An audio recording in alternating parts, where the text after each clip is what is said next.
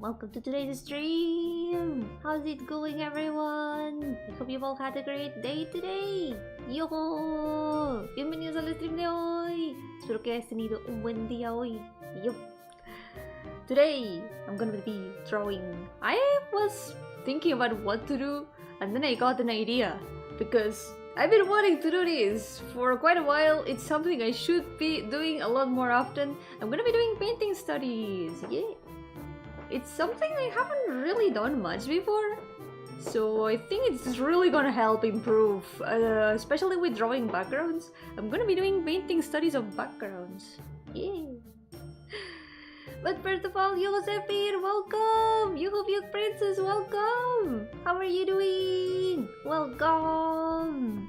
Let's move on to the drawing screen because today I'm gonna be using Clip Studio! I haven't used Clip Studio in a while, so I think for this I'm gonna enjoy using the brushes I've got here in Clip Studio. I like new fit. Wait, what new fit? This is my usual outfit. This is the same outfit I wear always. But thank you. So I was looking through my reblog Tumblr. I've got a Tumblr blog where I reblog things because I wanted to keep it separate from my usual art Tumblr. And throughout the years, I have reblogged a lot of photography there. Photography of like environments, landscapes and things. I've been digging through the photos that I had reblogged there to see which ones I could use for studies, and I found quite a bit of them, quite a bunch of them. It's funny because I went to like reblogs of 10 years ago or so, and I'm pretty sure that the Yomi from back then did not expect that these reblogs would be relevant in 2024, 10 years after. So, I've picked a bunch of them that I think would be really interesting to study as photos. So, I'm thinking of maybe starting with this one. I think this one could be really interesting. Let me grab it and put it on the screen. Let's see.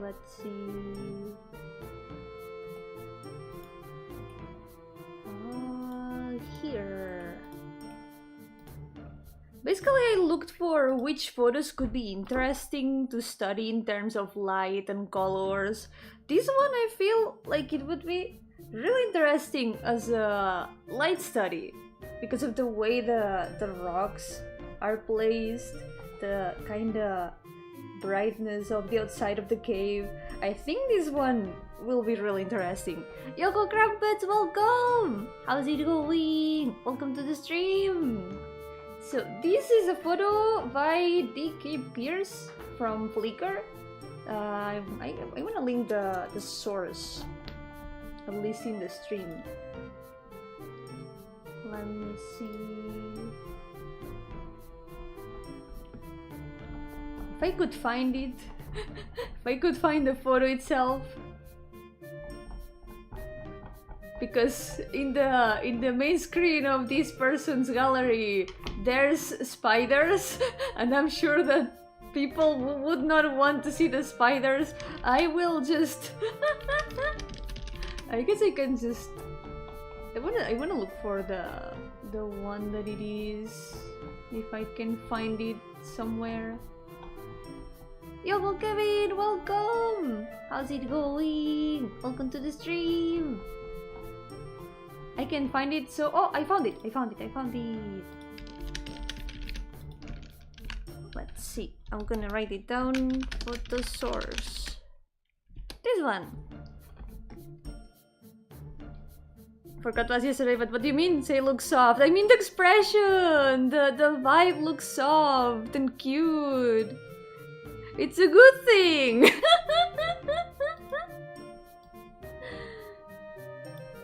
Okay, I'm gonna put it here. So we're gonna keep it here for reference. And I'm gonna try to gonna try to do a study of this photo. Let's see.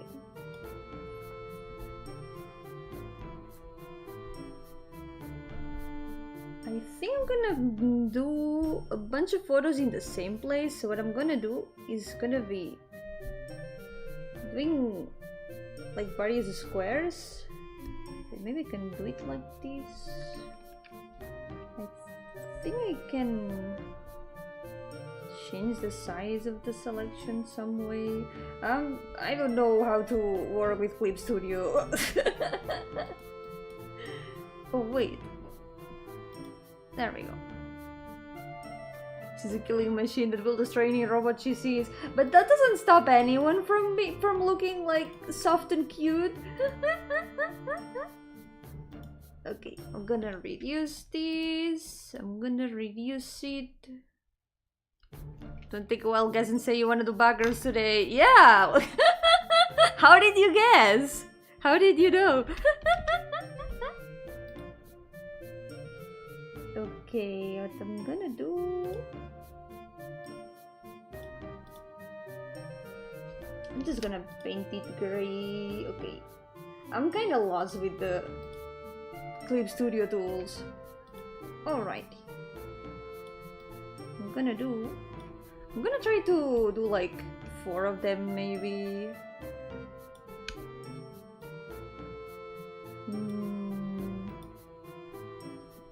Let's see. I wonder if I can... It's not letting me just expand it on one side. I don't know how Clip Studio works. I don't know how this program works still. What if I just, I don't know, I make a random square and I try to... What if I just painted the square? What if I just did that? Why not? I'm just gonna do something... The ambience. Maybe, perhaps. I'm just gonna do this. I'm gonna make like a square and I'm gonna paint on top of this square. This way I can do multiple studies on the same page.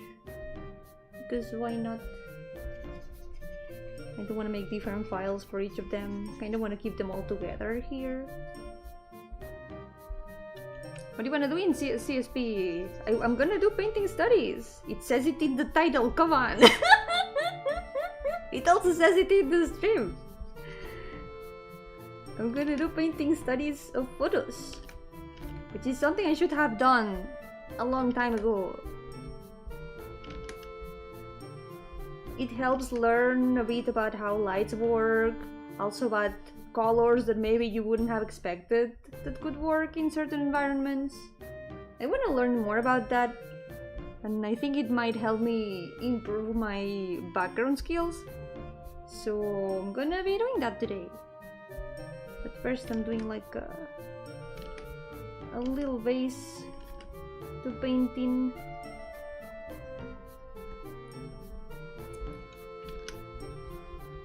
Like this perhaps.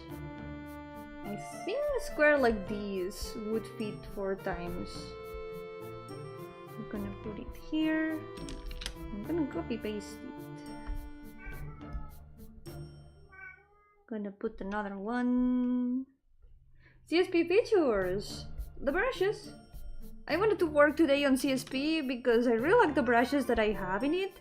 And I feel like it would fit very well with the backgrounds I want to do. I think it would be very fitting. Okay, the 4 squares fit. That's all I needed. Perfect. Let's put them all together. Gonna center them a little bit if I can. There we go. And I'm gonna make them all a little bit different because they do look very copy-pasted. Let's see.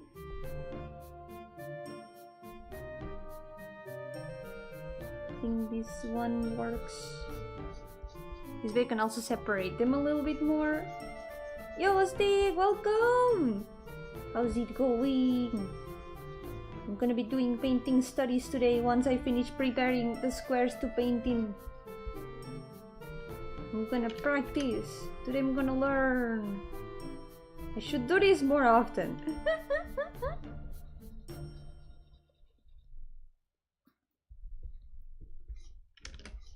There we go. I think this would work. So we're gonna zoom in on this one. We're gonna be painting on this one first. I'm gonna make a new layer. I'm gonna make it so it only affects the square below. And we're gonna start painting. Let's go. So I think the most essential base for this background is that we can start with the black square and we can start defining shapes from there. For example, there's this green over here. Let's see. I guess I can use this brush maybe. Zoom in a little bit more.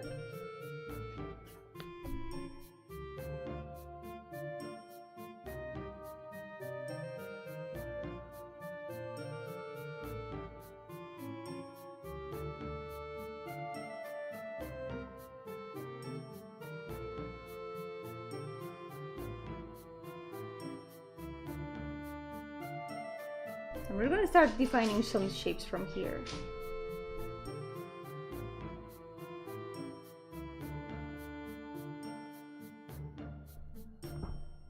Makes sense because you're that warm in denial soon to be goblin refused to not use Sai. Sai is great though, I really like Sai. I can understand. Sai is great. I like it a lot.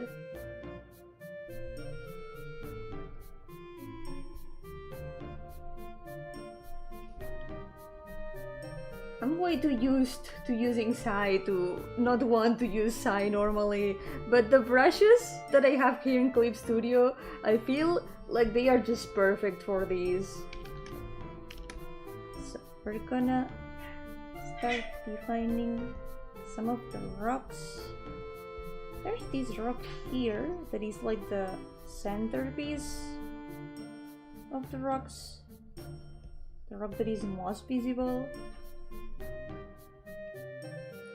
And here there's another one. It's a very cool thing in this photo that you don't really see the shape of the rocks. You only see the surface. You only see the illuminated surface of the rocks. It's only a little tiny bit. And depending on the light, some of them are a bit more illuminated, some of them are less illuminated. But the rest of the shapes of the rocks are just like completely hidden in the darkness. I feel like it's really interesting. You can see also a little bit here. Yo, Neta, ¿qué tal? Bienvenida.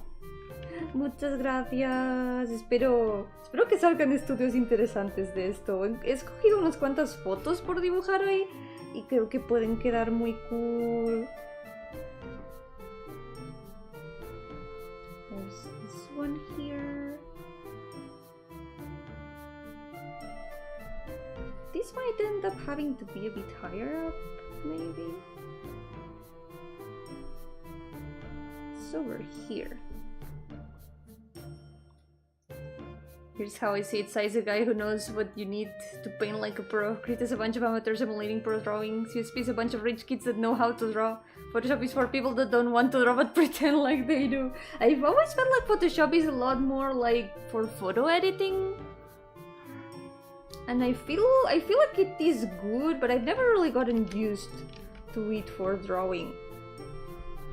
But I think it's really good for adding like final touches, adjusting colors and things like that. ¿Practicando sombras? Yeah, en general practicando un poco de sombras, colores, iluminación. Mi intención hoy es hacer como estudios de fotos. Intentar como mirar en fotos de sitios reales, el cómo están distribuidas las luces, los colores. Quiero mirar a ver qué puedo aprender de esto. Porque es algo que debería hacer más a menudo. Yo creo. Creo que es muy interesante. There's one here. There's another one here. And here the rocks that are at the entrance, you can see them a lot more defined. They look smaller, but they also look a lot more defined. You can see a lot more of rocks in there. Yoko Juan, ¿qué tal? Bienvenido. My art school forces me to use it. I've gotten pretty used to it. Wait, Clip Studio or Studies?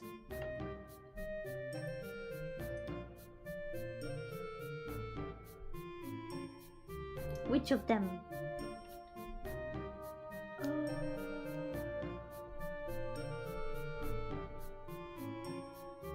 Oh, here. I was looking for the lasso tool. Move this a tiny bit over here. Oh, Photoshop! Right, makes sense. It is used in a lot of professional environments and I guess also educational. I remember I was in a Photoshop course for a short time and I ended up like finishing all the classes in like 5 days. Because I already had practice beforehand in Photoshop. There was nothing they could teach me.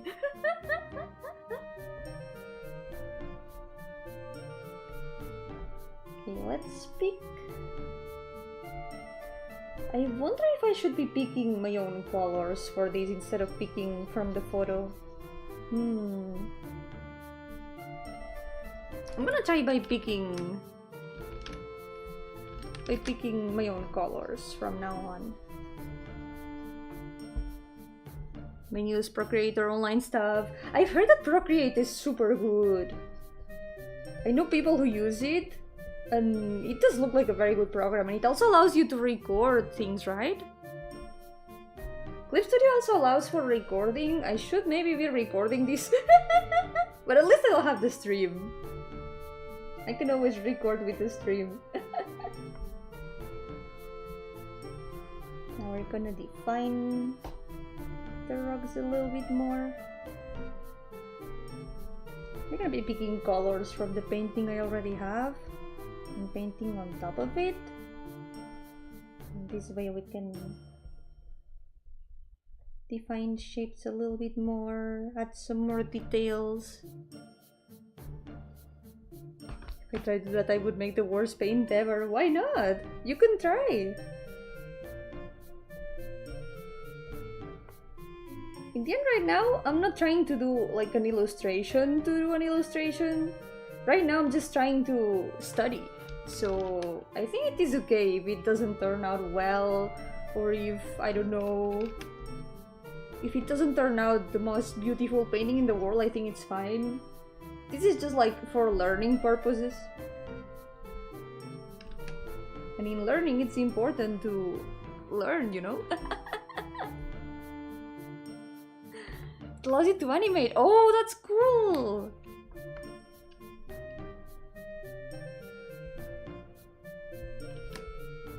Oh wait, true! I usually do make GIFs in Photoshop. That's also something the Photoshop also has. It allows you to put together GIFs to...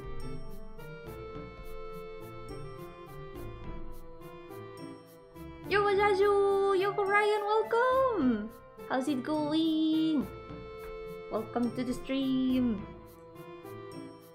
Mi tipo favorito es el atardecer por la luz que puedo hacer. Sí, tienen colores súper bonitos. Tengo algunas fotos también de atardeceres entre las que he elegido. Así que quizá podemos pintar alguna después. I've also chosen some dusk photos. I picked a bunch of different photos of different environments and colors. So maybe we can also do some of skies later. I got some of them that are really pretty. I hope I can do a bunch of them today. It's gonna be fun. I've been wanting to do this for so long, so I'm happy that I can finally do it. I'm gonna be doing lots of environments today. Working end of the shift though, yeah, you're gonna be free soon! Be strong, Jaju, you're almost free! Good luck with work!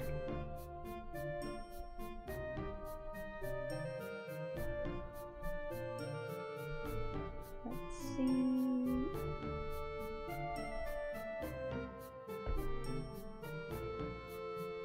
Another thing that is pretty nice of these studies is that it allows me to work without zooming in too much, because one thing I tend to do way too much when I draw is zooming in a lot. And it's a bit of a bad habit, because I end up focusing too much on the details, when in the end a lot of details don't matter that much. It is nice to have tiny details, but it's also important not to overdo it.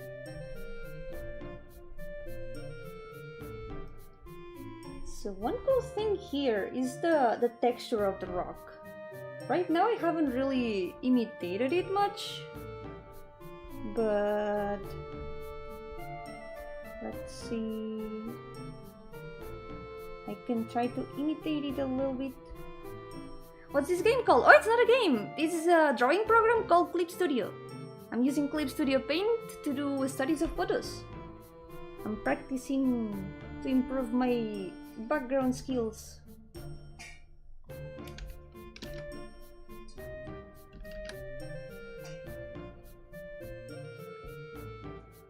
It's a very good drawing program. It has so many brushes and tools. There's even a store where you can find brushes done by other people. Some of them are free, some of them are for money. You can also record your process. It's super cool. It's really useful. Yo, Lucas, welcome! It's me, it's Spanish Green Woman. How's it going? Nunca supe cómo imitar texturas y así, ¿algún tip? Normalmente para las texturas depende mucho de la textura. Yo lo que suelo hacer es intentar como observar algún patrón entre la textura para no tener como que hacerla poco a poco.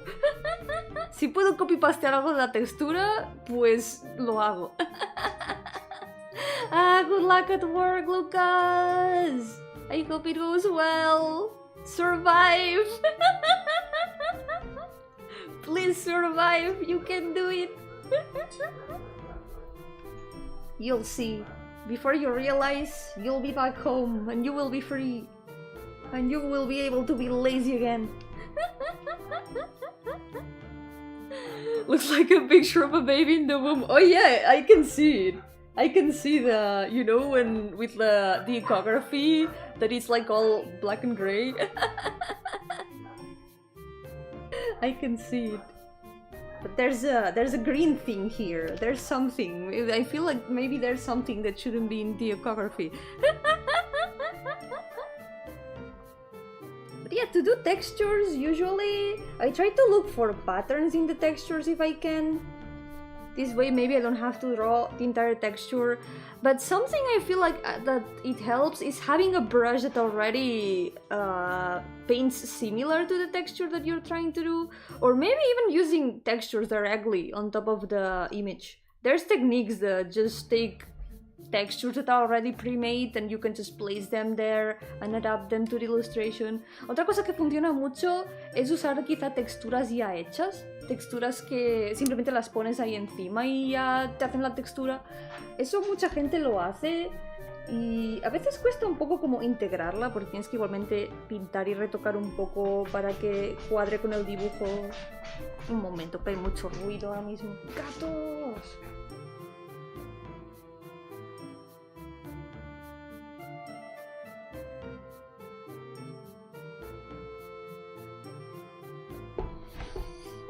Cats making noise. Yeah, have a good day, Lucas. Take care. I will. Yeah, cosas que ayudan con las texturas. Tener quizá un pincel que ya sea como parecido a la textura. O si no, usar texturas ya prehechas, lo que decía. Hay gente que simplemente pone la textura así sobrepuesta y luego la adapta un poco. Hay que asegurarse que sean como de libre uso, que se puedan usar para eso. Pero es una técnica que muchos artistas usan y que creo que es cool una vez consigues controlarla. Pero sobre todo, muchas veces creo que lo importante es como no tener que replicar la textura completamente, sino aunque sea hacerla así como pinceladas. Porque ahora mismo no tiene la textura exactamente, pero no se ve tan mal. Y además este pincel ayuda a que se vea bien. Right now, the painting doesn't exactly have the texture, but it still looks good, I feel. And the texture of the brush really does help a lot. I feel like brushes a lot of times are the key to getting the textures right or the lines right. Sometimes it's just a matter of finding a good brush that works. And also, especially not overdoing it, because sometimes when you try to imitate the texture manually, maybe it ends up looking different and it stands out more than if you had just painted it very sketchy.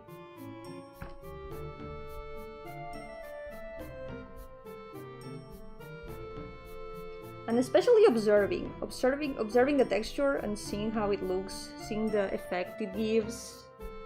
Suelo descargar muchos online por dibujos específicos. Eso ayuda mucho, la verdad. Por ejemplo, pinceles de cosas que tendrías que, si no, estar dibujando, como yo que sé, el borde de los vestidos. Eso, yo tengo la mala manía de dibujarlo a mano, pero hay muchos pinceles súper útiles que te vienen ya con el borde así súper elaborado. Y la verdad es que quizá algún día debería plantearme empezar a usar alguno o hacer alguno yo.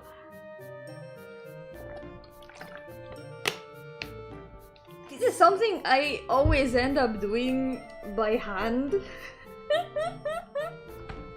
You know, for example, the lace in dresses, the border of dresses and stuff. I tend to draw that by hand, one by one. I've done that before. And I know there's like brushes that already have the shape. And I think maybe it would be a good idea to start using some of those someday. It would shorten the work a lot. Or maybe I should make one myself one day. That could also work. Yo, Ruby! Drink water! Remember, stay hydrated. Very important. Drink responsibly and drink water. A lot of water. Take care, Ruby! Let's see.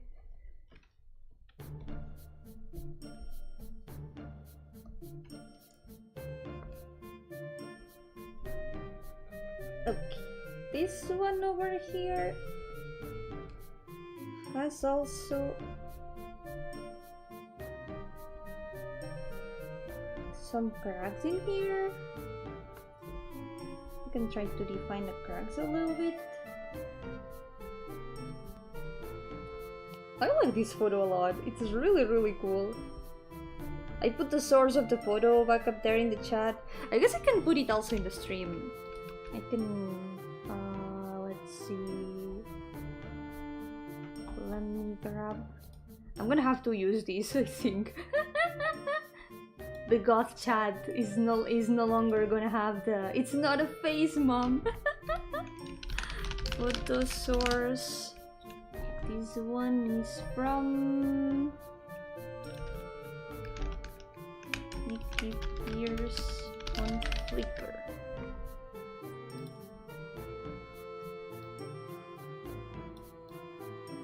we go. I want to at least credit the photographers because, you know, photos, just like drawings, have not come out of nowhere. There's always someone who has taken them, so we're supposed to drink away so there's no alcohol left for people to get. Ruby, drink responsibly. Is it day for you? No, it is night right now. Right now it's 9:37 in the afternoon. Evening, even. Probably evening at this point, yeah. It is dark here. I'm from Spain, so right here it is already dark. I woke up really late, so it hasn't even been that many hours for me. I woke up at like 6 today. 6 in the afternoon, by the way. I've been awake for like 3 hours. My sleep schedule is not in Spain. A veces me sorprende el cómo pueden tomar estas fotos. Sí, hay algunas increíbles. Estaba mirando mis reblogs de fotos en Tumblr porque para encontrar fotos fui a mirar allí. Fotos que había como puesto en mi... había reblogueado en mi blog. Y la verdad es que hay cosas increíbles. Hay algunas con colores súper bonitos. He elegido unas cuantas para dibujar hoy. A ver si me da tiempo a hacer algunas. Y iba mirando y era como ¡guau! Pensar que estos son sitios reales que existen en el mundo. Es súper cool. Wish I could wake up at 8. Me too. I wish I could wake up at 8 in the morning like a normal person. I wish. But I can't, no matter how much I try. I always end up waking up super late. It's a curse at this point. My sleep schedule is never gonna be fixed. Yo-hooo guys, welcome! How's it going? Mornings are for squares. Last time I checked, I am not square shaped, so I guess I gotta keep waking up in the afternoon. Afternoons and nights are for ghosts. So that's me. I'm a creature of the night. Every day I wake up. So true. Relatable. I dreamed about trains today. I've been dreaming a lot about trains lately. The train dreams are back. I just keep dreaming about trains. Today I dreamed that I went in the wrong train. And the last stop of the train sounded like a cultist area. It was really weird.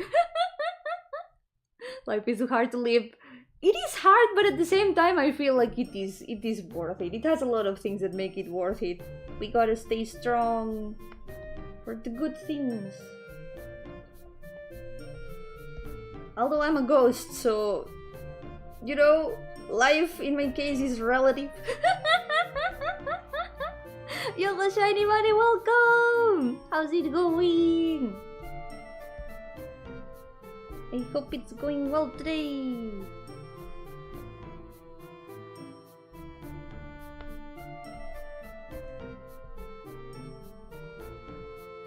Los trenes son geniales y creo que es mi subconsciente o algo que le gustan mucho los trenes, más de lo que me doy cuenta. En realidad me gusta mucho el ambiente en los trenes, sobre todo cuando hay poca gente. Un tren vacío es como, wow, es como muy relajante. I feel like an empty train is like really relaxing. I feel like maybe it's my subconscious that really likes trains or something, but I find them like they have a very nice ambience. It's the sound of the train on the tracks, the tuk tuk tuk tuk. I like it a lot. The slight shaking, and in general, when it's like very silent in the train, it's very relaxing to me. It's a vibe. Yes, it is a vibe. Trains are a vibe. Hanging out with puzzle too much train nerd is infectious. I mean, it's understandable. Trains are really cool. Trains are super cool. I tend to dream so much about trains. It's like before I realize I'm at a train station or something, trying to find my way back home, or just like chilling there, trying to wait for the train.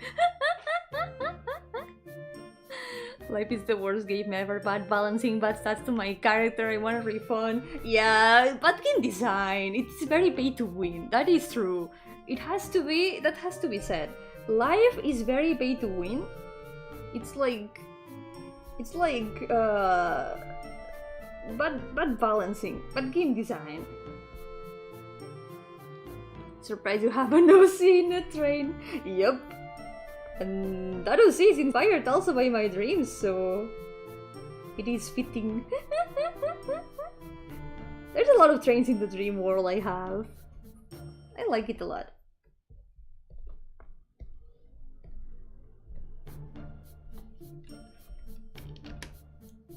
Trains are cool. It's funny though, because I haven't been in a train in over a year or so, and yet I still dream about trains a lot. It truly is something in my subconscious that really likes them. What's riding a train like? It's nice. It is. If you've ever been at like a bus, for example, I imagine it's more likely if there's no trains where you are. I feel like it is quite relaxing. The train has like this, it has like this kind of shaking and kind of rhythmic sound of the wheels on the tracks. It is a very cool feeling. It's like it can lull you to sleep sometimes. I have fallen asleep in trains before. It kinda sucks when there's like people speaking very loudly. Sometimes there's very loud people in the trains and it can be kinda annoying. But when it's quiet in the train, it is really nice. Also, when there's like tunnels and everything gets dark except inside the train, it is really cool too. They are really fast and you can see the landscape around pass by super fast. Oh, you're in Durban! Cool! What kind of vehicles do you have there for transport? Aside from, I imagine...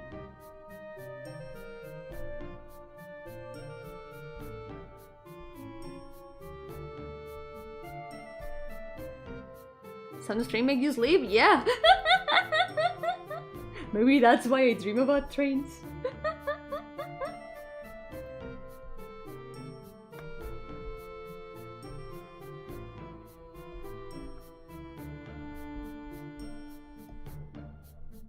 So I'm very used to trains because in Spain they are super common, but I know there's a lot of places in the world where there are no trains.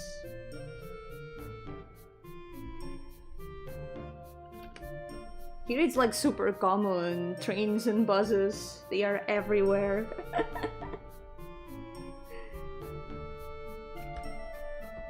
Supongo que entiendo que disfrutan los maquinistas cada día.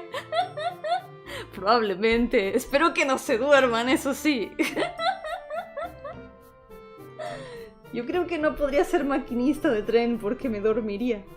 I wouldn't be able to be a train driver. I would fall asleep. Yo, Cyker, welcome! How's it going? Welcome to the stream. I would probably also dream a lot more about trains if I was.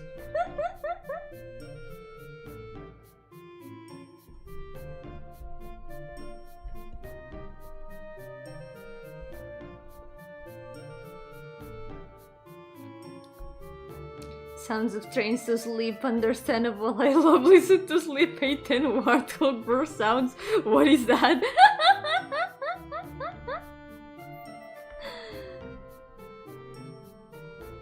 se veía genial.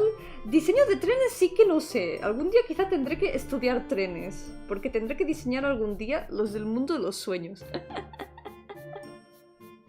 Trails in the Sky remake got announced. Yes, I saw it. It looks really good. I will play the original someday when I get it, but it does look really good. I'm glad that they announced it. They also announced the Tales of remake, I think. Tales of Graces, I think. So, good day for RPGs. They had a bunch of announcements the other day. There's also a new Rune Factory announced, right? I think I saw something about it. Very good news for RPGs.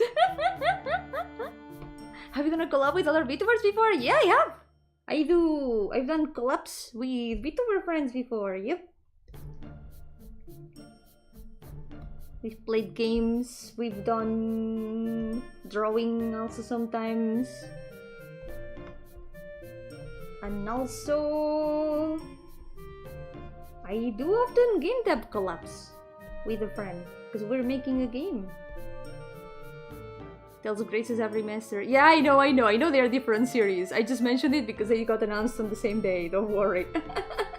I've played Tales of and I know what Trails is.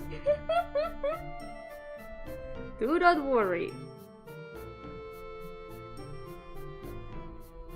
I know my RPGs.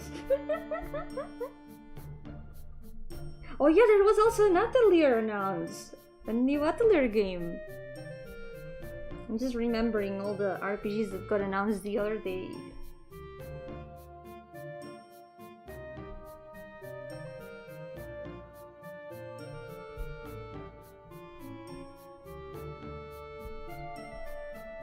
La verdad es que tienen muy buena pinta. They look really good so far from what they've shown. ¡Yo, doble miau! ¡Bienvenido! Estoy con un burnout, no quiero dibujar nada. Tómate un descanso entonces. No te fuerces a dibujar. Si ves que no estás con ganas de dibujar, tómate un descanso. No hace falta dejar de dibujar para siempre. Simplemente puedes hacer otras cosas, puedes jugar un juego, ver alguna serie y quizá eso te da inspiración. A mí me pasa también que a veces estoy con burnout y no quiero dibujar nada, simplemente hago otras cosas y me espero a que me vuelva la inspiración. Yeah. Do you know Forlorn Memories? Yes, I've been following the project for very long. It looks super good. It's super pretty. I'm looking forward to it. It's amazing that it's being made by one person. It is super cool and it's got so many features. I can't wait. I can't wait for it to be complete. What's the name of some of your VTuber friends? There's, for example, Piedralina. There's Alicia Nikos. There's Aleph Diamond. There's Nemesis. There's a lot of them. You can check the... I've got a collab playlist. Let me see if I can find...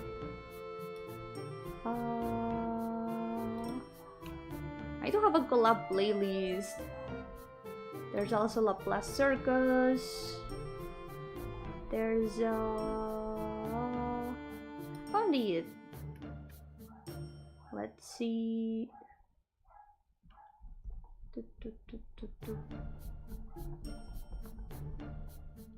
There are some friends that are going through rebrands right now, so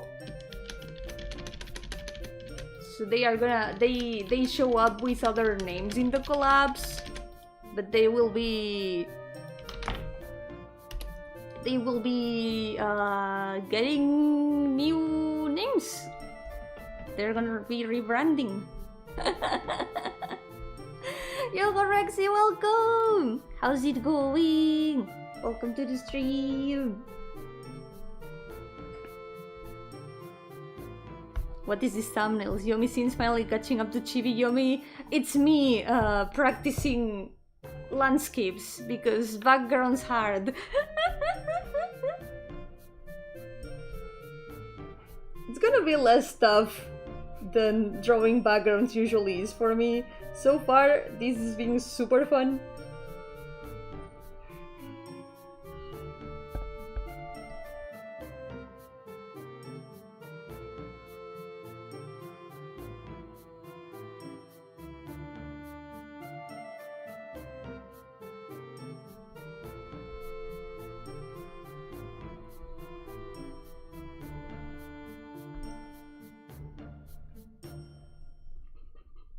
From time to time I do collabs, but most of the time I do streams on my own here. But sometimes there are collabs on the works.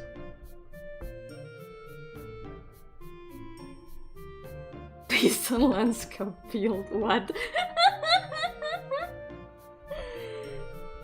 Landscape field? What are these words? None of these words mean anything to me. Gonna fix these a little bit.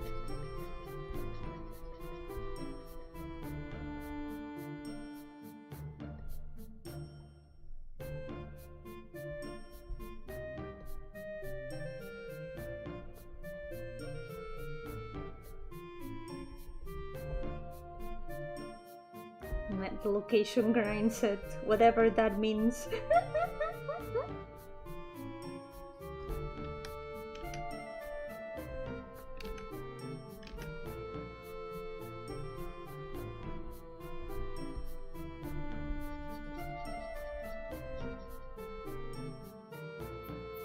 So you're drawing nature and its beauty along with it, yeah. I wanna practice to be able to draw better.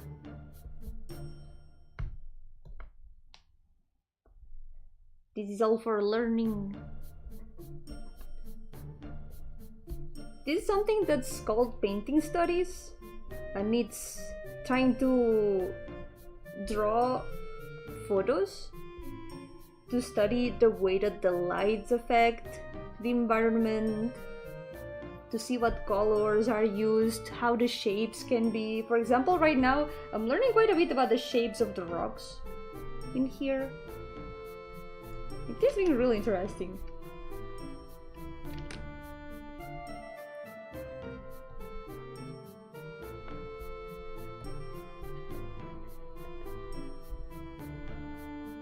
Let's see. So far the ones down here are pretty much done. I'll fix this a little bit more.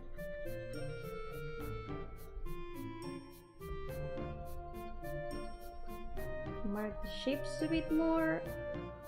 Have you ever tried sculpting? As in physical sculpting? I did a little bit during... It wasn't exactly high school, it was like the 2 years after high school. We had one class that was about volume, and we had to make sculptures in that subject. Study maxing. Oh yeah, thank you paper! Thank you paper for reminding me! Have a good nap! Let's see... I haven't even saved these as a file. I'm gonna name it painting studies and I'm gonna save it. There we go. We had this... we had this subject about volume, and we had to do things with clay, we had to do different shapes, we had to do like abstract sculptures and things. It was hard, it was pretty hard. And also at university we did have 3D sculpting. So I have done also a little bit of 3D sculpting before, but I did realize that 3D is not that much my thing. I do prefer 2D illustration a lot more.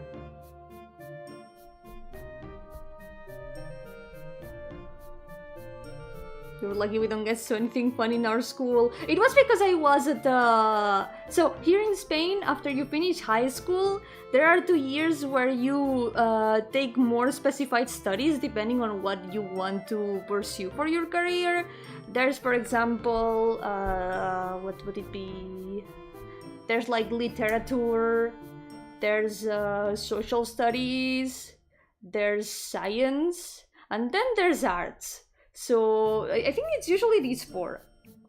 In Spanish we call them bachillerato, bachillerato artístico, bachillerato de ciencias, bachillerato social,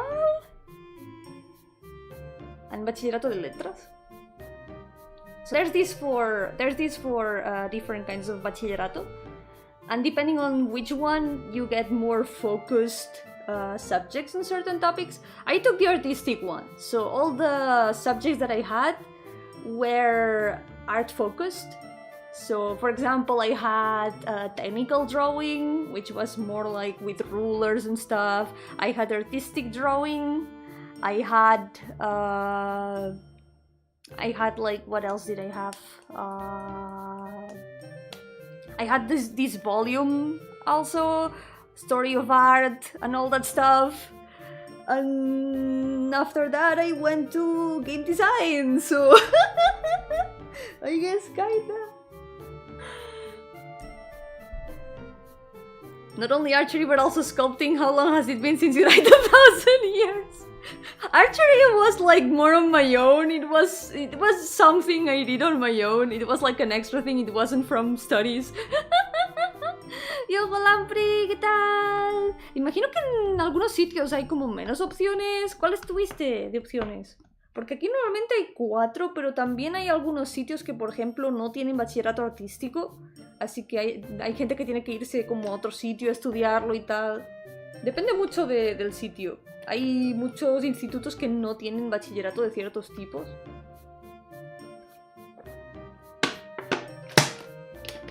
There's a lot of high schools that don't have all the bachilleratos.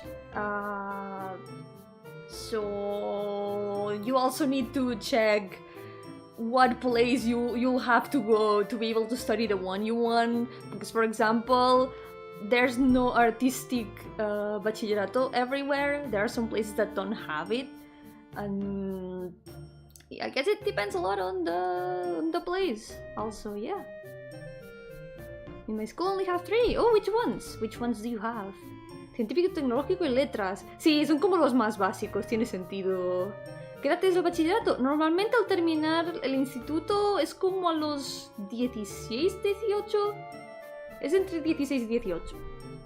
It's between like the 16 and 18 years that bachillerato is studied. ¿Entre artes o bienes? Ya, los dos podrían estar bien. Yo, como persona de artes, tengo que recomendar artes, pero tienes que estudiar lo que tú quieras estudiar. Yo, Valparius, welcome! How's it going? Welcome to the stream. Art, science, and mac. Oh my god. Like mac and cheese. But instead of cheese, it's art science. Oh, maths. So probably like technological? It might be like technological, yeah. ¿El equivalente al high school de USA? Probablemente sí. Aquí normalmente como está dividido los años escolares, tenemos de 1 a 3 años guardería, de 3 a 5 años preescolar, de 6 a 12 escuela primaria, de como 13 a 15, 16 escuela secundaria, de 16 a 18 bachillerato, y luego ya pues universidad o ciclos superiores o lo que se quieran tomar. Hay gente que no hace bachillerato y pueden hacer sino, por ejemplo, ciclos superiores, otros cursos, porque es solo obligatorio hacer hasta secundaria, que también se llama la ESO, escuela secundaria obligatoria. So here the way that the school years are distributed is from like 1 to 3 years. You've got like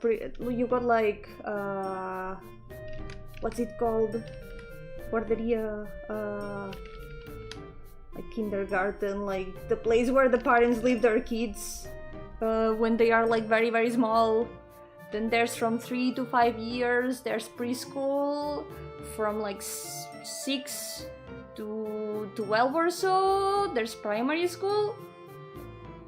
Then from like 13 to 16, there's secondary school approximately. Then bachillerato is from 16 to 18 or so. And then from there you can like go to university or also take like superior cycles and other studies. It's only obligatory until secondary school, until like 16 or so. From there you can like maybe not go to bachillerato, you can go to like a superior cycle or take courses for something else. It's only obligatory until secondary. Physics can screw itself, I hate it. Understandable. I didn't do much physics, fortunately, because I didn't do that many science things, but a lot of that sounds like super alien.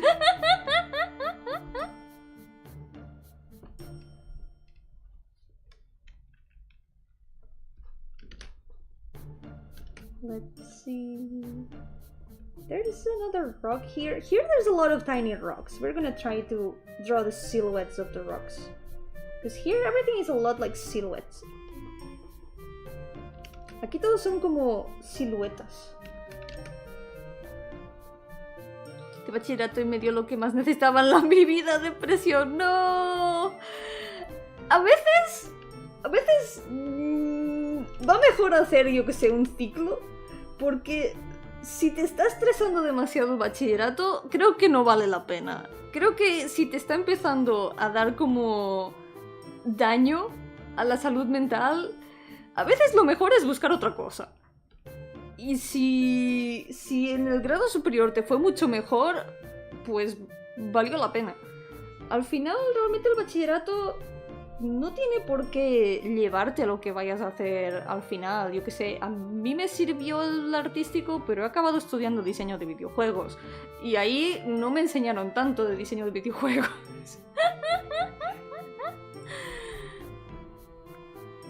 I'm in 12 years now and I don't want to start. Be strong, shiny body, be strong. You're so cracked like the bugs that cover your eyes.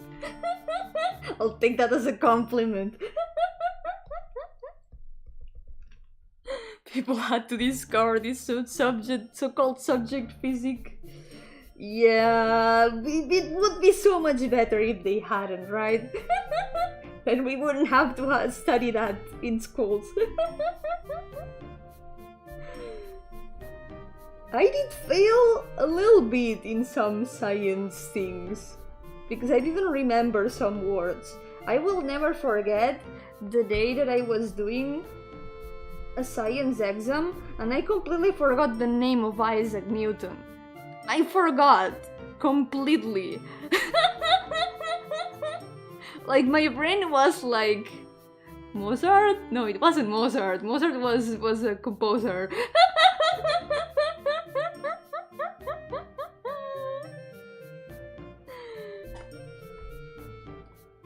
El preescolar y primaria son iguales, pero la secundaria también abarca lo que es allá el bachillerato.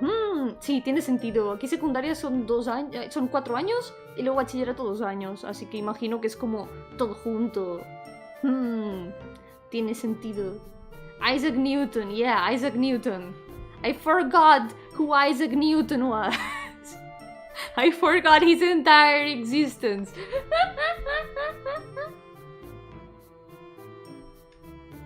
Physics as maths are bad taught in school. Yeah, I did not enjoy maths. Like you, but worse, I just forgot everything. Understandable. Honestly, the way that we are taught in schools, a lot of times it's more like memorizing than learning. It is hard to find a way for everyone to learn well, but it is clear that the way to learn does not suit everyone. For example, I don't know, I never really learned to study until I had to force myself to study in university, because I had not needed it before. No one taught me to study, and then when I got to university, I just kind of like crashed into a wall, like, oh shit, I don't know shit about programming and it's been really hard to learn. I had to force myself to learn to study, because the way I studied was by just remembering things, and somehow it worked. I don't know. But memorizing is not learning in the end. Memorizing is memorizing. And it's harder to learn something if you're not interested in it.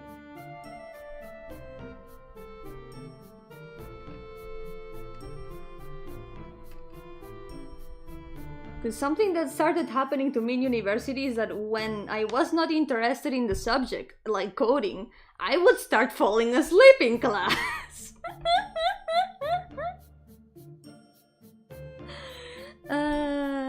Mi colegio tenía una especificación en pescados. Oh, Dios mío, eso suena súper interesante. That is really interesting. I guess that depending on the places, there are some specializations that are not anywhere else. For example, I don't know, the fish specialization. That sounds really cool.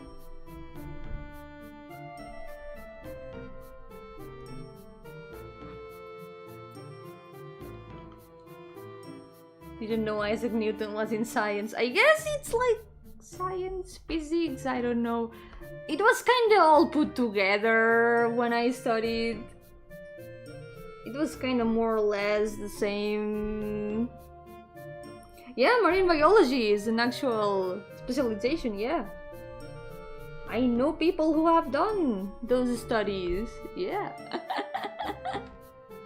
It is really cool. When I was a kid, I was thinking about going into marine biology because I really liked fish and jellyfish and underwater fish, but then I ended up going more into arts. I was like really small. Yeah, marine biology. Me too. High five, Lamprey.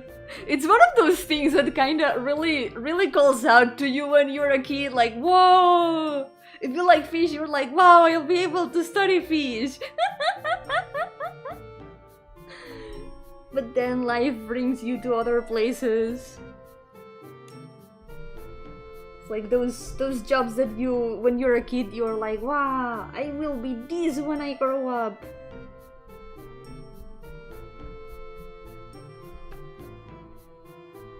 I wanted to be a marine biologist.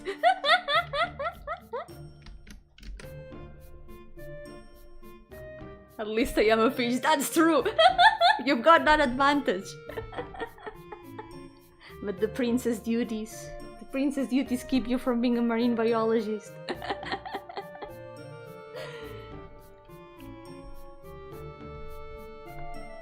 Life takes turns, sometimes. And brings you to places you never expected to be. Like I didn't expect to become a YouTube streamer. I was like, wow, when I grow up I'm gonna be a marine biologist. And then I got into art and I started making art.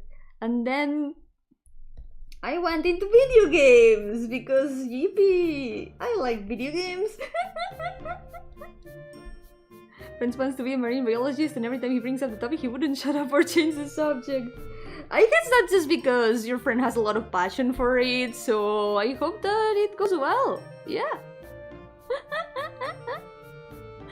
But it's also important to let others talk, of course, so he also needs to listen to what the others want to be, perhaps.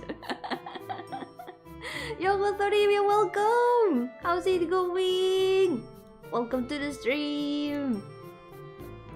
Went to art school and everything and ended up a machinist! Yeah, life takes a lot of turns. Are you enjoying it though? Because in the end, there's no rules that say that you only have to do one thing in all of your life. Maybe one day, or maybe in your free time or as hobbies, you can still do some art stuff.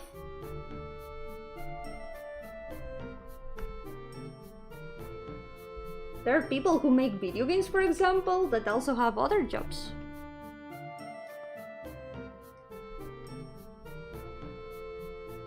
I know there's this game dev group that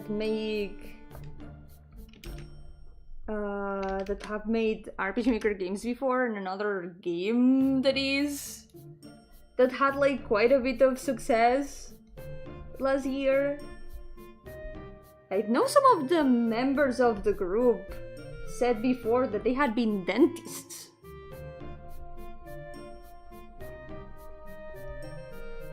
Yokolai, welcome! Yeah, I'm training, look at this! I really like how it's turning out! What's your approach to learn how to draw with this photo? Like looking shapes or colors? Here, I'm mostly looking at the shapes of the rocks and the way that the light affects them. One thing that I'm paying quite a bit of attention is the cracks in the rocks, for example. I'm trying to look at how the light affects them and how, for example, here there's some more light in some places and less light in some others. I'm trying to see how this way that only the surface on top is illuminated and the rest is just darkness. I'm trying to learn a bit from that. For example, this rock is a lot more illuminated than the others around it. In general, just learning some shapes and lights. There are some others that I've got that are pretty different, so we're gonna have room to learn about a bunch of things today, I think. I feel like in the end, just by practicing and doing this, I will already register a lot of things in my brain about how to draw these kind of environments. I went to that school for the science stuff because as a kid I wanted to be a scientist, to genetically modify myself. Oh my god. How's that? How's the journey going?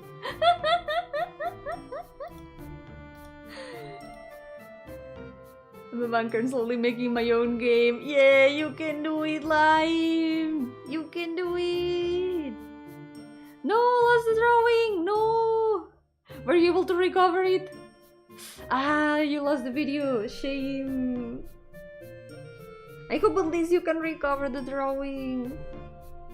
Because it's even worse to lose the drawing, what you're doing.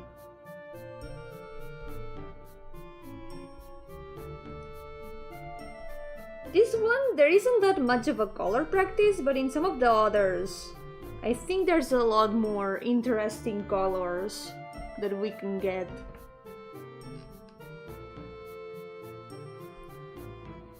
Let's see. One thing I want to try to learn also is trying to make my own colors instead of picking the ones from the photo. And maybe adding some colors in between, some additional colors, other than the ones that there are in the pictures. But I guess that can come later. For now, I can try to just imitate the photos. And from there, once I learn more about how to draw things, we can try to add a little bit of a personal touch to the drawings. There's some moss here. It's also interesting that the moss, the deeper you go into the cave, the less moss there is. There is still some moss here at the entrance, for example. But here in the rocks below, there's no longer moss. Yo, Spooky Raccoon, welcome! How's it going? First time catching a live. Always love how you're 50 to 70% transparent. I'm 80% transparent actually. Well, 80% opacity. I'm at 80% opacity. Welcome to the stream! And Yo-hooo Music, welcome! How's it going? Must need sunlight, true. That is true. If there's no sunlight, there is no moss. Oh, one thing that is interesting about the rocks here at the outside is that they are a little bit more brown. I'm gonna check what color it is from here. Yeah, look at this color over here that I'm selecting. It's kind of a grayish green. It's a color that's kind of like this, like an in-between between the gray and the green. We can do something interesting with that. Yo, Kyle, welcome! Thank you! I will. I am having fun. I'm enjoying this a lot. Not the color theory. Nah, don't worry. We're just trying to learn from the image a little bit.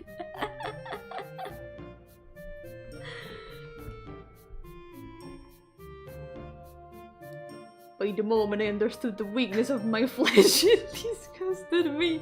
I crave for certainly in the blessed machine. Ah, but what about when you understand the weakness of the machine?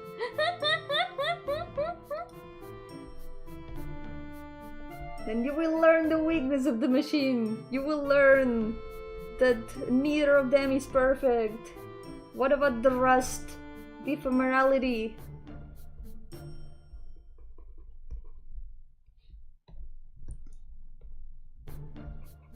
The fact that nothing is eternal and decay can even affect metal in the end. Bye bye Ryan, take care and good luck with the tuitions. You can do it. Take care. And thank you so much for coming. Gonna let you train now, we'll go and eat. Yeah, enjoy the food. I will train hard. I will become stronger drawing backgrounds. The plan is to become a millionaire and pay someone else to genetically modify me. You know what? That's fair. That's very fair. What's your plan? What's your plan to review? What are you gonna modify? Are you gonna get cat ears? Can you imagine that people discover how to alter people into having cat ears? VTubers would become real. Not to say that VTubers aren't real.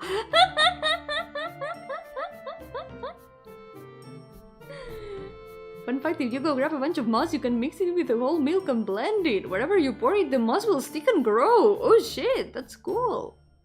It's interesting that moss is not like a plant. It's like something different. Moss is so cool. Moss is like kinda alien even. I don't know. I like moss a lot. Did you know there's a kind of moss that looks like stars? It's super pretty.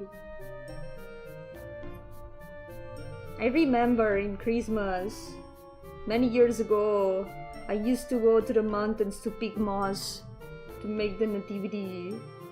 It was really fun.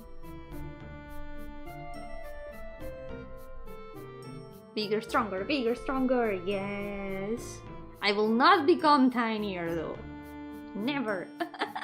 I'll become bigger and stronger. Yomi preaches for the supremacy of ectoplasm. Exactly. Ectoplasm is eternal.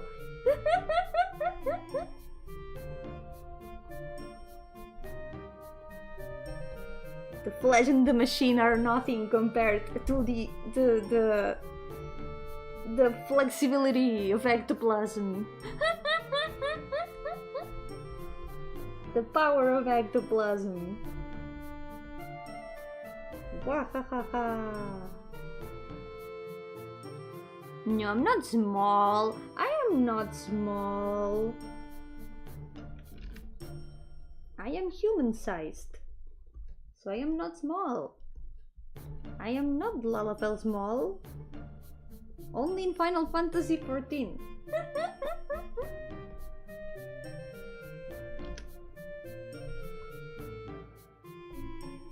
Okay, we're gonna define shapes here a bit more. Will respect you and your art. To me, you will always be in the God Artist category along with all the greats.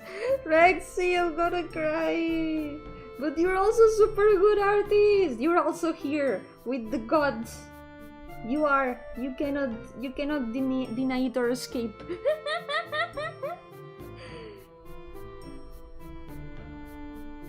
I've seen what you can draw. And you're super good. Non-vascular plants are the most primitive lineages of terrestrial plants, the most related with the first algae to colonize land. They are cool. Yeah, moss is a lot more similar to algae than like terrestrial plants, right? Because there's algae that also grow on the rocks and stuff. It is really cool. Moss is super cool. Yes, I have. Yes, I have seen. Yes, I have seen what you can do. I saw Yomi drawn by you. I've seen Lina's drawn by you. I know. I have seen them with my own secret eyes.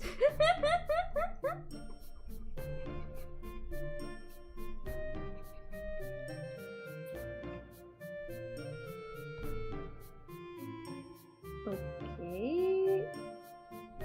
Let's add some more of the shapes.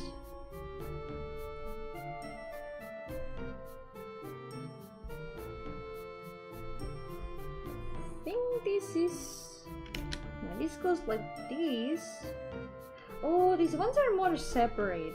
This one is a lot more separate, I think. I don't really have to do it perfectly, exactly, but I want to do it as approximate as possible. There's this rock here.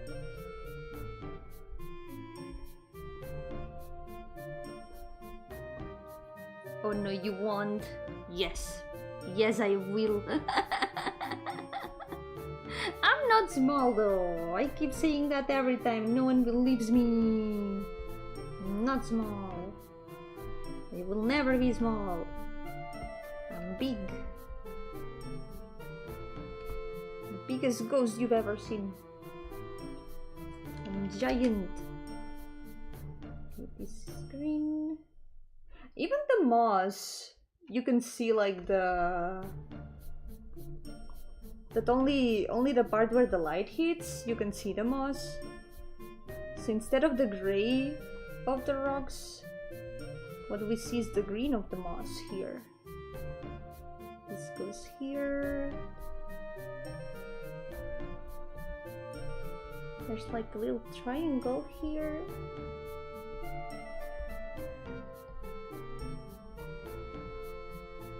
And this goes here.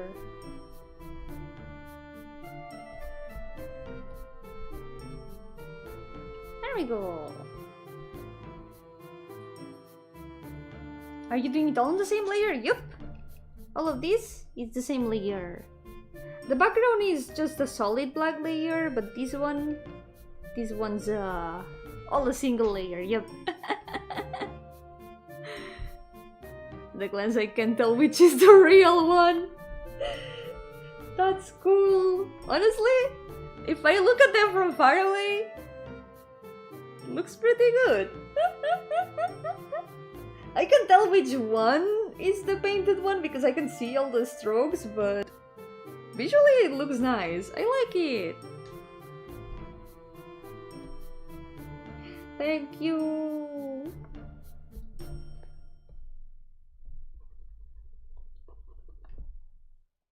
Let's see. And this is only the first one. I feel like the more of these that I do, the better I'm gonna get at it. Maybe I'll get to the point where I can draw images as if they were pictures. Show it without the black background.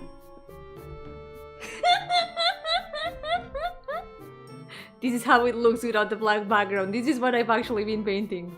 I've only been painting these lines. It's pretty different. It changes a lot.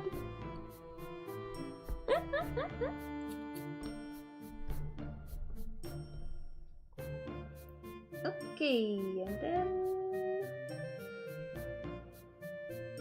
we can still add a bit of detail here. There's one plant. There's here a little plant that we can draw a little bit. And here it's like floating rocks leading to a tree. Yeah, it looks interesting. This looks like a tree. Right now, you're right. This looks like a tree far away. It's cool. Okay, let's try to give this part a bit of shape. There's these lighter greens, and then there's some that have this brown mixed in them. Kinda like this. It's like there's different kinds of trees. There's also some darker ones there. Here.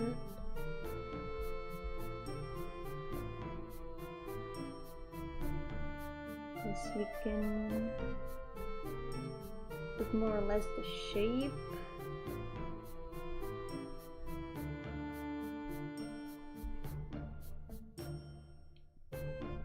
See? Rexy is a great artist. I don't know what you're saying, Rexy. You're amazing.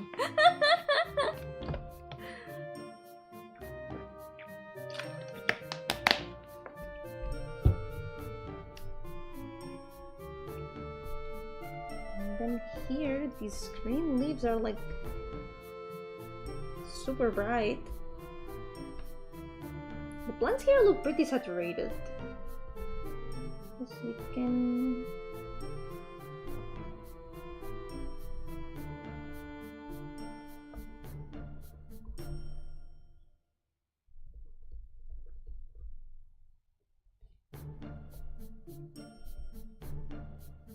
I'll definitely do this more often.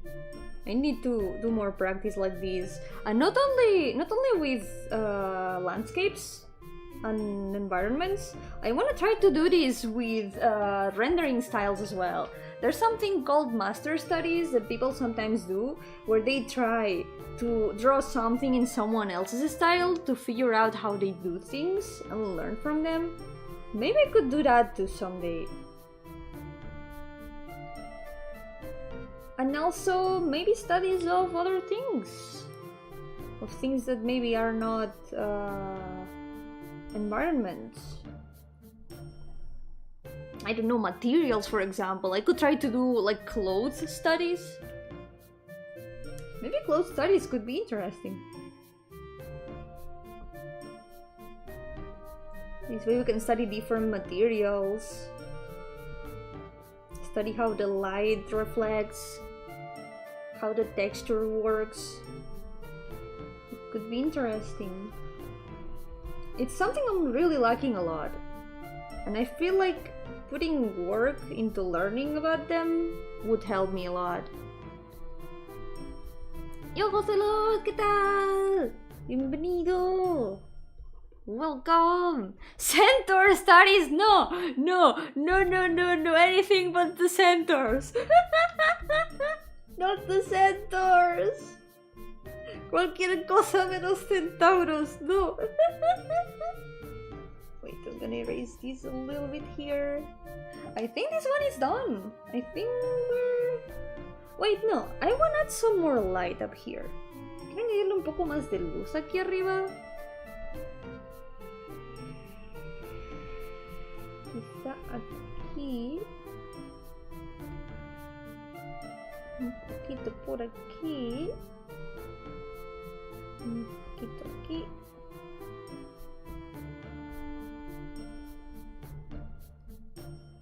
because these rocks, they are a lot more far away, so they look a bit smoother because you can see the texture less, but you can also see them a lot more contrasting with the background. There's like a lot more light in them.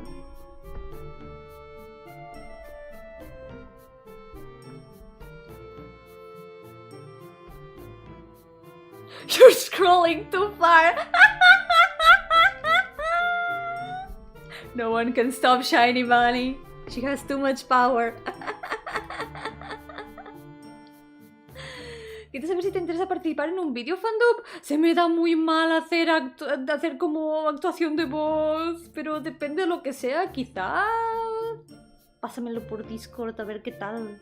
Porque quizás si es algo que puedo hacer, pues puedo intentar hacer un esfuerzo, pero si no, se me da muy mal hacer de actora de voz. Actriz de voz, eso. Nos falta como las rocas que se ven detrás del musgo. Ah. Puede que sí, puede que falte algo. Wait. Esta es como más grande. Es verdad. This one is like a bit bigger.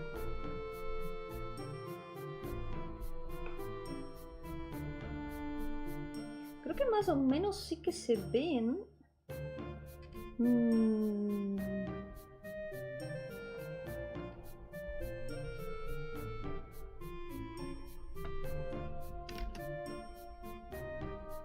No sé cuáles más me faltan.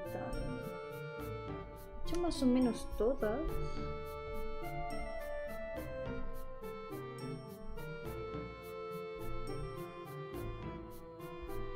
Esta aquí.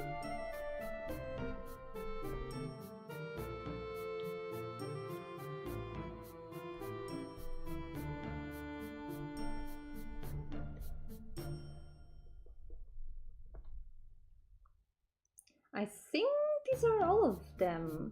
Creo que estas son todas, ¿no? Save check, thank you. I'm gonna save.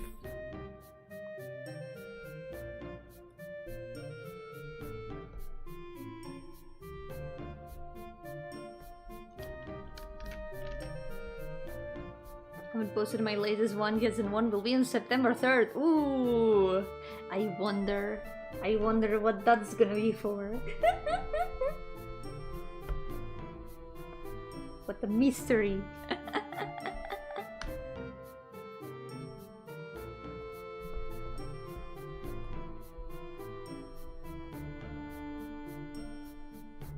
Let's add a bit of texture in this one.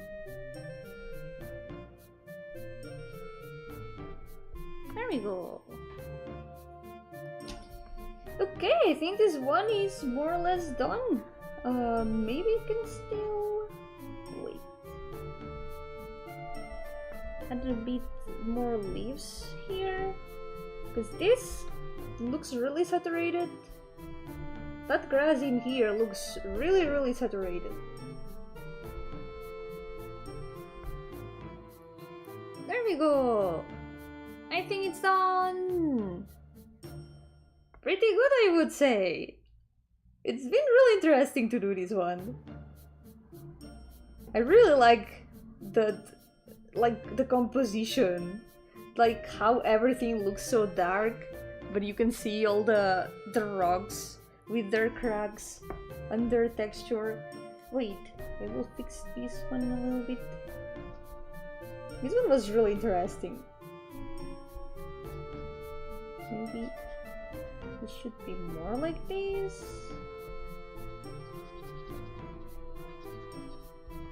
Fix it a little bit. So we're gonna have to pick another one. Let's go.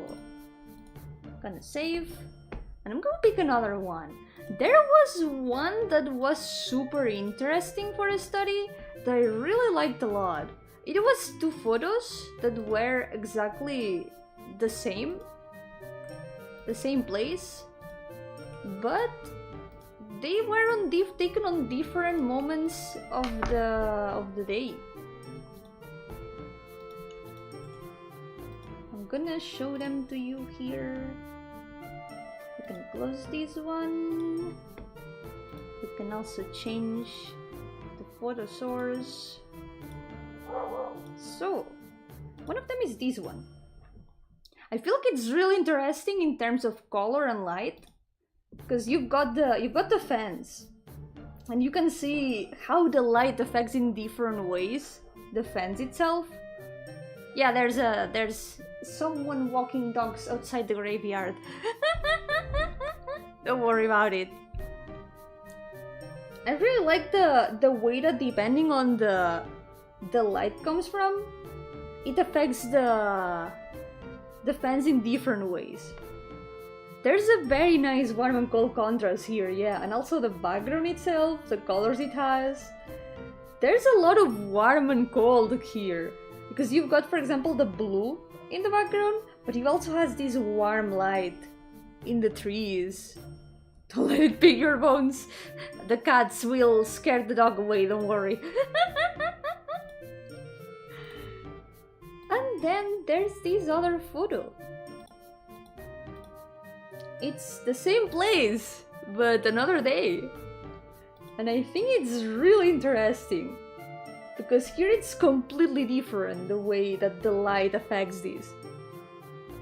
The fence, since it's close, it looks super dark, but you can see that there's a bit of light on top, and the light is especially in the background. It is really interesting. So I think I'm gonna do these two illustrations.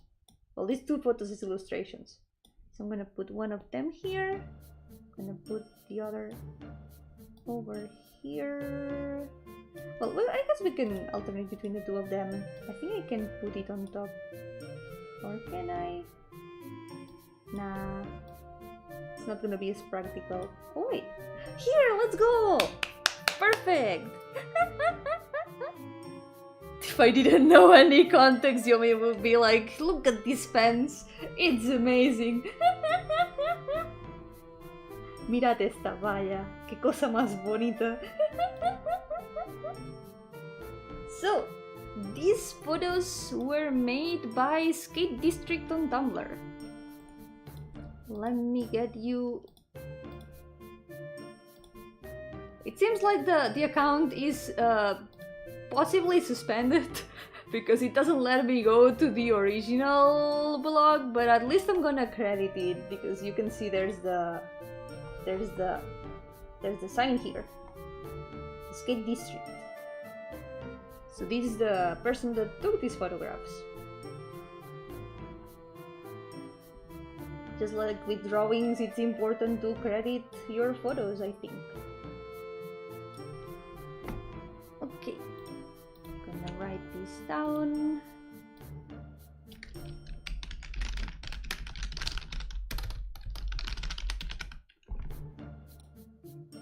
Gonna put this here. There we go. So since these are horizontal, we're gonna have to divide these in two. Went from Animal Crossing to Silent Hill, right? It's so cool. I really like it. I think these two photos are amazing for color studies. So we're gonna erase a little bit here in the middle. Maybe here. Yeah, this is more or less the middle. Perfect.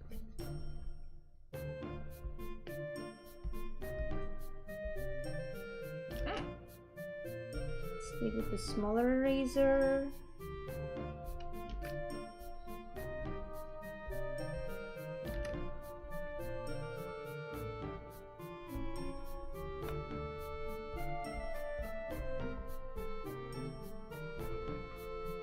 Another funny thing, when I was looking through the photos I had in my reblog Tumblr, I started looking through all the pages that I had tagged with photography.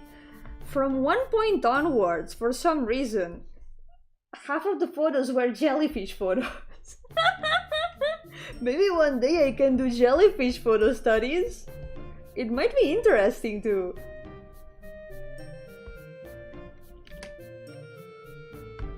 Fue gracioso porque cuando estaba buscando fotos para hacer los estudios, tengo mi blog de reblogs en Tumblr, donde tenía un montón de posts que tagué como fotografía. Y a medida que iba avanzando en el tag, la mitad de las fotos empezaban a ser de medusas. Just looking at Miku, I'm gonna draw one to maybe do it. We need more mikus. There's never enough mikus. We need all the mikus. There we go. Okay, let's do the first one. The first one, maybe we can also start with the. We can also start with a dark background here, I think. Let's see, where's the selection? I guess this works. We're gonna do this. And for this one, we're gonna do the opposite. Because the background in this one is white.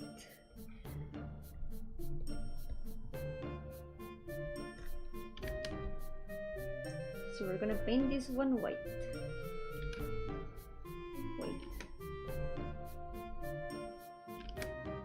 It's not letting me paint it properly. There we go. Perfect. Now we can also paint the base paper with a sort of gray.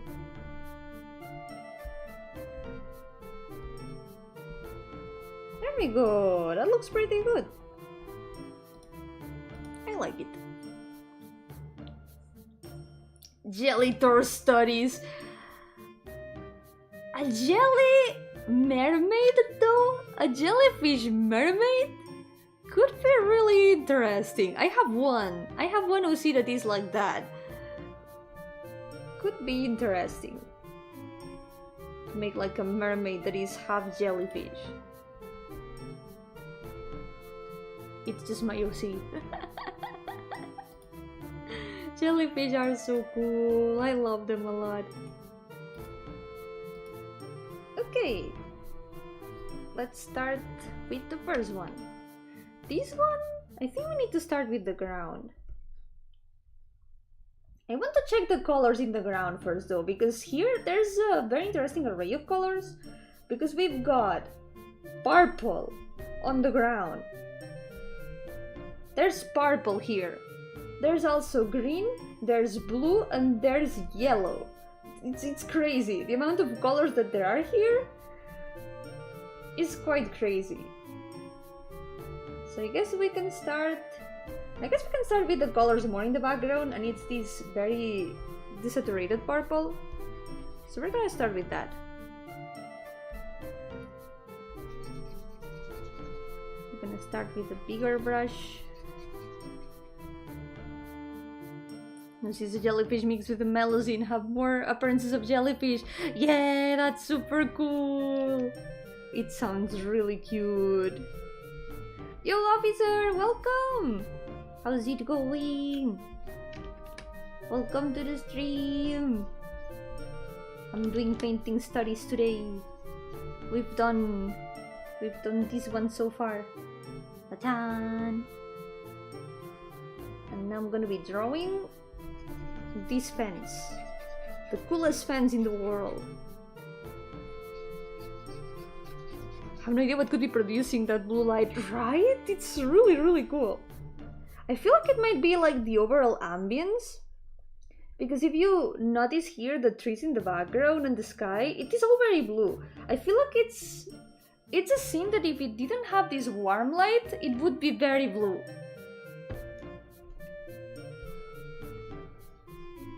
It might also be that the photo is somewhat edited. We can't really know that for sure. But the important thing is that the colors here are really, really interesting. So let's see. There's this kind of hint of blue as well around here. So a little bit darker. There's here some hint of blue. I think we need to not be afraid of using wild colors in this study. Because the colors here are really, really diverse. For example, here all of a sudden there's green. So we're gonna mark where the path goes.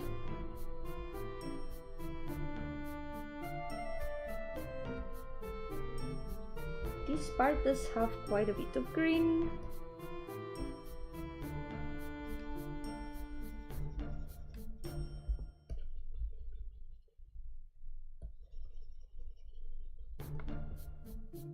We're gonna try our best with this. It's gonna be hard. I think this one is gonna be a little bit difficult because of all the colors. But we don't need to add that much green in there, because the green, it's really distributed in little patches. There's a lot of also blue in between. Like here, for example, there's some...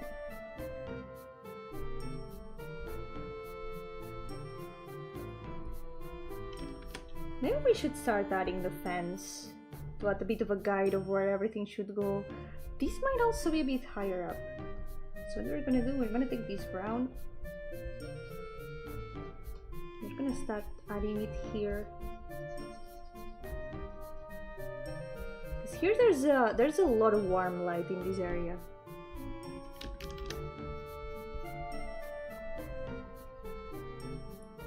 There's this tree here. It has... It's kind of like that. Maybe we need to start doing the ones in the background first. Can add the trees in the background.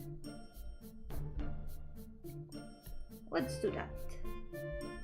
So there's another one here. There's a couple more here.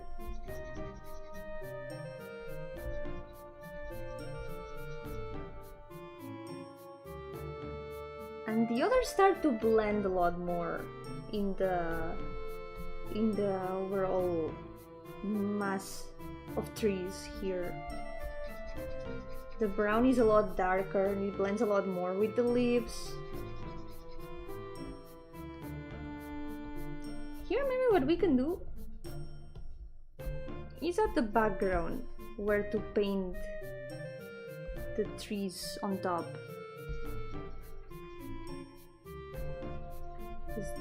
We can forget that the sky is behind all these trees. So we're just gonna leave a bit of the dark blood and we're gonna add a bit of the sky. This way we can also do this kind of gradient to blue that there is in the background.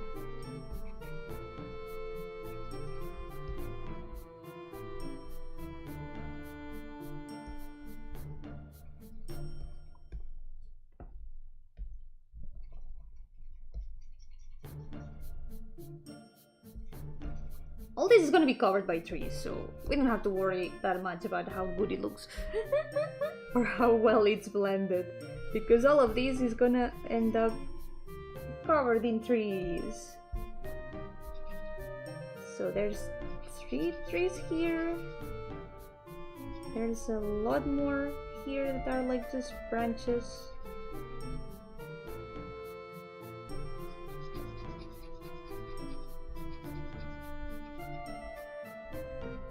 There's a lot of leaves,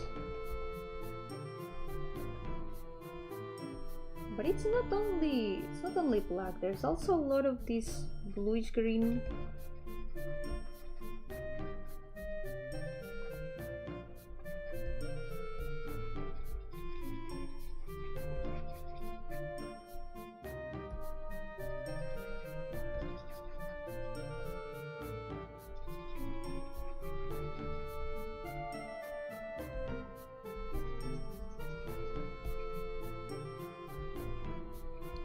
There's so many colors in this background.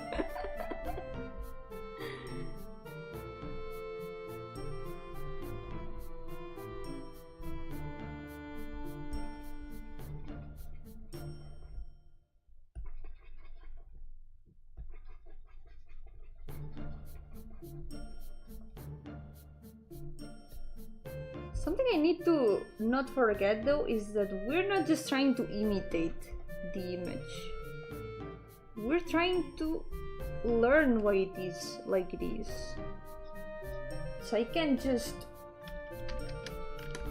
put the colors where they are and call it a day. I want to try to figure out why the shapes are like they are. Try to make them make sense, so it's not just blobs of color.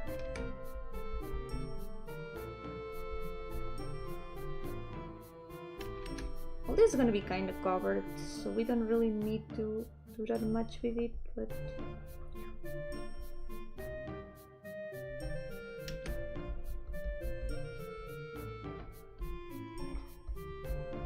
the leaves don't need to be perfect, but at least we're gonna put some of them.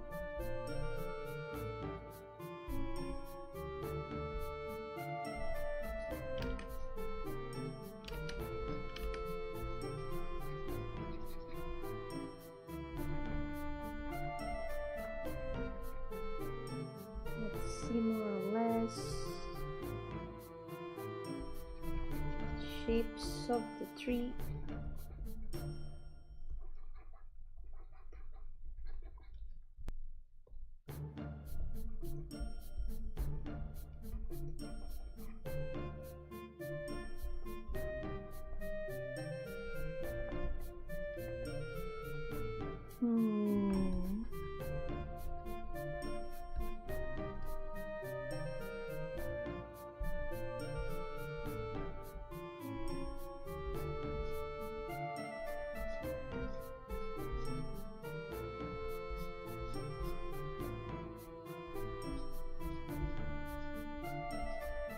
I think it's also an interesting analysis in shapes, because when drawing trees, I always tend to default to the same kind of trees. I always tend to just do something like these.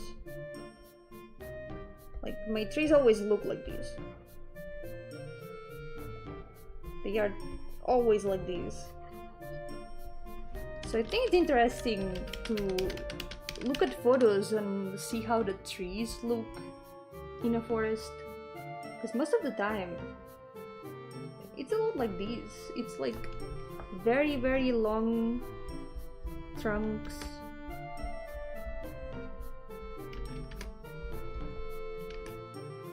It's like a lot of verticality. There's a lot of just verticality and leaves in between.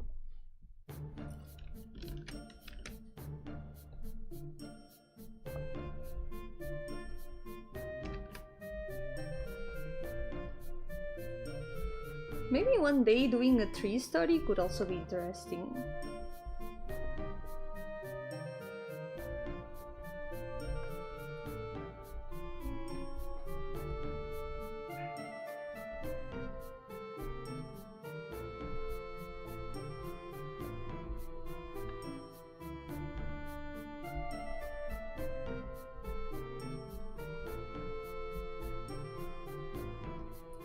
A lot of them.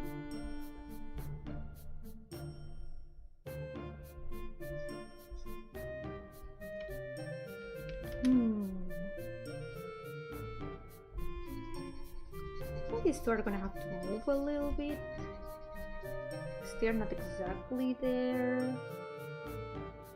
Maybe making the trees way too separate. Maybe that's true.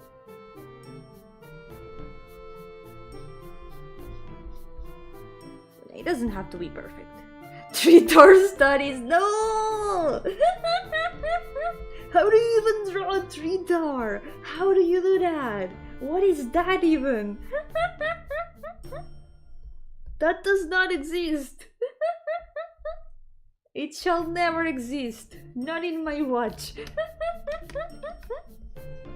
No! My worst enemy. I will not allow it.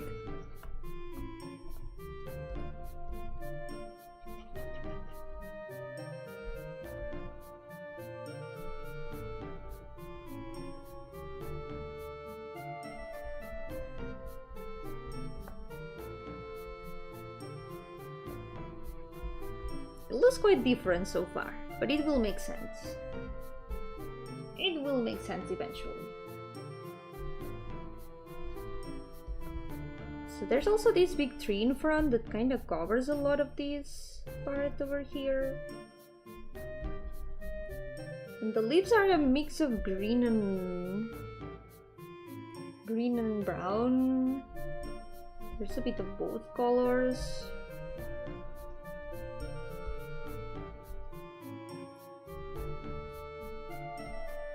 And this blue kind of goes all the way down here.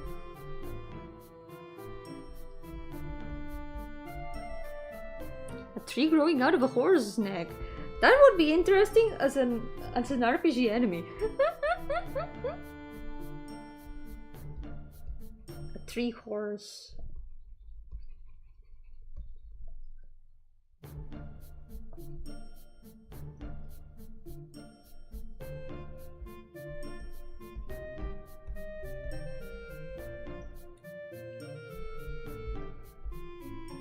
That's some more.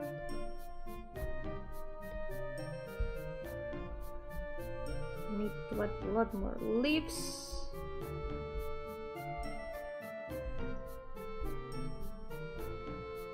Maybe a smaller brush can help.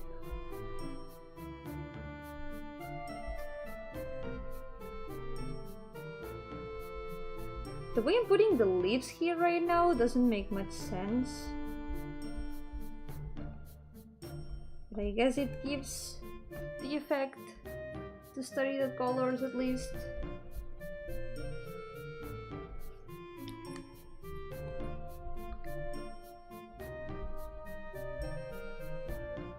I noticed that they kind of go in like batches more or less, because that's how the branches are set. Because it's not completely random the way they are placed.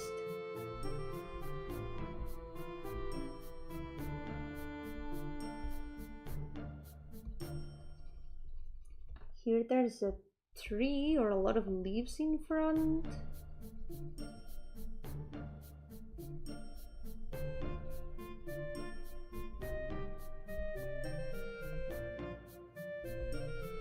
And this blends a lot. There's some more trees.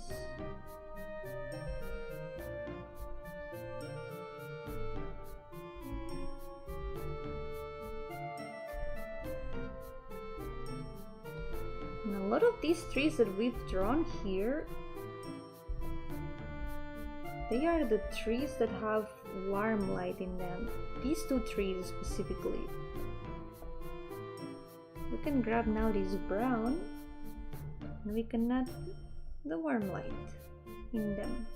It's a bit darker though, it's not that bright. Make it a little bit darker. There we go.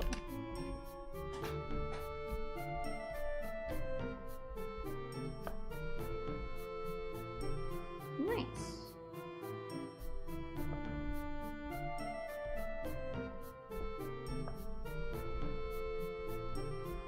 And this whole area,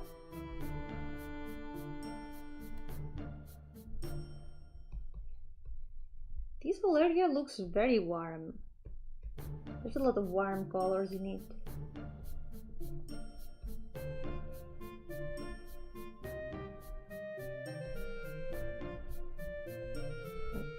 This color, it's like it suddenly changes a lot. It goes from these greens and purples that look kinda soft to boom, suddenly red and blue.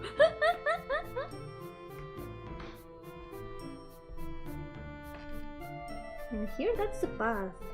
The path here continues.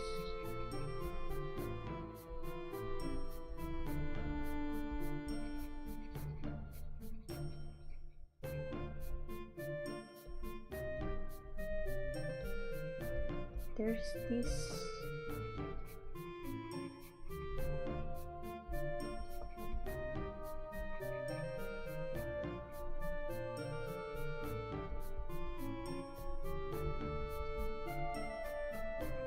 Make it blend a little bit.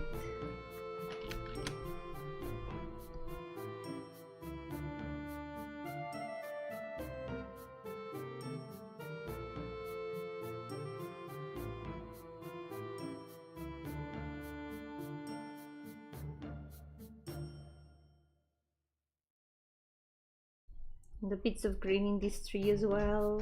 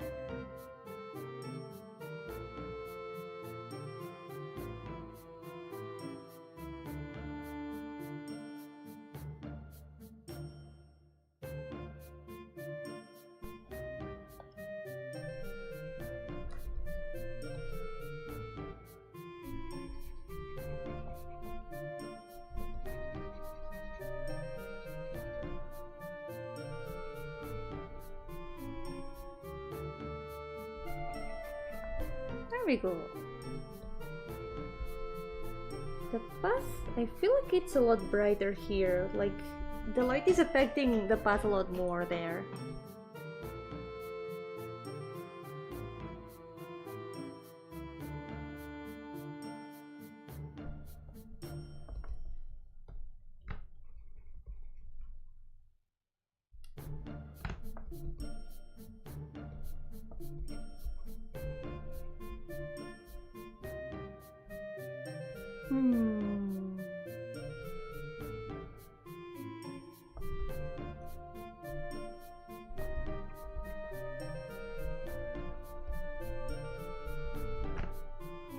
Gonna fix the leaves around here a little bit more. I find something kind of funny in this part of the photo. See here between the leaves in the tree? There's these two dots that kind of look like eyes from far away.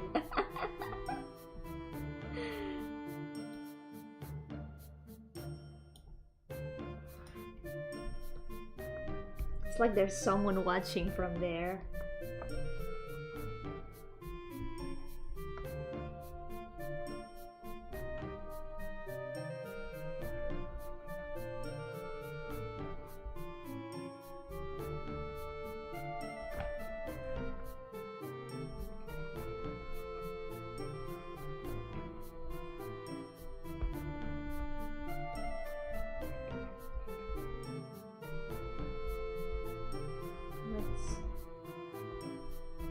Some more detail.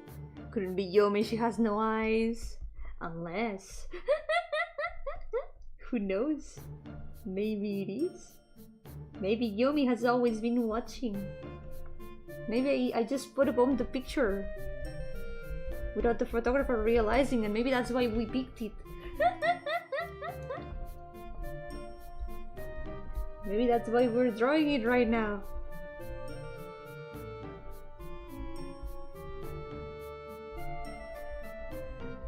I was here all along. Always has been. The closest thing to a face reveal.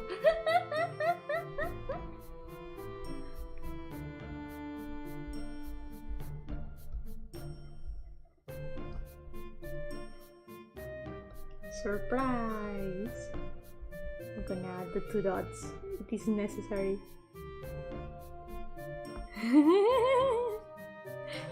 Because you're a ghost, you will always be here. Yup. Forever and ever. Always has been. Oh wait, should be here. I want to define some of these spaces in between.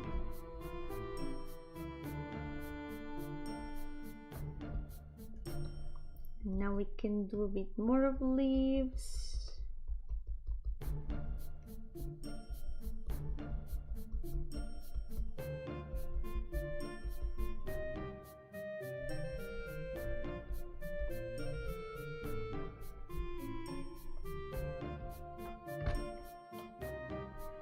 Ooh, I'm Yomi, I'm a ghost. That's me. That's me indeed. I came here to do a stream. Ooh. I'm gonna draw and no one will be able to stop me. Wahahaha.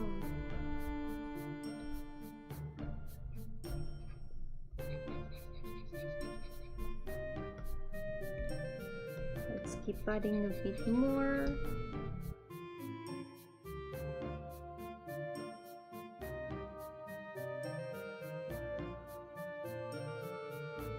Here in this part there's a little bit about the trees that we can add some brown lines to mark the trees. And there's even some blue between them.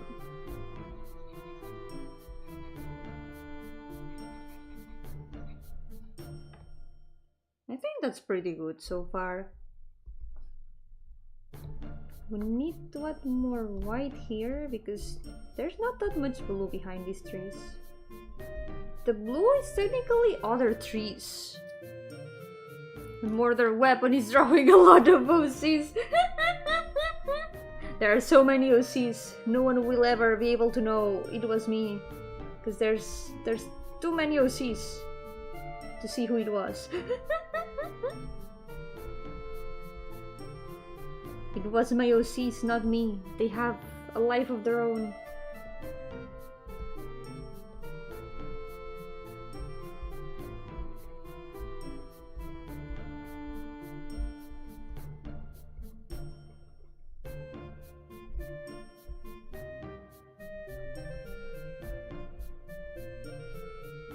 Okay.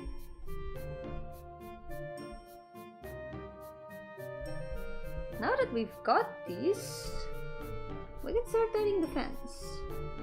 I will do the fence in a separate layer, I think. It's gonna be easier in case I make any mistakes with it. We're gonna try to draw the poles first.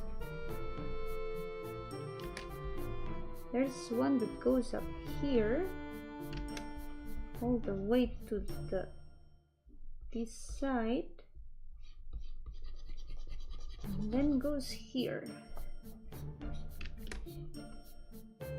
Yo, Cobrador, welcome! How's it going? Welcome to the stream! I'm doing painting studies today.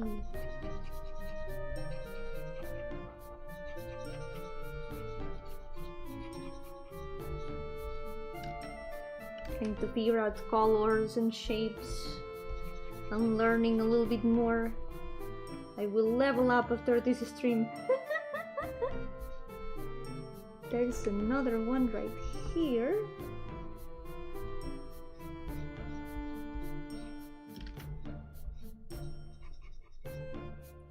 There's another one here. Another one here, more or less. This one is smaller. We need to use a smaller brush. I think it's also an interesting perspective.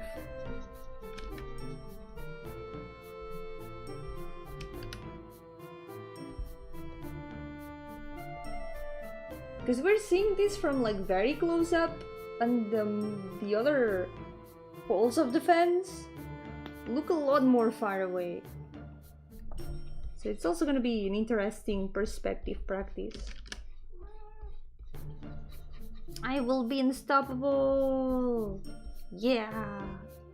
The Yomi first game will have like so many fences and forest pathways. You can't imagine how many. Once I master to draw these, it will be over.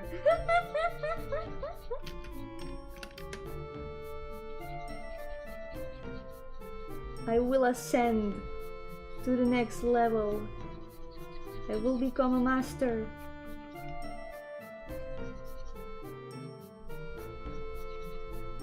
Okay,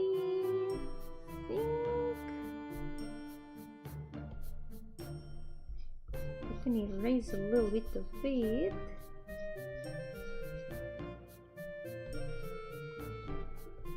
then this one has a lot more brightness. It goes all the way here.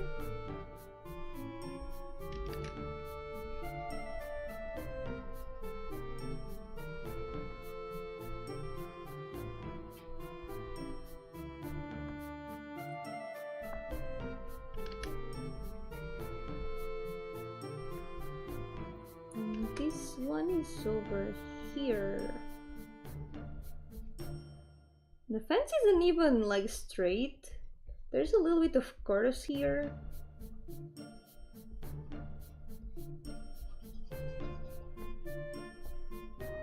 Make it a bit more interesting and natural.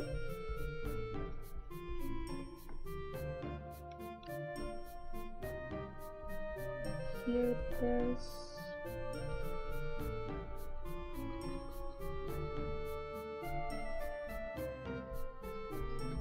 this goes way more down here.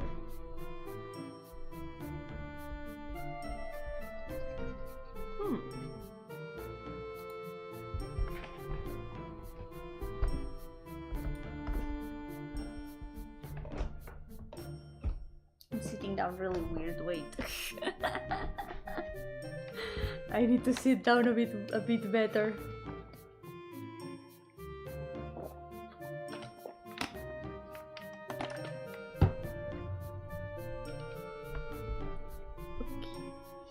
The fence, it's like the wood curves even more in even more weird ways. And then here and here, and there's yet another one behind them, but I'll probably do it after I finish these ones. Let's go. Okay, this shadow is a lot stronger, I think. It goes all the way to these.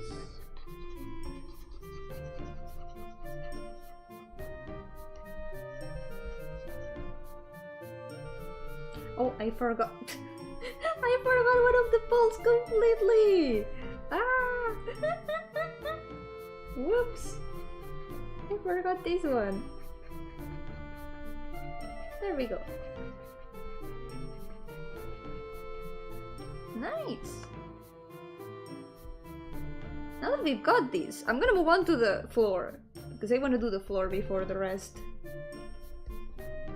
Ah, wait. I'm gonna save just in case. Forest hallway simulator, indeed.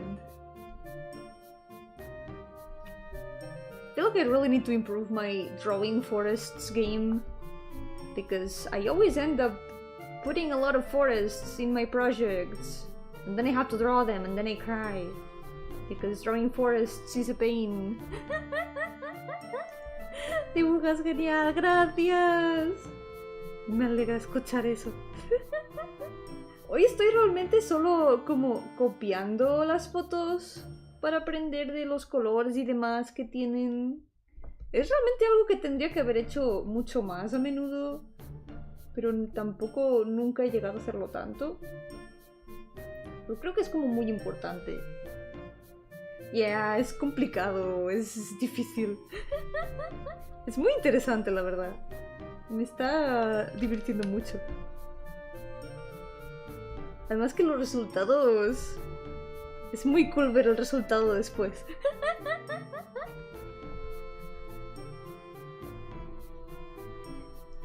So here it's not enough to just copy the colors.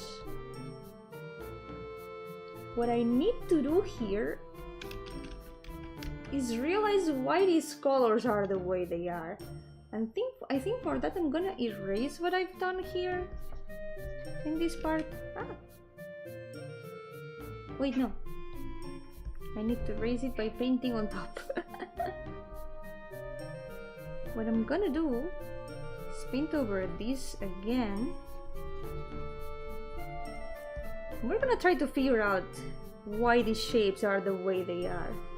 For this, I'm gonna do another layer. We're gonna try to mark the shapes of the grass. Represent forests with deserts and you'll just have to use a single sand tile for everything. Very good point. Maybe you're onto something. Maybe I should just replace all forests with deserts. It would make things a lot easier. Maybe with red? Okay, so the way this is said, there's here. The grass here is like in little tiny mounds like this. There's little patches of grass. Like this is a patch of grass. These are like 3 patches of grass. The grass goes like this. There's another one here.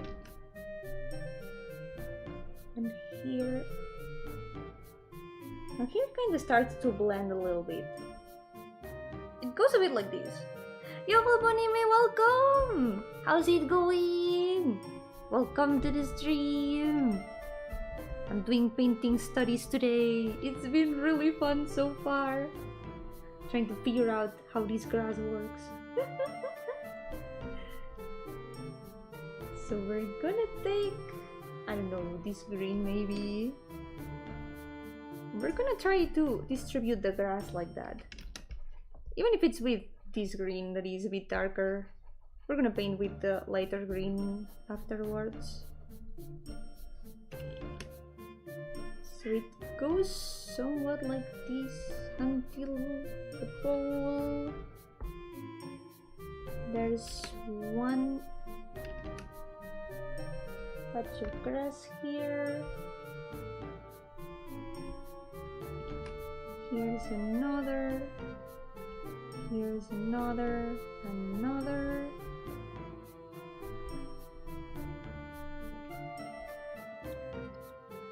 Going okay, I love studies. It's super fun. I should have done this more often before because it's been really fun. I need to study a lot of things. I need to study textures and materials, maybe. I want to do material studies. Like trying to study how the light affects different kinds of fabric or rock. I think it would be really useful.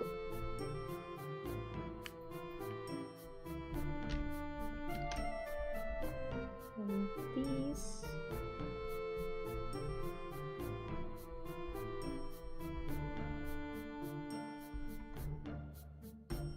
Okay, this is more or less how the mounds of grass are distributed, I think. So now we need to add a bit of the green on top.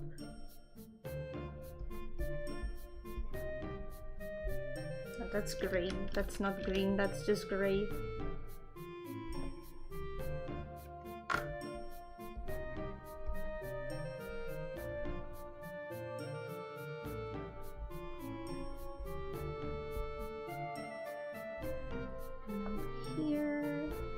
There's some here that blend with the path, but are a little bit more like yellow.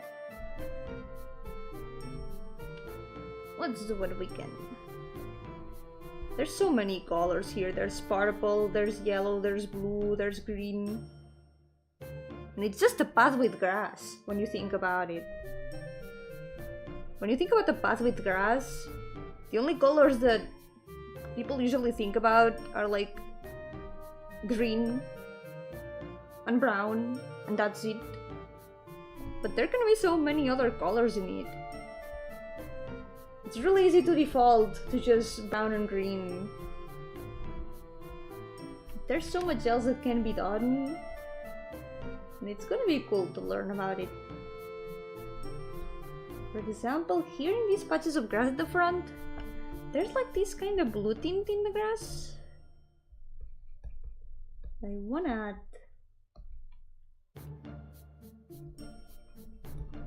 add a little bit of it. And here too. For now I'm just adding the patches of colors, and then we can add a bit of the grass texture itself. Although with this brush it's gonna be a little bit difficult, maybe. It's a kind of square-ish brush.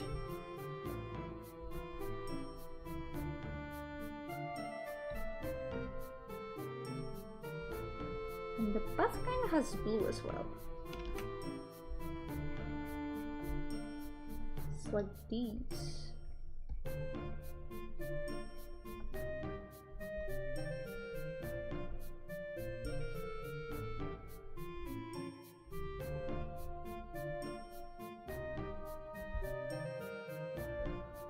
There will be citing you on scientific papers. Imagine.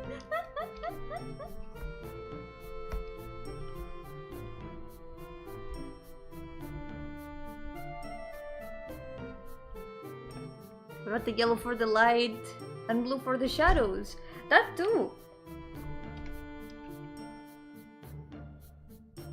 There is a lot of yellow and blue here. One thing I really like about this picture is that the light gives a very warm touch at the same time that the natural light of the place is like super blue. So you've got this mix of cold and warm in it. It is really interesting. Wait, I keep sitting in weird ways.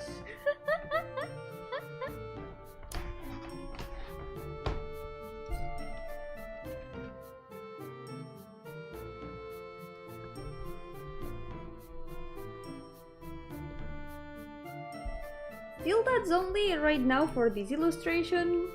When painting, for example, characters, I do tend to use yellow a lot for the lights and blue or purple for the shadows. With character illustrations it works because you can just make the light the same colors, but when doing studies like this, you gotta look at all the colors that you've got in the photo. I guess that's the only way to be able to learn afterwards what colors to put when you're doing an illustration. Because it's pure witchcraft. I don't know how people do it, knowing exactly what color to put in the right place.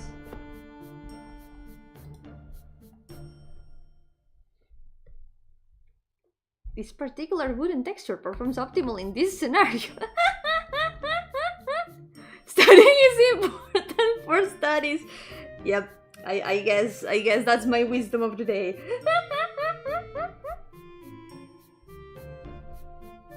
As in for environments. When studying environments, I think it's important to look at all the colors in the picture and trying to figure out why each color is in each place. At the same time that you try to reproduce them. So yeah, studying is important for studies. Who would have guessed? I have learned something new today. Yippee!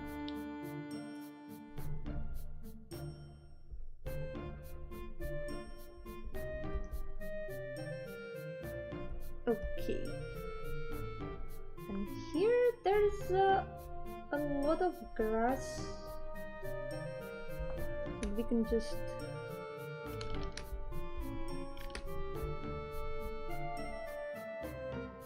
try to add a bit of grass texture to it.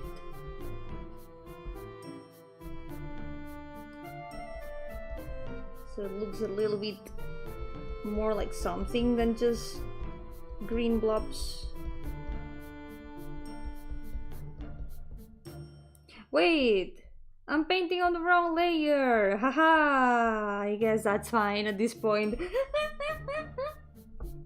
I guess it's fine at this point. Also, if we zoom in on the grass, there's also a lot of grass strands that are just yellow. If you look at them, there's some that are just yellow and blue, just like that. Light is crazy. Light in nature just does whatever it wants. Because in the end, this grass is not so differently colored from each other. There might be some variations in the green, but with this light, some of them look absolutely yellow and some others look blue.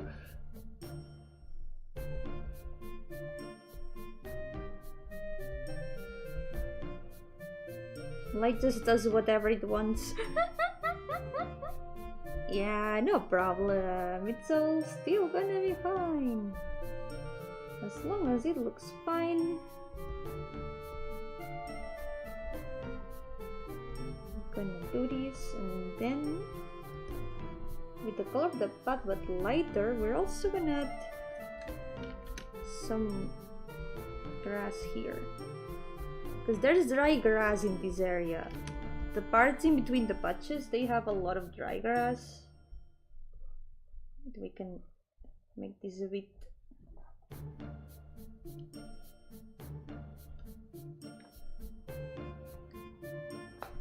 There's a lot of dry grass here in between.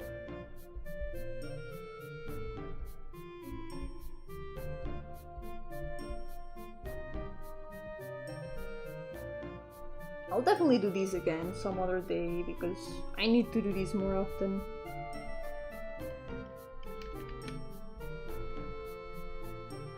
These are just my first studies.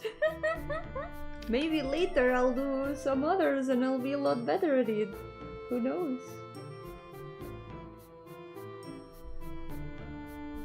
It's also gonna be fun to compare these ones with the ones that I do afterwards.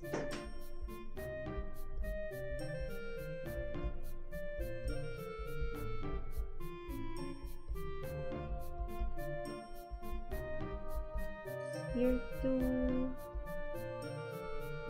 Okay, that's looking a lot more like grass, I think.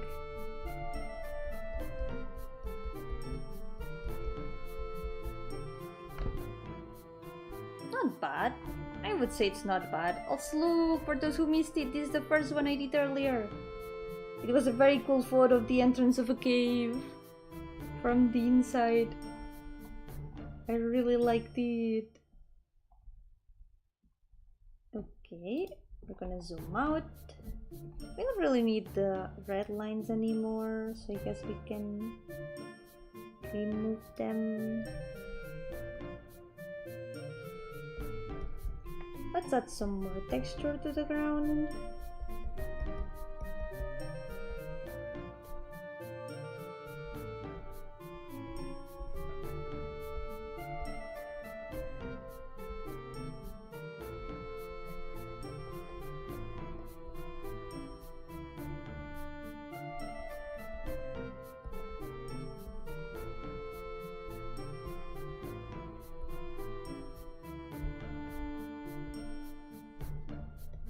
Yeah, let's add some more grass.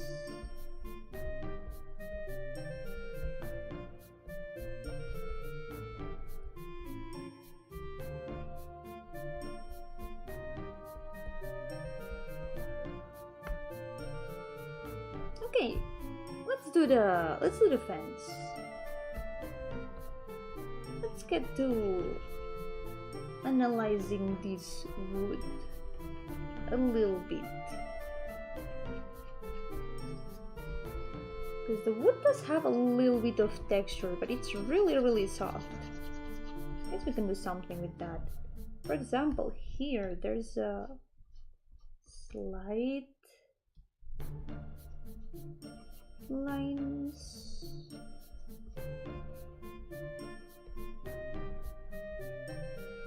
I guess the brush already works pretty well for it.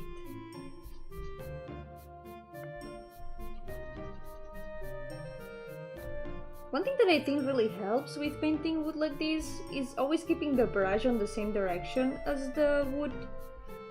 Because for example, right now I'm just painting with vertical lines. And I feel like that helps. Because the brush itself already gives the wood a bit of texture. I need to also add the holes. Let's erase this a little bit.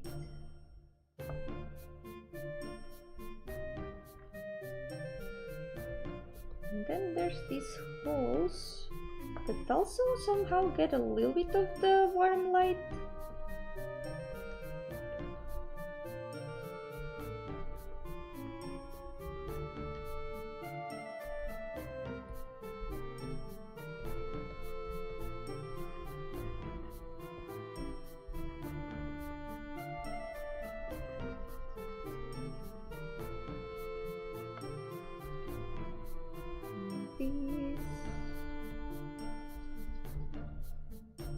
can take shadow.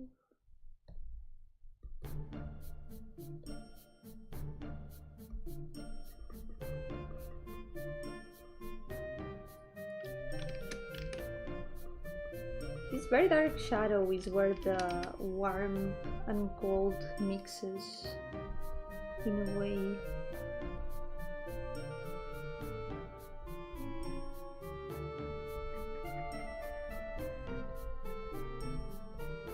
This one down here is way darker, probably because it's way close by here. And we can see something on top of it. There's a bit of the light above, which is this very light purple.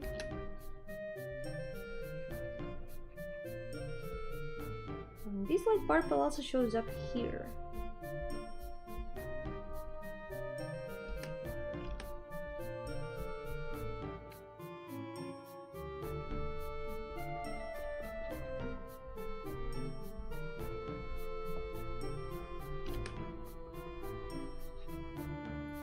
There we go.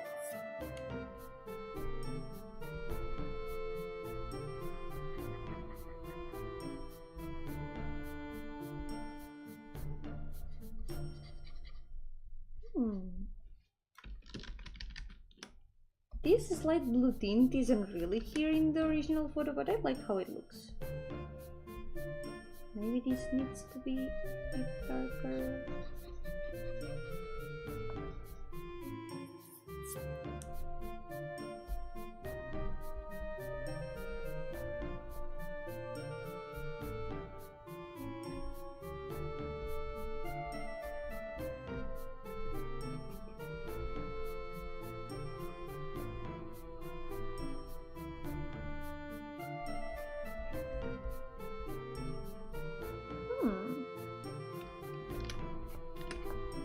Not bad.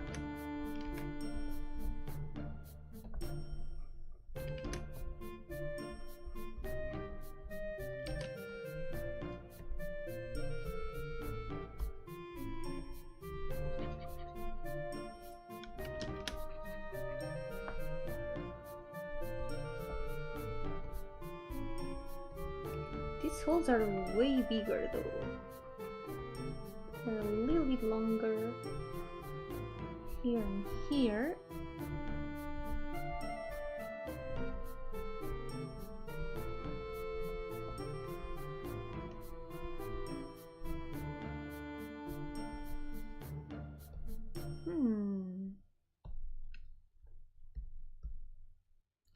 From the fan art of Miku being a dragoon. Oh my god, I haven't seen that one.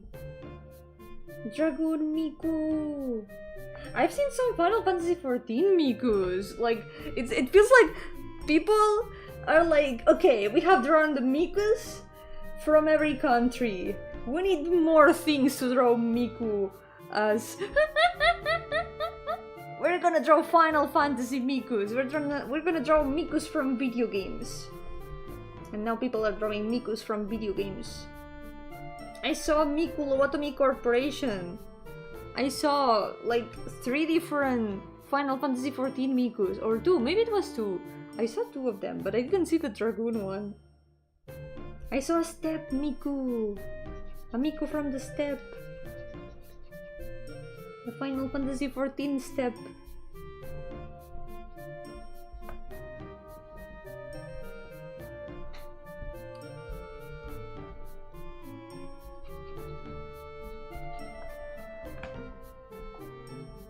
Cyanobacteria Miku. I've seen a cave painting Miku. It's amazing.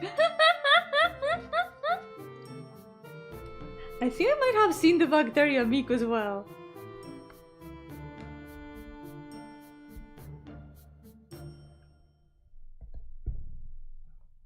Says no to the the little sun, right? The little sun. She would also say no to the little sun. One of the best teach to love moments, honestly. That will teach him. Little sun, little sun.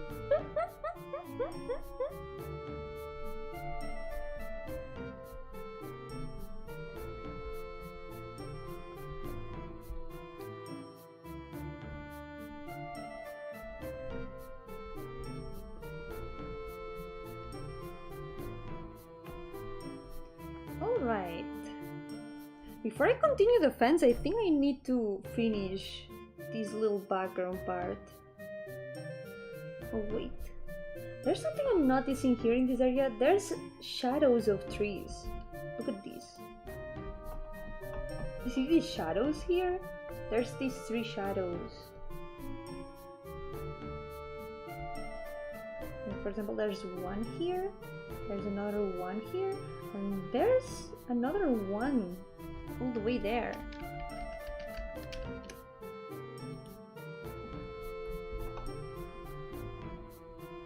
So I think that adds a little bit more of environment to the rest of the image. Because even though we can't see these trees, we know they are there because we can see their shadows. And that is pretty interesting. Something to consider when drawing environments. The things out of frame that also cast shadows.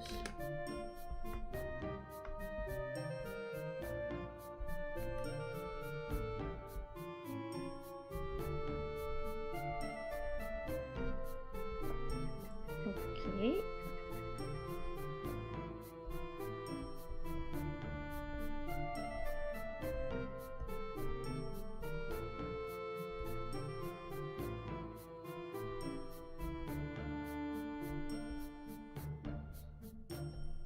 The grass here is pretty tall. There's this kinda taller grass. Let's add the cool grass behind first.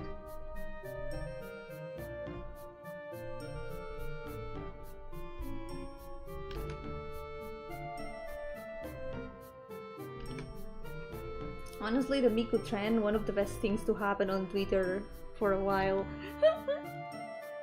It's been really fun to see all the Mikus. Miku will let us achieve world peace someday.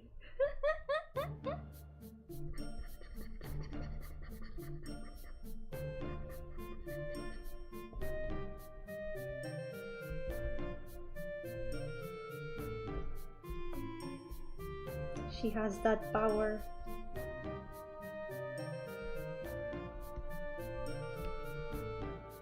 There's like purples and browns in this area.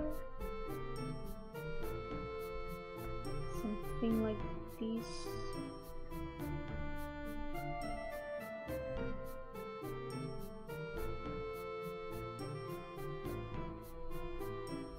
I guess we can make a small brush and add some grass lines.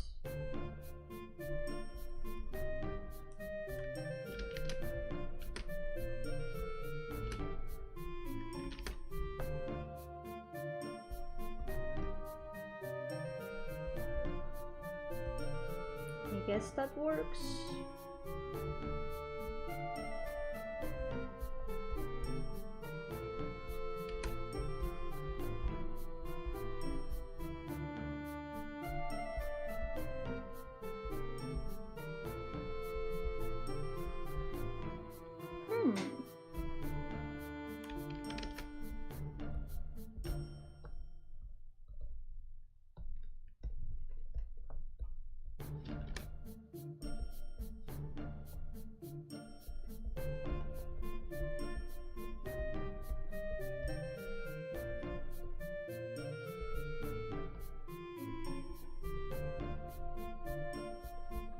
Bit more of the other colors.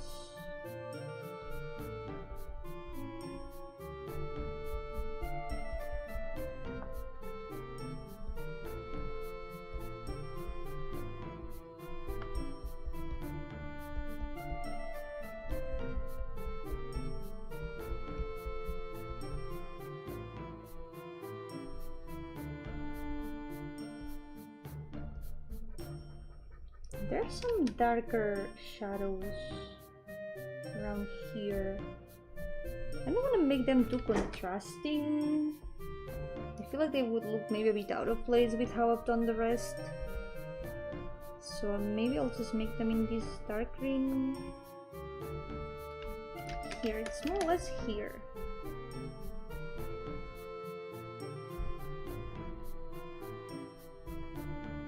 Slightly elevated patches.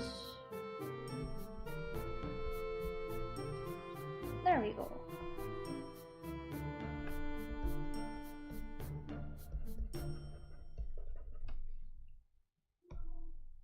I think that works. I like it. I really like how it's looking. Oh my god. I'm having one of those moments where I'm like, wait, I did this? I'm the one who did this? How? It's the imposter syndrome kicking in.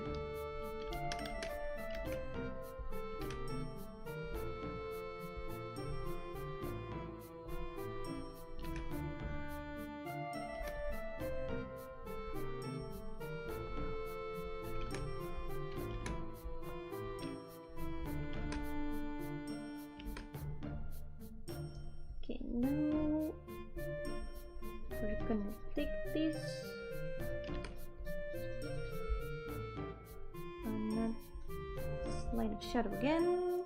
She's gonna vent Among Us.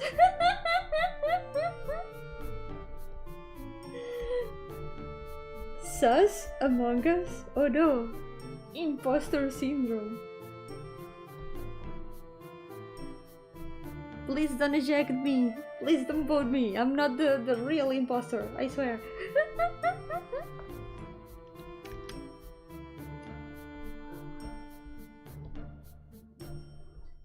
It wasn't me!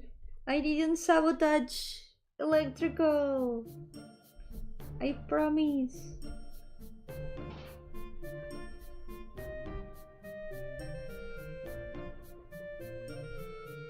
Yomi says, no, I'm not sus. I would never be. Man, I still need to make a clip of the insane gameplay I did last time. I don't know how I did that. I guess that also counts as imposter syndrome because I don't know how I did that.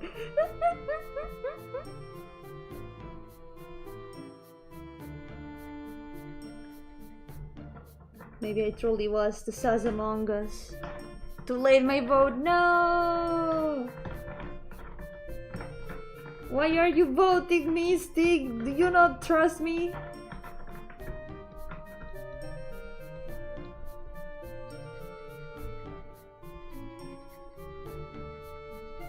You saw me shoot at the meteorites. You should believe me. No, why are you voting me out? No. I was there, I swear. You saw me throw the trash out of the spaceship. I am a crewmate. I'm doing my tasks. You can do this to me.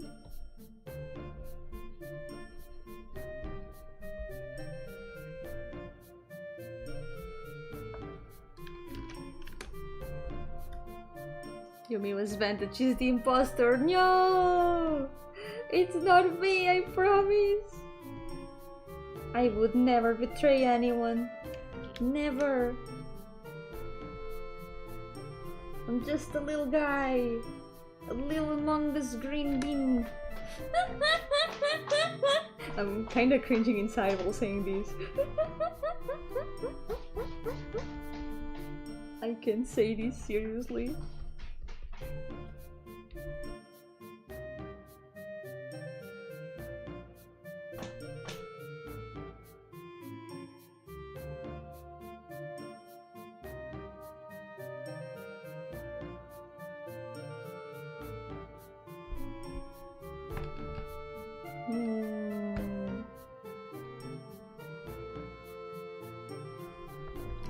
need to fix this a bit.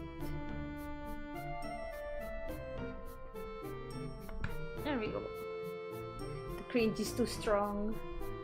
It is way too strong. Let's see.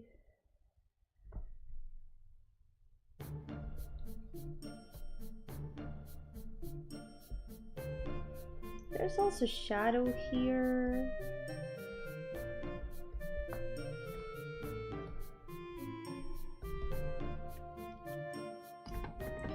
Okay, I'm gonna zoom in a little bit more to the wood, because this wood has very interesting textures. It's got a lot of different like lines and stuff.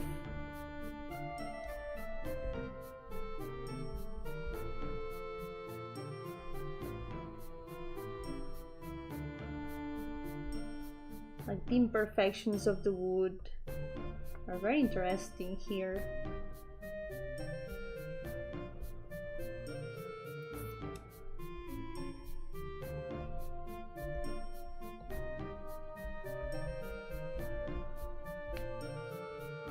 You were the chosen one, Yomi, not the one who will join them. You believed in me. I can't betray you.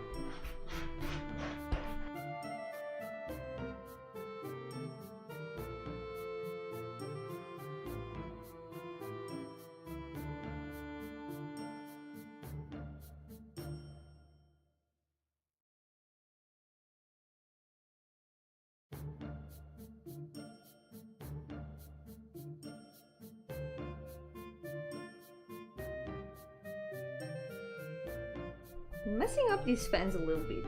I feel like I can do it a little bit better. Maybe if I zoom in. I don't want to zoom in too much because I know I'll get lost in the details.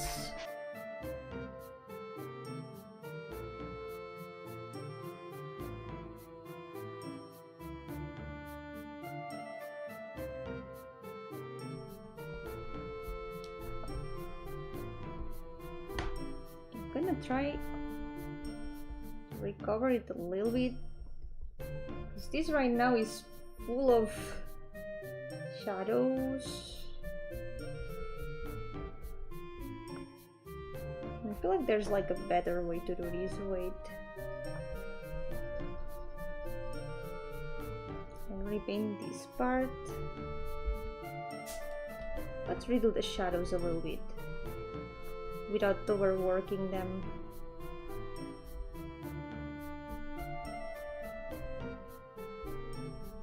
Shadow ones here. Looking cool, only needs an Among Us. I am the Among Us. I have always been Among Us. But never sus, never sus. I would never be sus. I may be Among Us, but I am not sus.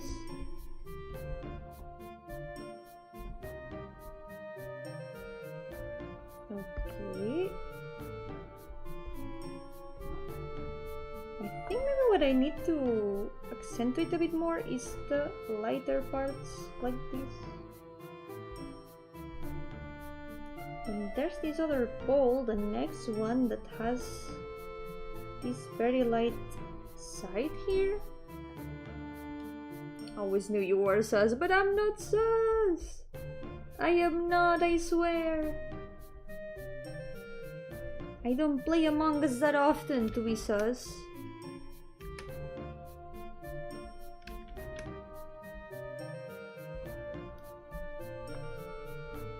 Last time I played Among Us, no one says I was sus. Well, maybe a couple times, but well, I did lose one time. Pretty sure she self-reported. No? That's kind of how I won last time. But somehow people believed me. And they ejected Aleph.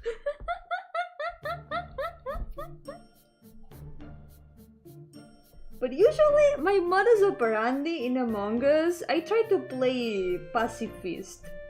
I just try to sabotage because I don't... It's hard for me to find the right moment to kill.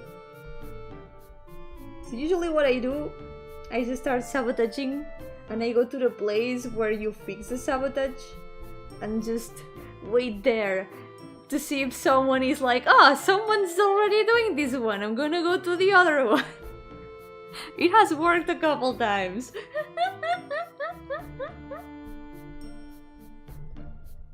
And then when they go to the other side and fix it, they are like, wait, why is it not stopping yet? Oh no!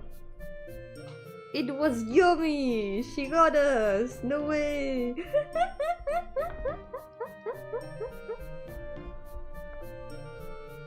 But it only works like the first times. After that I get caught every time.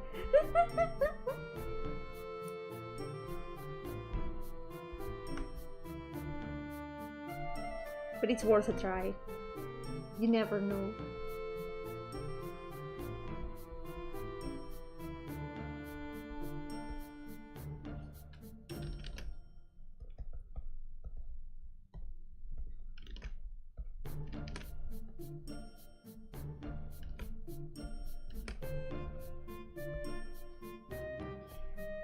Alright, I think this still looks kinda dirty, but I guess it is what it is with these shadows.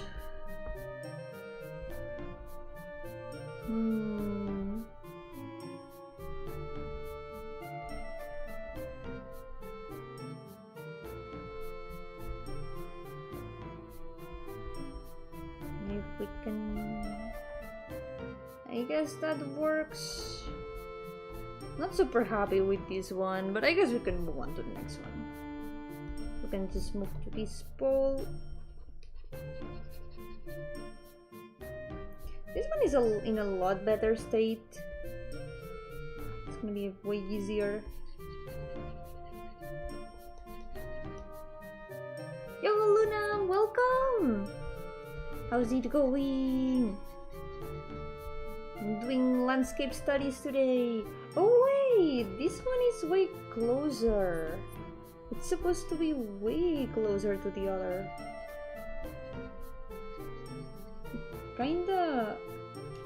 It's kinda behind it.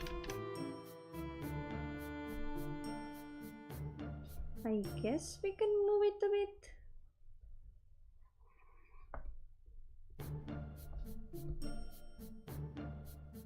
Over here.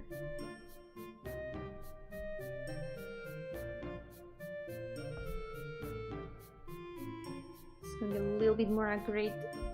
Am I being sus? No, I am never sus. I am never sus.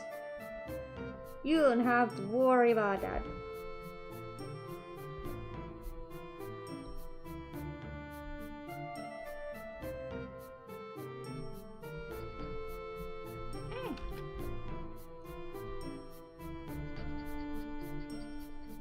Okay, now it's a lot more accurate. Now we can make it a bit longer. Yomi trust! Yay! Thank you for trusting in me! I won't fail you, you'll see. I would never betray you. In Among Us.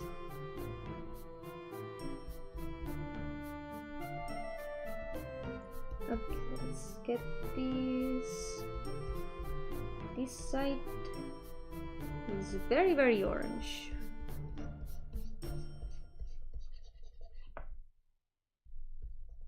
And there's this little bit here that is a bit curved. Ta-da! This is how they are looking so far. The little landscapes I've drawn today so far.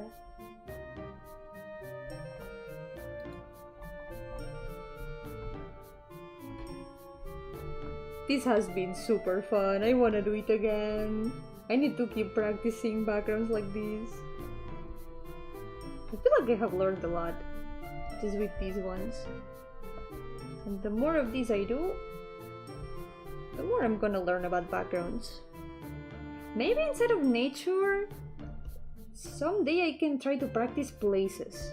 Because I think that might help me also with like city backgrounds.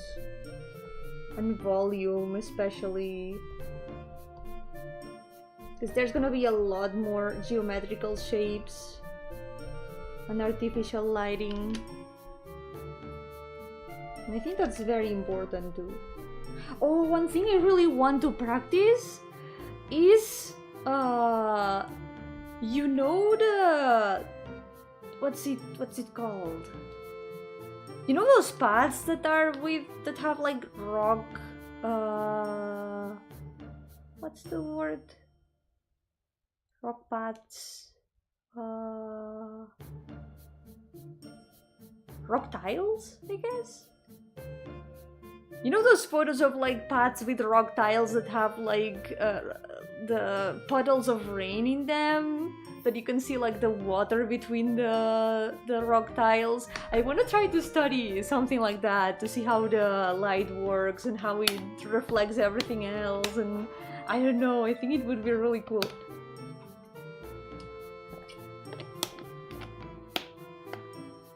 Probably stunningly good, but yeah, no one will complain. So maybe if you keep them to yourself, but some of these would make good wallpaper for the S4 phone.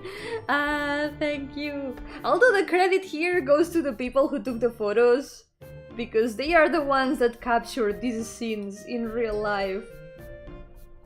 They are the ones that truly take the credit for these pictures. I'm just learning from them. Oh, I just remembered, there's one artist that is my favorite painter that really does the thing that I was saying, the rock paths with rain. I feel like he does an amazing job with that.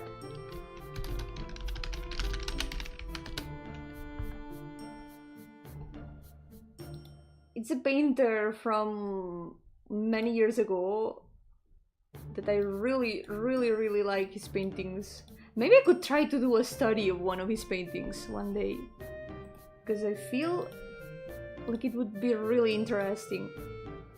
Look, for example, this one. This is a painting by John Atkinson Grimshaw. This one. Let's see, wait. Where can I put it so it doesn't obstruct everything else? Maybe I can remove it from the... here.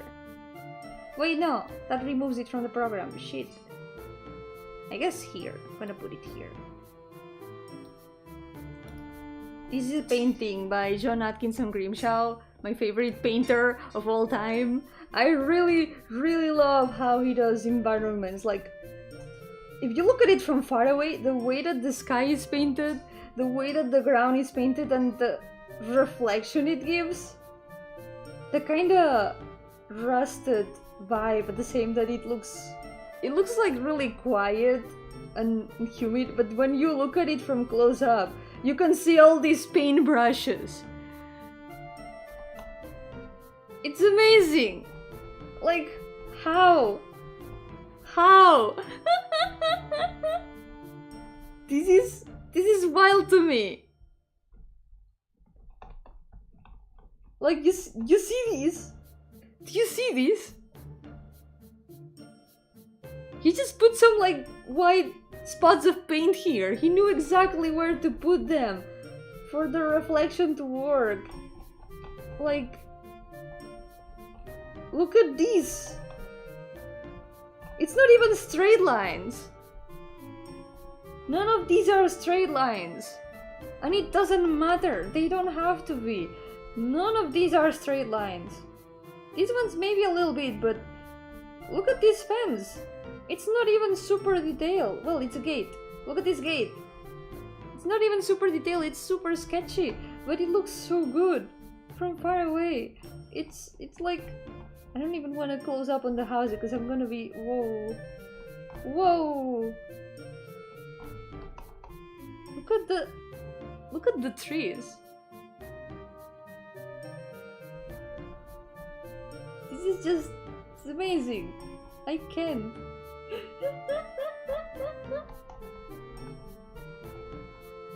I really like how he works with like light and ambience and just knowing exactly where to put each paintbrush. Like, look at this, he put green on top of this. And it works because it's like a bit bronze-like. I don't know. I want to learn from this. I will do a study of one of his paintings one of these days because whoa. Every time I zoom in on them, I'm just like left speechless like that. You know how we feel watching what you do is for us, but looking at his work is for you. I'm gonna cry. Thank you.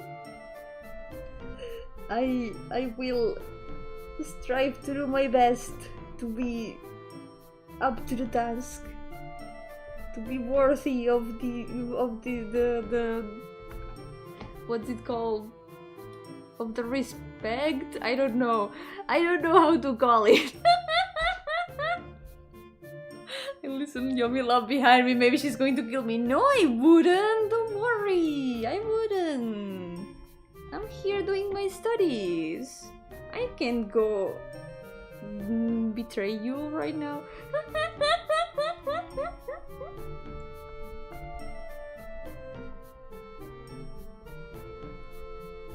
The keyword is right now. I can promise that in another moment it will still be the same. Press the button.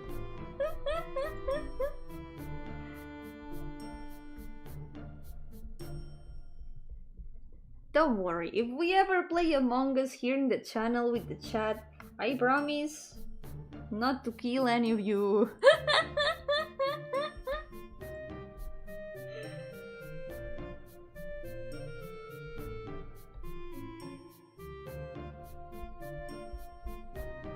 You can believe me, you can trust me.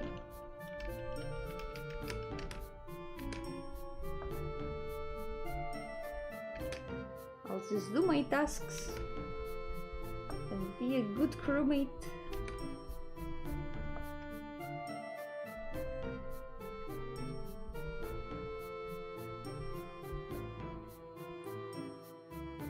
She's saying Coach is going to kill Stick and my first and me first. No, what do you mean? I would never. I would never. Yomi Gardenia would never.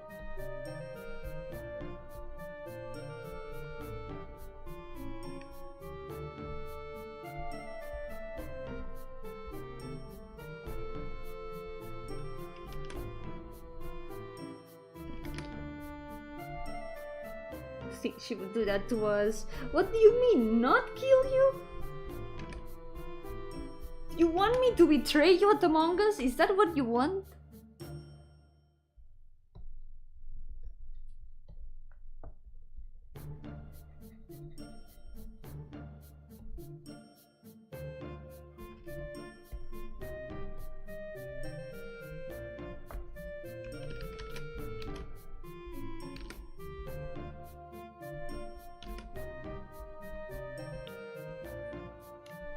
Okay. Well, there's still a bit of contrast here.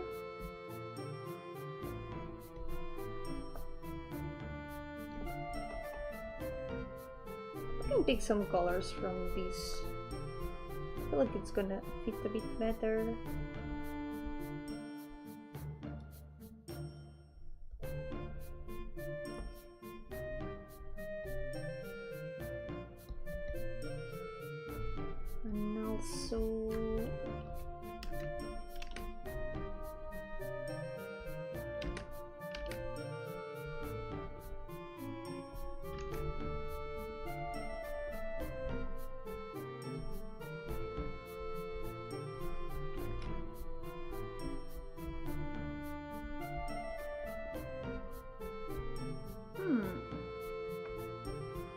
Yo-hooo Mongoose, welcome! My best friend in the world stabbed me in the back in Among Us.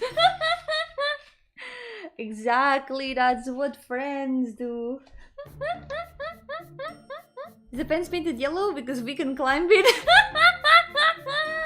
Yeah, like in video games. How would we know we can climb it otherwise?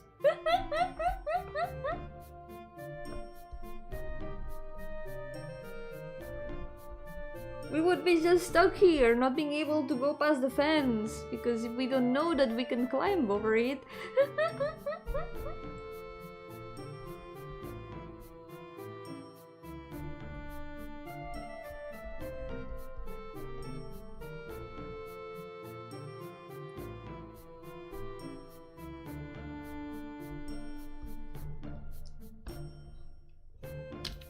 Let's do some last textures in this wood.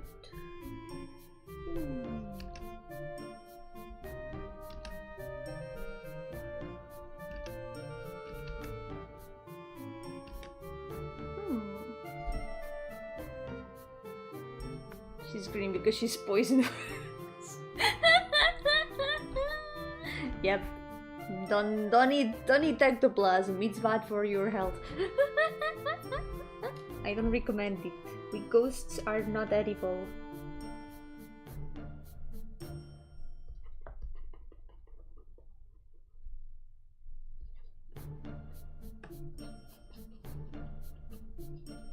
What's that?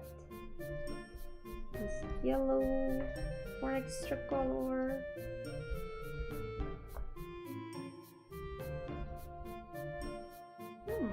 That's why the rose in her hair turned black, but it's purple! It's purple! How much ectoplasm starts being dangerous? 1? Probably 1, yeah.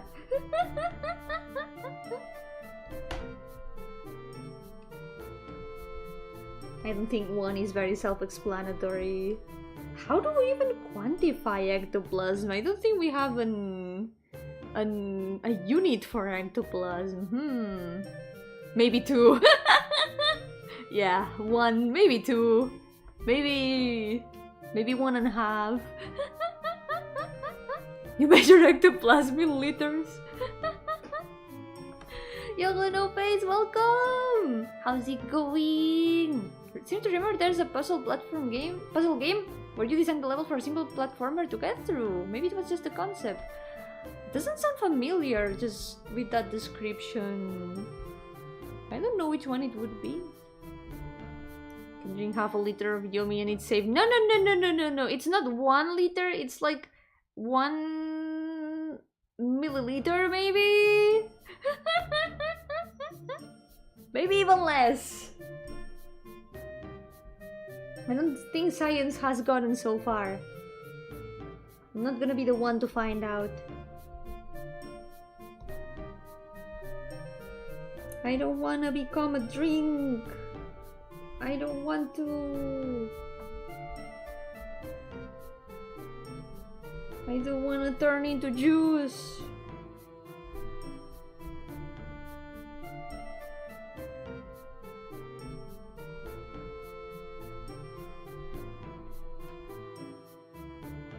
Right now I'm like the cat that is like, no, I don't wanna be bread. No quiero ser pan.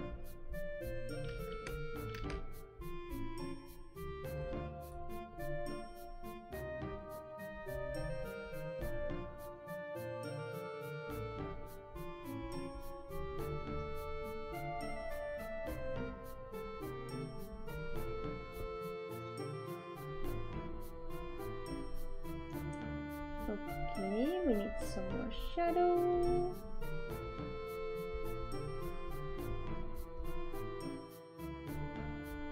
Over here. Sticking Yomi in the juicer to make another Yomi stronger. What Yomi would you make stronger? Pixel Yomi doesn't need it. Pixel Yomi is already super strong. And you wouldn't give me to Baki Yomi, right? I don't want to be absorbed by Baki Yomi to make Baki Yomi stronger. But because Baki Yomi, first of all, is not real. Gardenia! But I can become Yomi Hamdenia. I can fuse with Yomi Hamdenia. We can fuse permanently and only be a hamster VTuber forever. But Yomi doesn't get stronger, she just imagines it, right?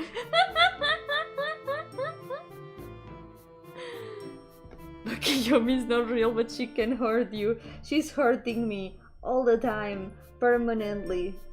She's constantly hurting me just by knowing of her existence. But she's not real. Yomi will do JoJo poses in no time. Once I watch JoJo, maybe. I should watch JoJo one day.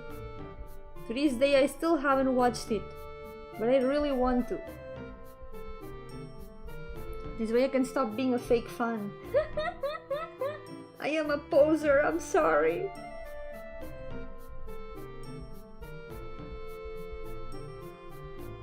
A poser in the bad sense of the world, not a poser as in a person who does poses. A poser as in that even if I do JoJo references, I haven't watched it. Where did that awesome Bakiyomi art that went so hard come from? I wonder where it came from. Right, Stick?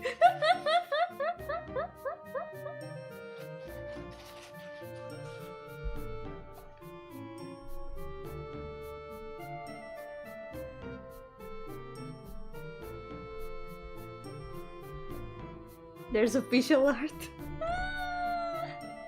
Oh, Shitsune! There may or may not be actual real art of Bakiyomi. It may or may not exist. The art of Bakiyomi and JoJo Yomi.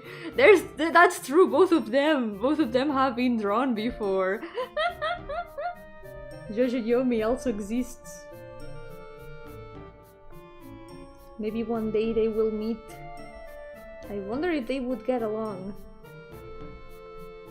Is there fanfiction? At least not that I know of for now. I'm kind of afraid.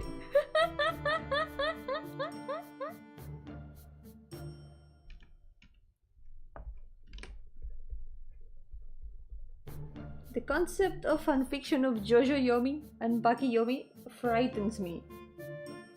It frightens me immensely. I don't want to imagine the power, the fear that it causes me. There will be soon. Oh no. Oh no.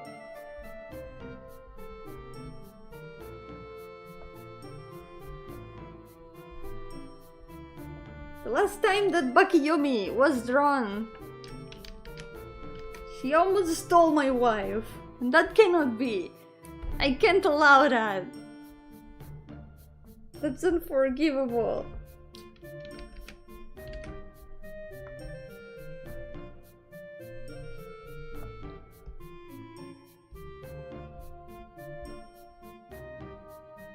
Official Bakiyomi fanfic competition. Do you want me to suffer? Is that it? You want me to suffer? That's what is happening. You want me to cry and be sad and be in pain. I know that's what you want. Oh no, Bakiyomi, now everything near you, looking at you with blood eyes. No!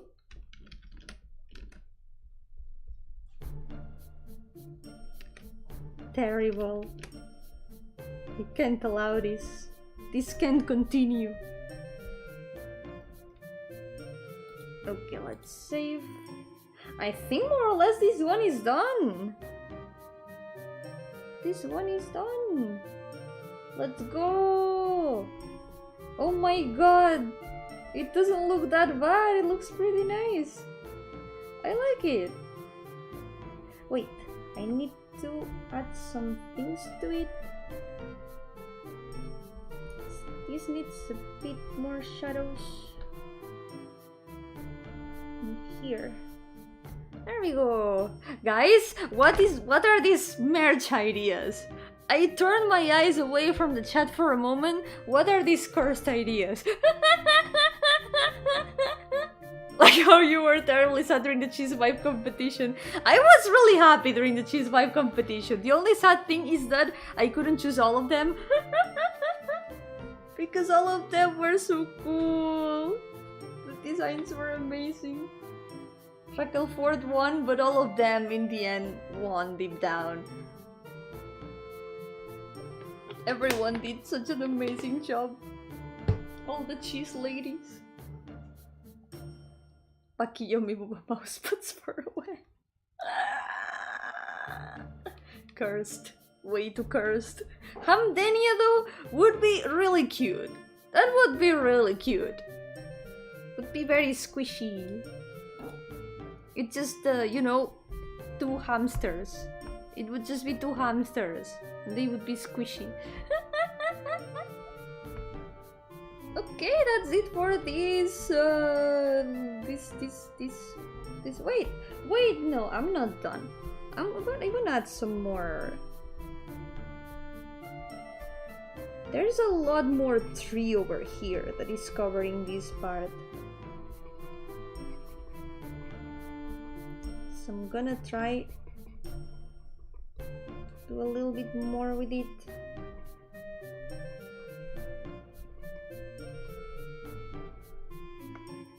So it makes a bit more sense. With Gardenia could be her face and cheeks. That would be adorable. It would be super cute. Big puppy cheeks as the squishy parts of the mouse pad. Cute.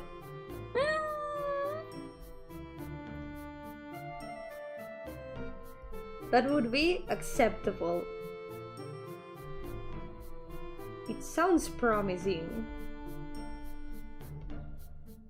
If I ever do some merch, I will definitely consider it. Gardenia merch. This tree has these leaves.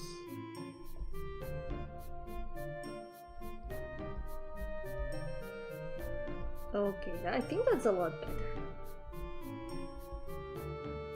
But what? No, the face cheeks. The face cheeks. It has to be the face cheeks. What's the point of having a mousepad of the back of a hamster? It doesn't make sense. The face would be cute. There we go. That's one of them. So I'm gonna do the other two. I feel like this other one is gonna be a bit easier. Let's see. Could see they're being cute. It could work, I guess, in some way.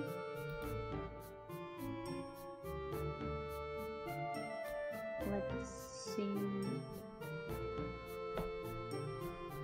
There we go. More merch ideas. Yomi boyfriend experience voice pack. Why? Why? Why would anyone want Yomi? Why? Why? Terrible.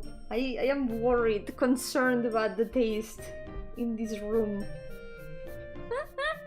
You want Yomi, Zephyr? Why? Why?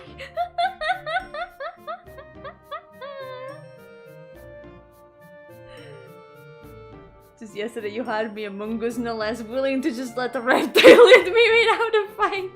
I mean, that's understandable though. Remember what the reptile was like. Honestly, understandable. Yomi spots you at the gym. Strong encouragement, anti-ASMR.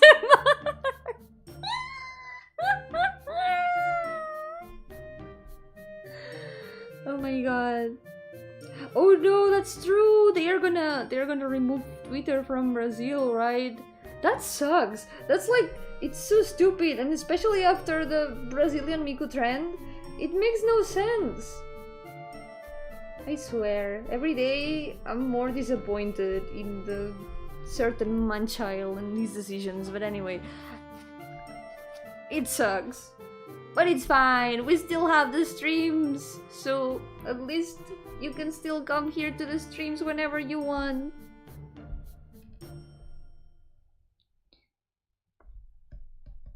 Okay, let's do this other one.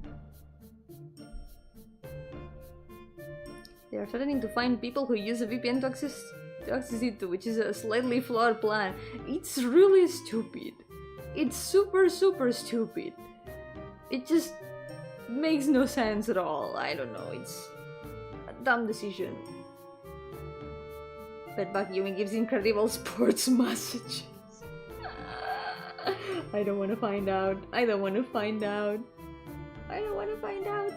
I don't want to think about Yomi. Yomi's existence curses me every waking second. Ew, messages where? Ew. Why?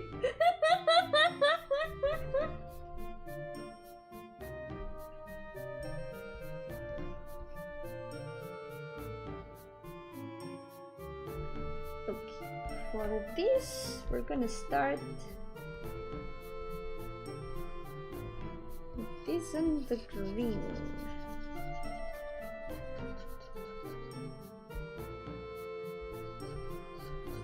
We're installing cameras to watch for invisible people. It's really stupid. I don't know, man. I don't know. I hope that it can be fixed in some way, that the decision can be reversed in some way, but seeing how Twitter has been for the past year or so, it just keeps getting worse and worse.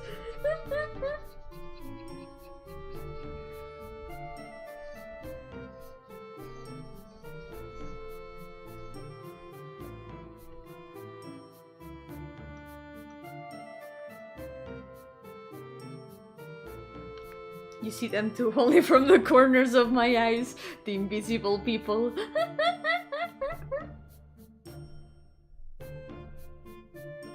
You never know where they are. Okay, this one's gonna be interesting. Because it's the same one as this one, but with completely different colors. And even that changes the shapes that we need to do. For example, all the trees that were in the background here, they are gone here because there's a lot of fog. So we're gonna try to draw them first. I'm gonna try to add the trees. And after this, after I finish this background, this will be the last one for today. Some other day I'm definitely gonna draw some more of the backgrounds I found, because I found a lot of them that are super pretty and I really want to draw them. There's one of them that is a photo that I've had on my wallpaper for years until I changed it for a Final Fantasy XIV screenshot. But for the longest time I had it as my wallpaper because I like it a lot. I've got it open, I guess I can show it. I won't be able to draw it today, but it is a really cool photo. I really like the colors so much. This photo. I love this photo so much. I don't know why, it's the colors. The photo isn't even like a super high quality. It's kind of blurry, but I like it so much. I love this photo so much. I really like it. Look at these colors. Look at the lights over there. And the flowers here at the front, adding a little bit of light spots. I like it a lot. I like this photo so much. One of the next days I will study this photo a little bit. Was the Maya screenshot? Yes. Yes, it's a Maya screenshot. Hehe. It's a Maya screenshot from when I finished Shadowbringers. There was a place I really wanted to take a photo of, and I've had it as my background since then.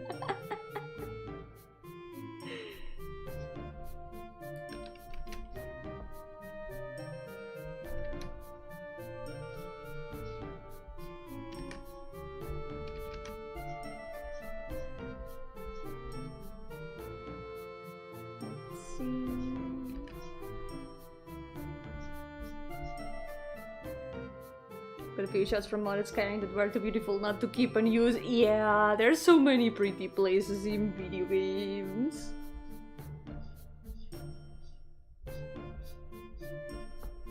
It's like taking photos in real life. It's not so different in the end. We just take photos to remember those places and moments.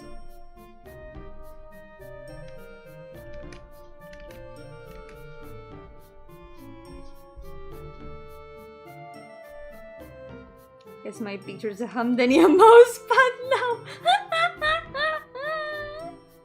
Oh my god. Are you making it? Are you making it real? Or do you have it in your brain right now?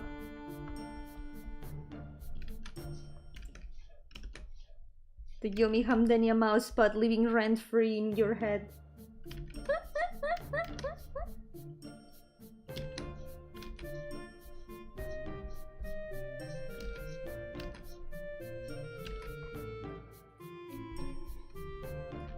Here, now there's a lot less trees that are visible. They are a lot more separated because most of them are hidden by the fog. So in a hypothetical scenario, if you were a Jojo Carter, how much would you lift for no particular vampire related donuts? What?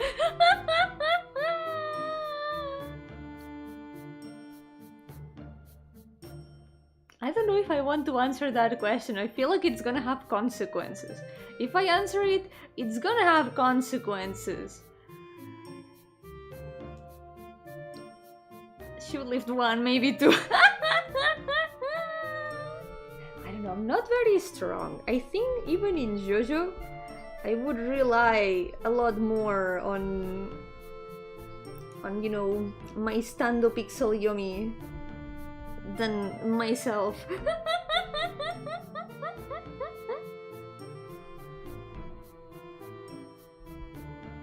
Profile pictures now Gardenia mousepad.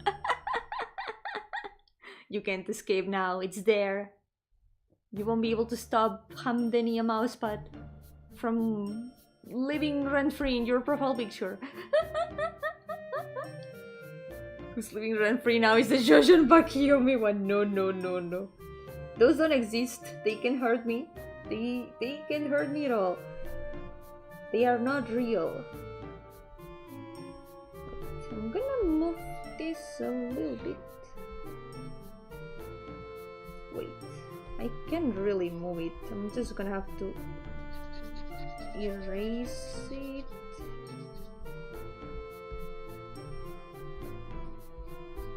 Like this. Was talking in tons.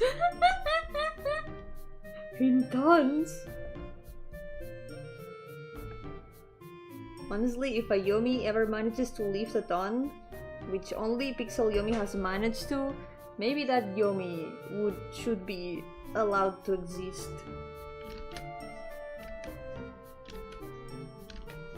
But I don't think I don't think Bakiyomi can do that. Bakiyomi could never. She can be stronger than Pixel Yomi.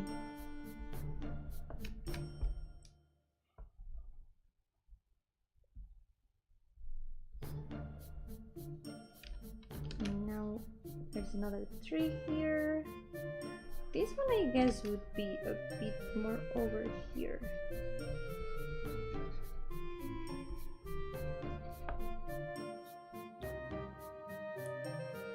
At that point I don't think we actually have any say on whether it exists. The same cannot be said in reverse. It's out of our control. If it exists or not. Goku Yomi le gana. Bueno, Goku Yomi creo que le gana. Pero Pixel Yomi le gana a Goku Yomi. Pixel Yomi es la Yomi más fuerte. Y eso es indiscutible. The strongest Yomi is always Pixel Yomi. That is... There's no discussion on that. It's just the facts.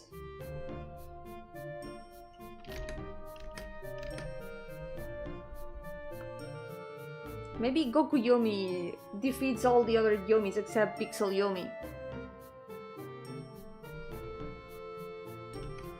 El Yomiverso. Sí, es el Yomiverso. It is the Yomiverse.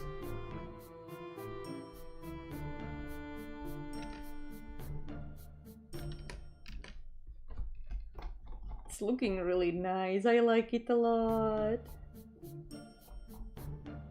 I really like how these two turned out.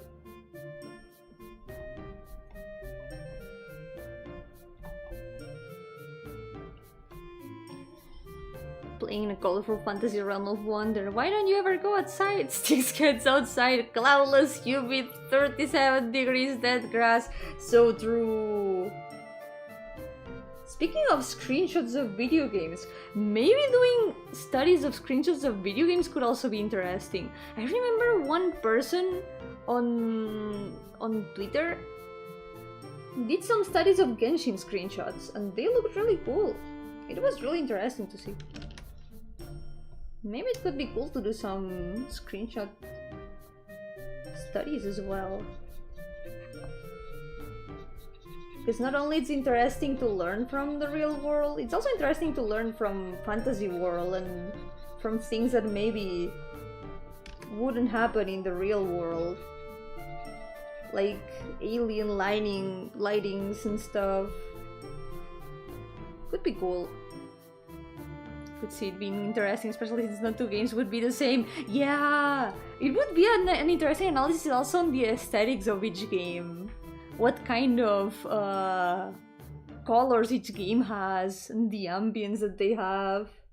It would be really cool, I think. Kinda wanna add some more green up there.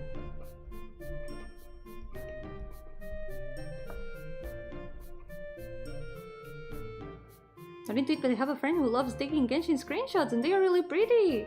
Oh, it would be good material for practice.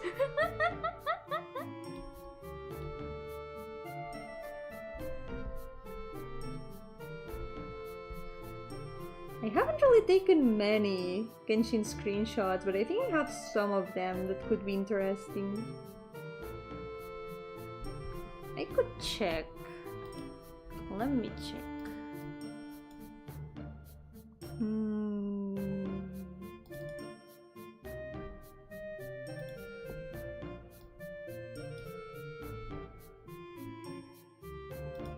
Officer has never seen the bargain bin of Steam RPG Maker games. There's a lot of them there that use the RTP, the default assets. I guess that is true. A lot of them do that. Where are the screenshots now? In the Genshin launcher here, maybe? Oh, here, I found it. Yo, Héctor, ¿qué tal? Bienvenido. Estoy practicando dibujando fotos hoy. Estoy aprendiendo de fotos. He hecho estos de momento. Me gusta mucho cómo se ven. Let me see, I found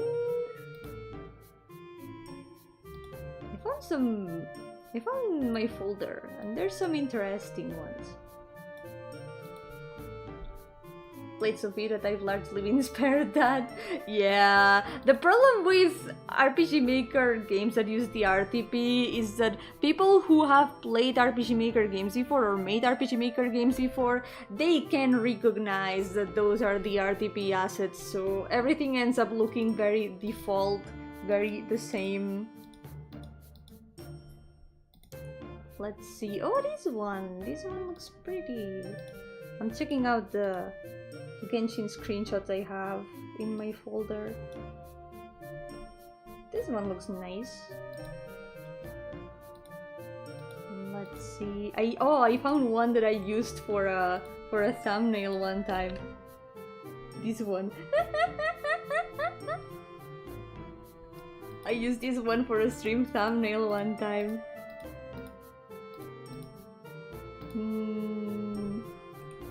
There's also this one. I guess there are a bunch of them that could work for studies. And also maybe the cities and places like that. Maybe the places could be interesting. Well, the cities. Maybe it would be easier than trying to study real cities.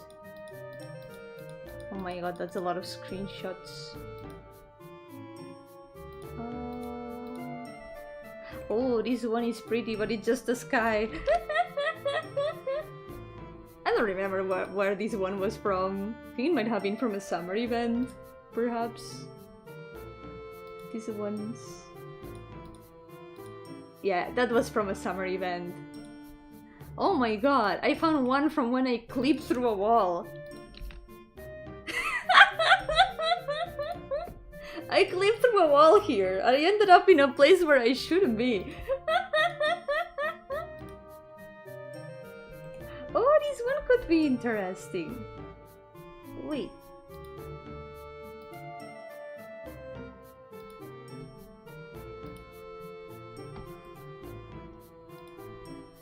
This one with the flowers. Could be interesting. Goose behavior. Yep. It is ghost behavior. I had to investigate a little bit there. Didn't you try to find some creepy stuff to send one of those out-of-bounds secret YouTube channels? There was one weird thing I found actually. I saw like a bunch of chests from below. But then I found the place in game and there were actually a bunch of chests in the area and I was like, okay, I did not imagine it. It was real. There's this one. Oh, this one looks way big.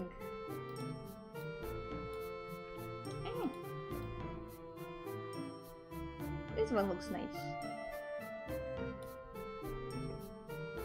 So it's interesting to see how a world space is built under the hood. Sometimes there's nothing, sometimes there's all kinds of cool stuff. Even testing or holding areas if you're really lucky. Yeah, that's true. I saw a video not long ago about the out of bounds of video games. It was really interesting. The last screenshots are really pretty, but there's the... I'm trying to find screenshots that don't have my ID in them. Did you see Natlan photos? Not yet, I'm waiting until I get to see it for myself. Because I still haven't played it yet. I haven't been playing much Genshin lately. But I guess maybe the next week I'll start it or so. I want to see it for myself and see how they did it and all that. And yeah, there's a bunch of interesting screenshots that maybe could work. We'll see.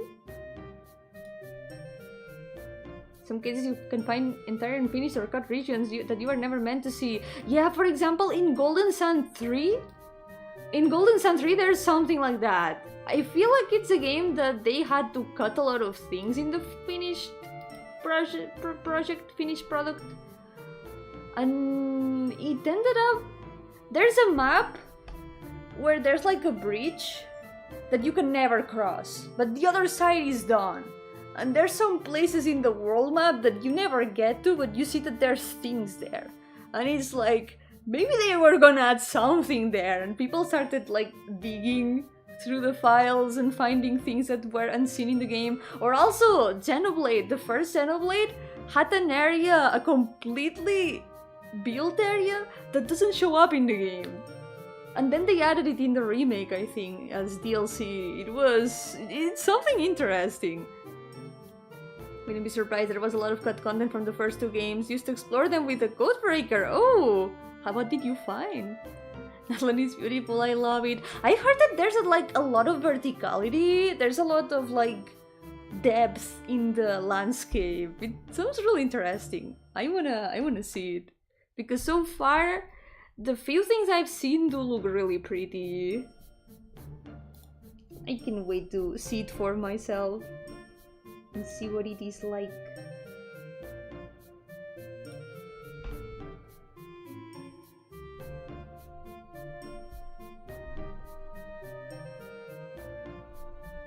But But it was, when I went to the out of bounds in Genshin, it was kind of eerie, because it was like, yeah, I shouldn't be here, but I can kind of explore and see places from the outside. Like, for example, there were, I had to walk along the edge of the floors, like the little space between the floors and the walls.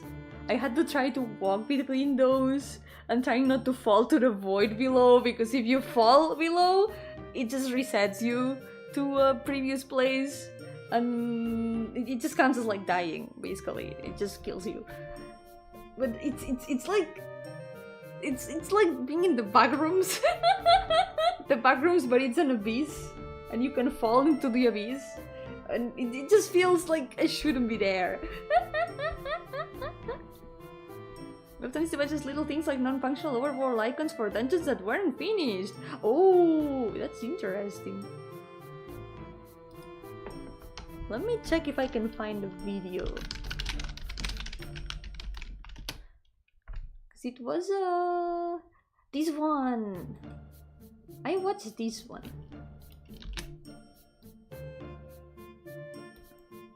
Let me see.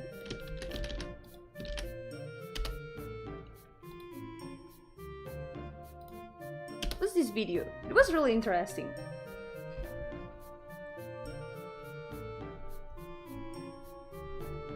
Sometimes places you weren't supposed to be able to return to would have updated dialogue referencing events that occur well after you leave them. Oh, I guess it messes up a little bit with the switches of the game. It makes sense that it would cause some bugs to go into places where you're not supposed to.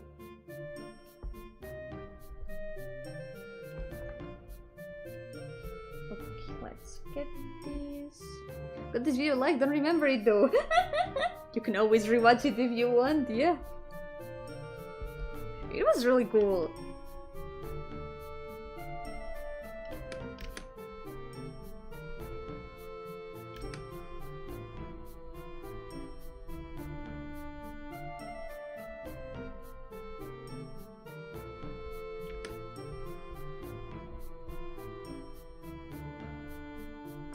Cool when you think about it, the video games are like constructed spaces.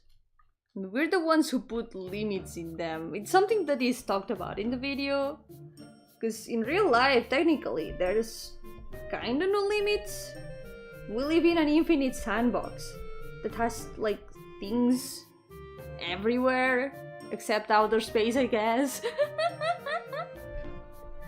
But in video games, you're like watching it through a frame in a way, from first person. It's like a world, an artificially made world. Limit is the hardware you're using, not in real life.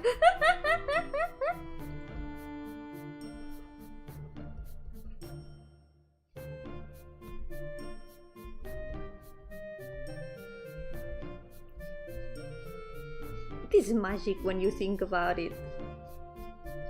We give shape to places that don't exist, and we make them able to be visited. We can walk in them and investigate them and find things and take photos in them. I really like when games make you feel like you're inside the game and not sitting on a chair in your room. Games that make you feel like you are in the place where you're in the game, even when you're sitting down. And when you close them, it feels like you have like just returned from being outside. In real life too, good luck pulling a card with a mouse, but I'm talking about the environment. I mean the environment.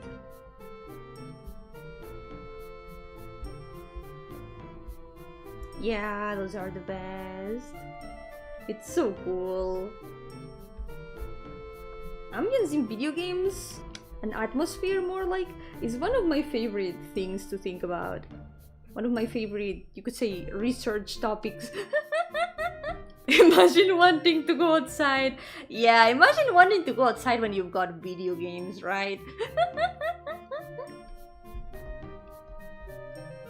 It's something I feel like I always end up talking about a lot, but atmosphere in video games, it's one of the topics I enjoy the most. The way that video games try to transmit an atmosphere to the player and the way they manage to accomplish it, it feels like pure magic, witchcraft. It's like, whoa, they managed to do that through the resources they have.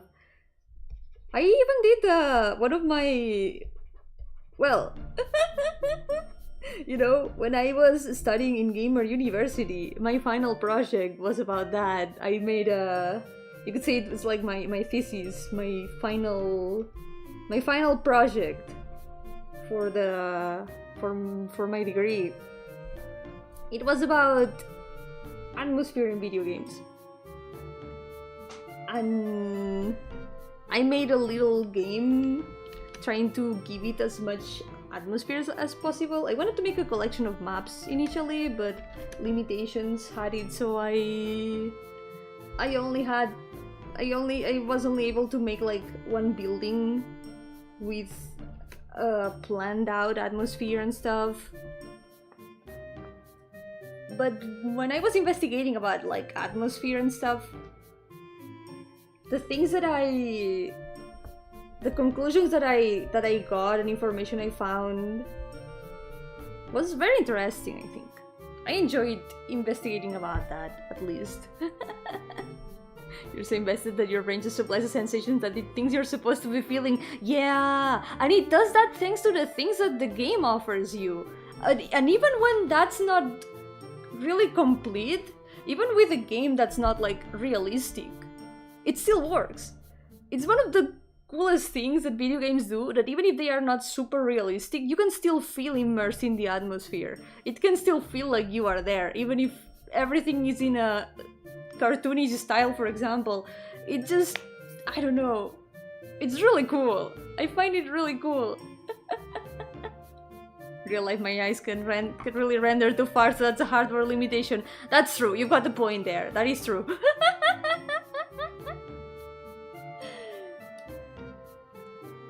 The conclusions I got from the way video games approach the atmosphere is that one of the things I investigated was what things compose an atmosphere in real life. So what composes the atmosphere? It's what we see. There's also what we hear, what we feel, like the temperature, or if there's like any texture, if we are like standing on a surface that is rough or smooth. That also adds to the atmosphere. Also, the amount of echo, the colors, oxygen, nitrogen, argon, carbon dioxide, yeah, those two. The smells. Wait, give me a second, cats. Yes, it's cats, ignore the sounds, don't worry, it is always cats. The cars. So that is like the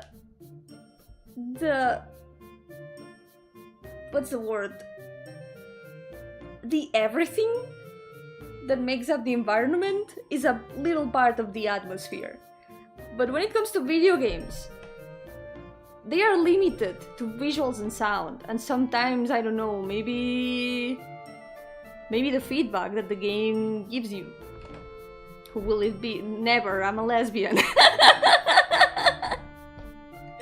At most it would be a girlfriend, but I would be worried if a girlfriend started making these noises.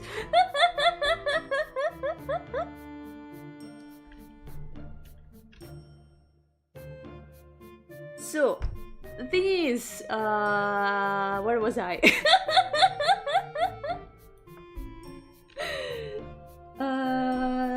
So video games are limited to only visuals and sound and sometimes some feedback. I don't know, for example, the if the controller gives you feedback, if you're playing a controller and it like vibrates for a moment, that also adds a little bit, I guess, but not much. I feel like it doesn't add that much.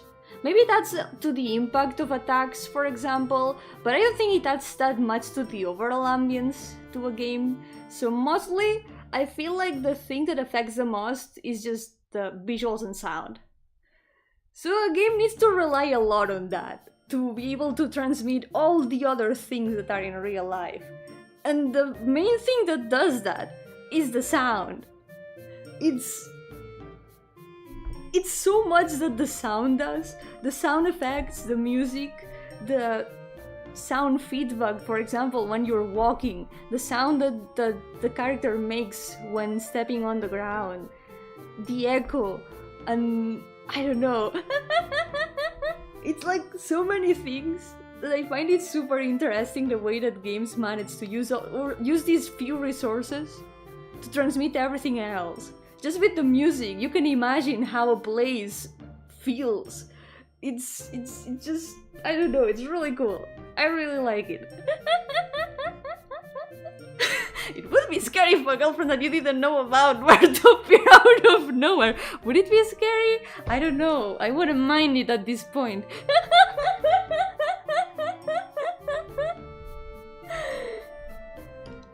But other games overuse music stings. It is hard sometimes with horror games. I feel like horror games need to put a lot of effort into the sound design and music, because a lot of the fear does come from the sounds.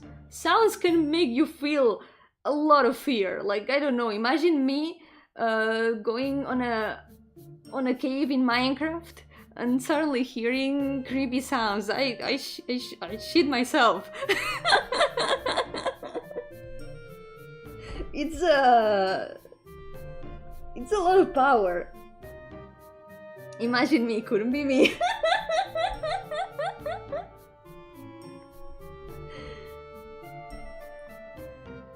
And one thing that I feel that horror games can use very well though is silence. Because the lack of sound also adds so much to the ambience. It really adds a lot to it. Creepy sounds in Minecraft games are the worst. So true.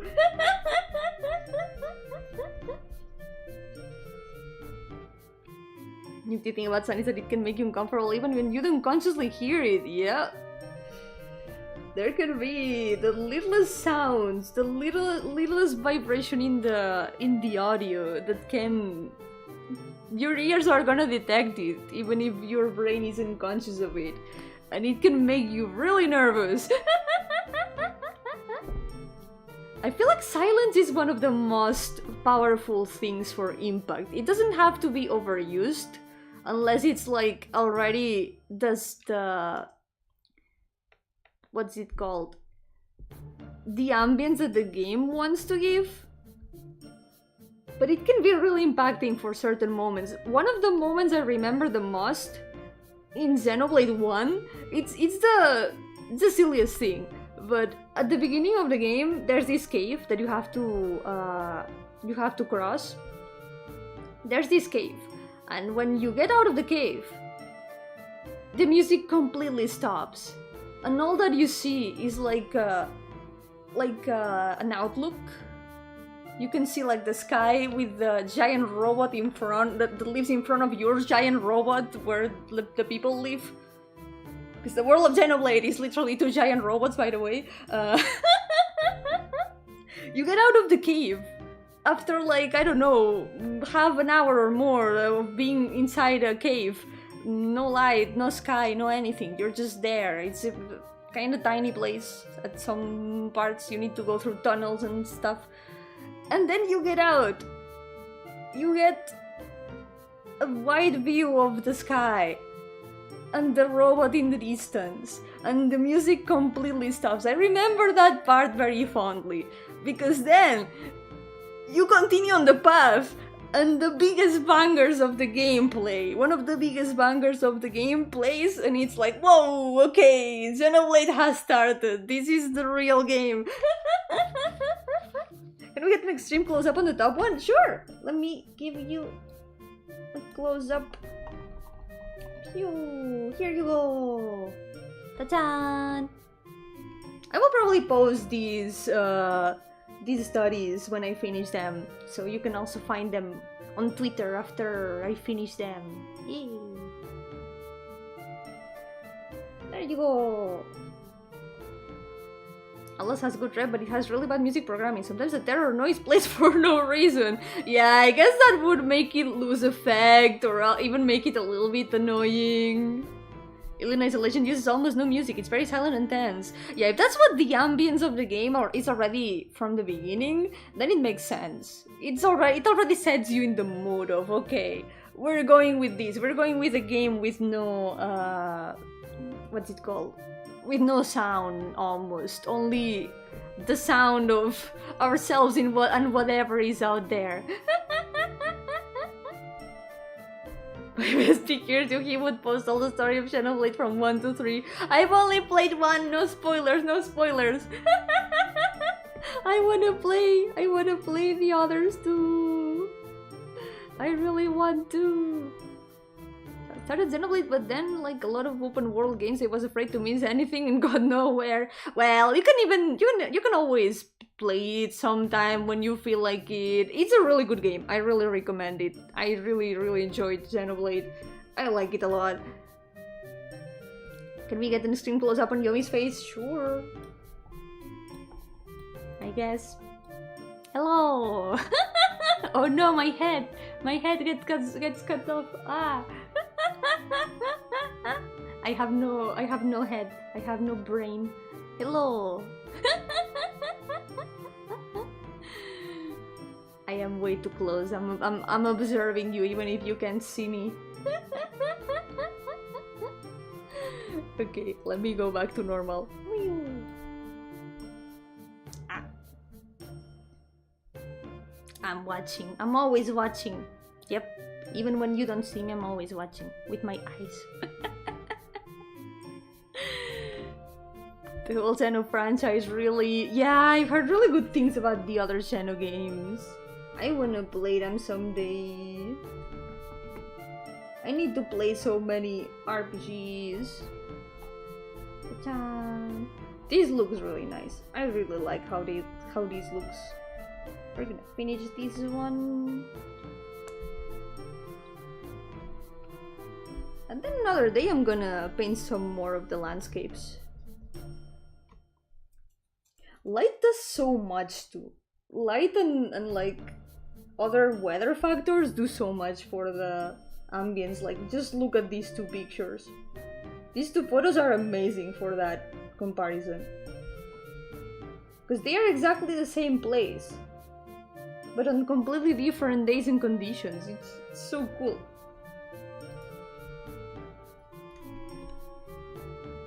Okay, let's go.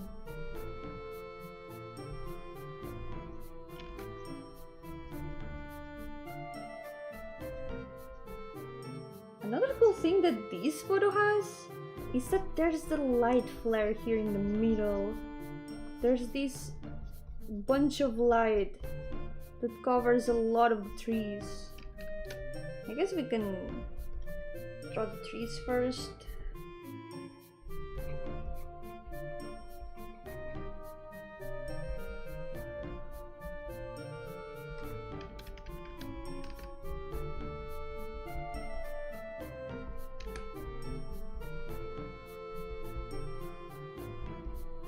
This tree, right? Yeah, it's this tree.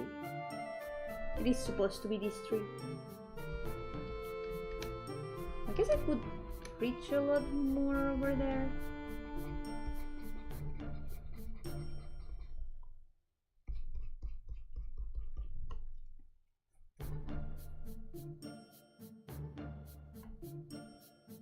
We can also see a lot more of the shape of the branches in this picture, because we see a lot less trees. They blend with each other a lot less.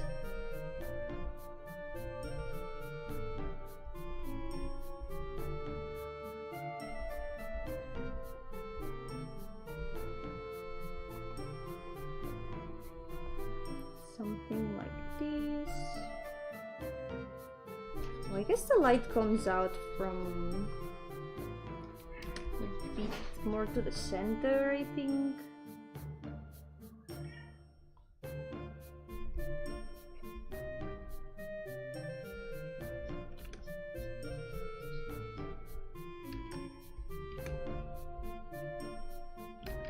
You can just make them very sketchily. I think the cats are fighting in my room.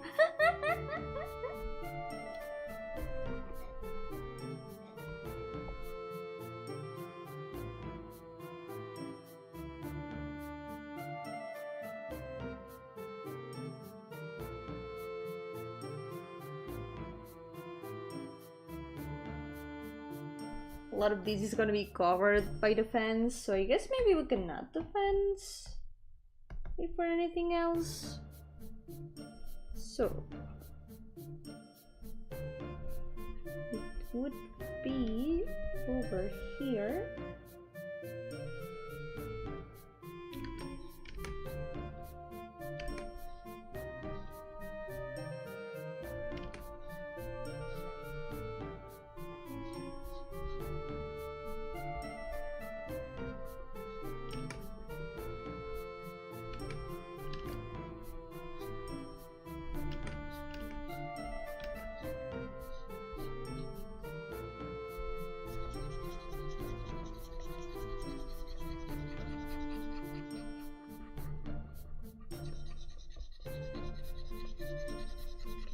At least this way we can get the shape.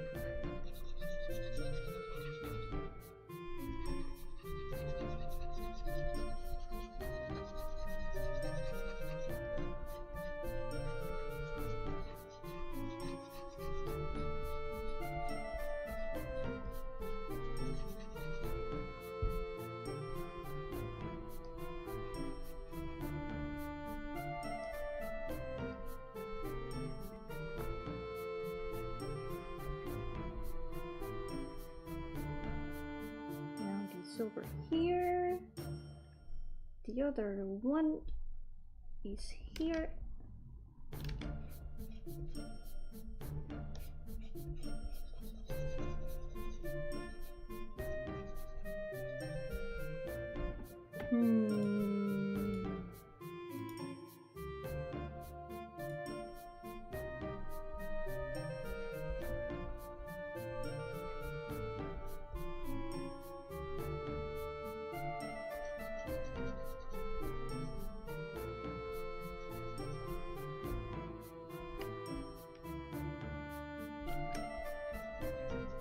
Maybe here we could do like the other and just paint the last poles behind in the other layer.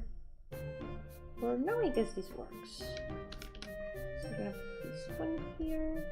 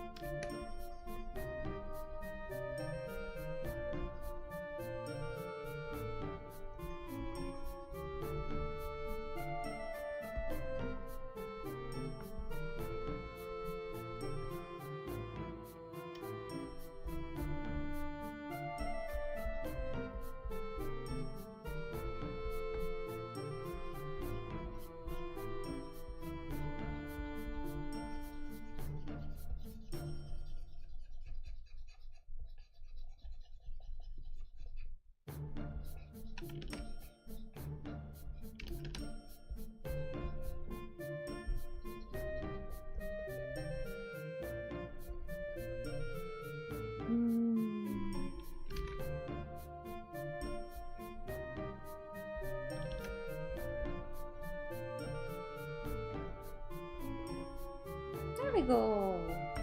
It's getting closer.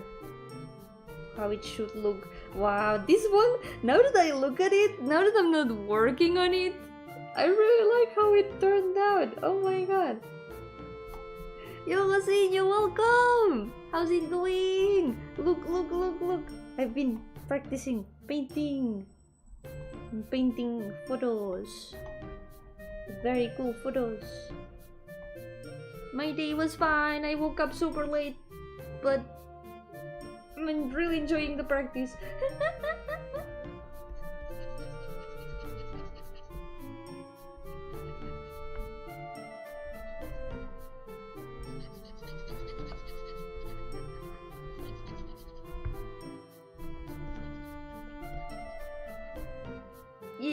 thank you. Oh, save. Thank you. Thank you for reminding me to review. I need to remember to keep saving. I save from time to time, but I don't remember the last time I did. Meow. Oh my god. The cat said meow. How could this be?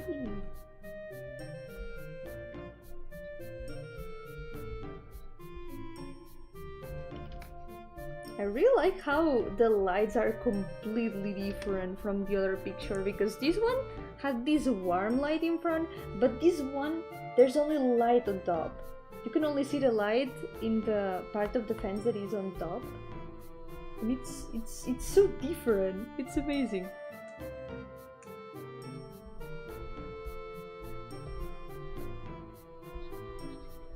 Let's put this a bit higher up.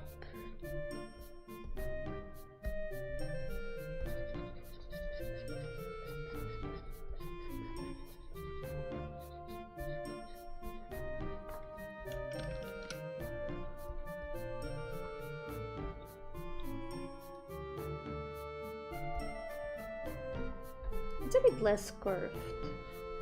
It's more like this.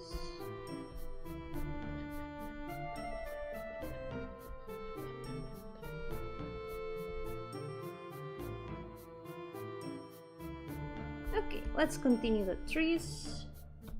So this tree, I think it's more like this one. This one doesn't really have that many leaves around it.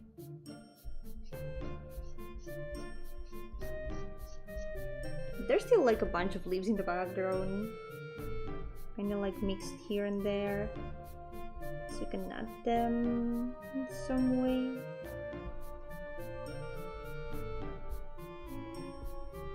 They don't need to be perfect, as long as they more or less capture the shape, it works.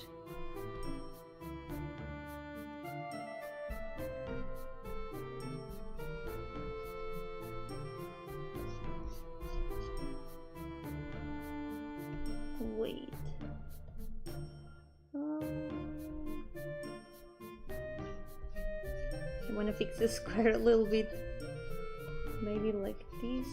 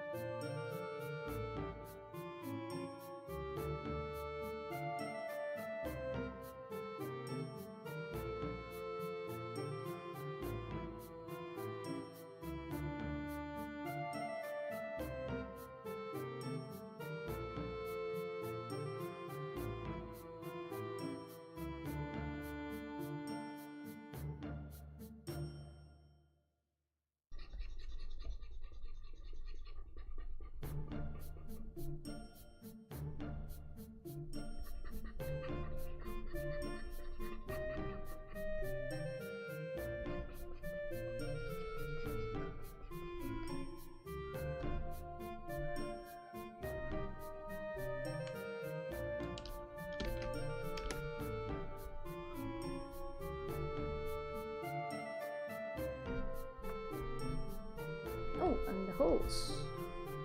Shouldn't forget those. There's one here, one here. The wood of the texture is gonna be a lot less visible. It's like a lot more mixed with the shadows.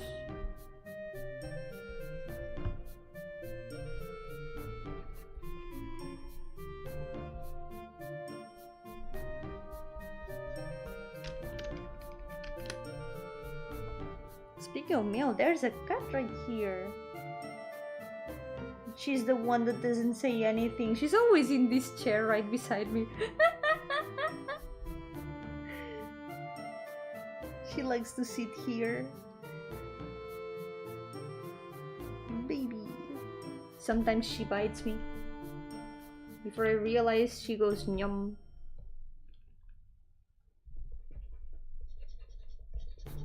She's a creature.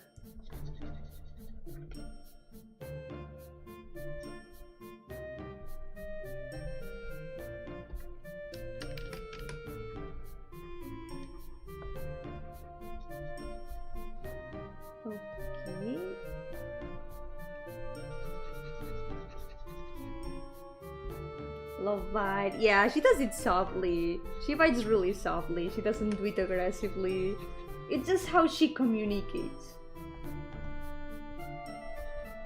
She does it with affection.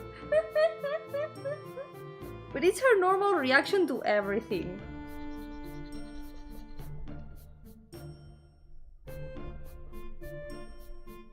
Truly a creature.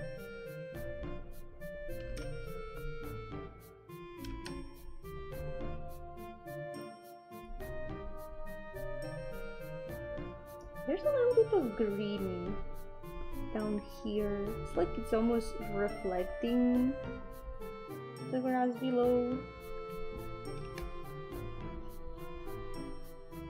It's an interesting effect. I guess we can use it for the texture of the wood a bit. She's a savage, yeah. An ungovernable creature. She's asleep right now and she's so cute. I have to forgive her. She's adorable. She's so baby. She can help being a baby. She will not escape the baby allegations. Oh no, she woke up. She's looking at me now.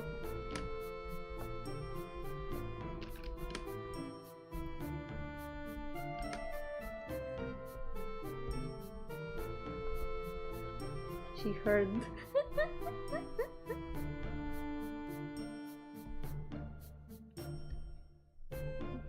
These smell like here.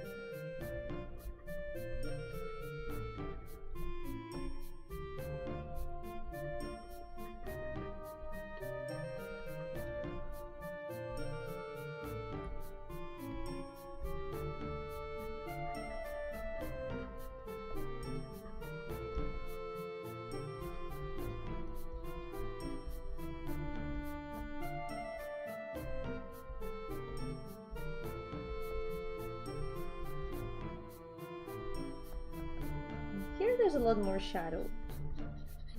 This part can be shaded a lot more. Save check! Let's save again. She didn't like you calling her baby. She never likes it when I call her baby. Come here. You're a baby. She doesn't even say anything. She's so silent always. You have nothing to say, really. You really have nothing to say at all.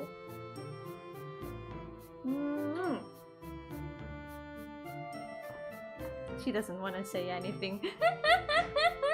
She almost never meows. She used to be super loud when she was small. But ever since the exorcism, she's been super silent.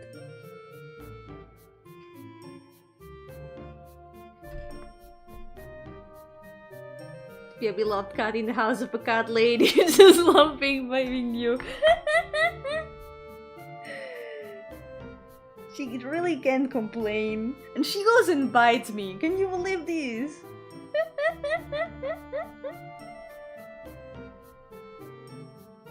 Baby.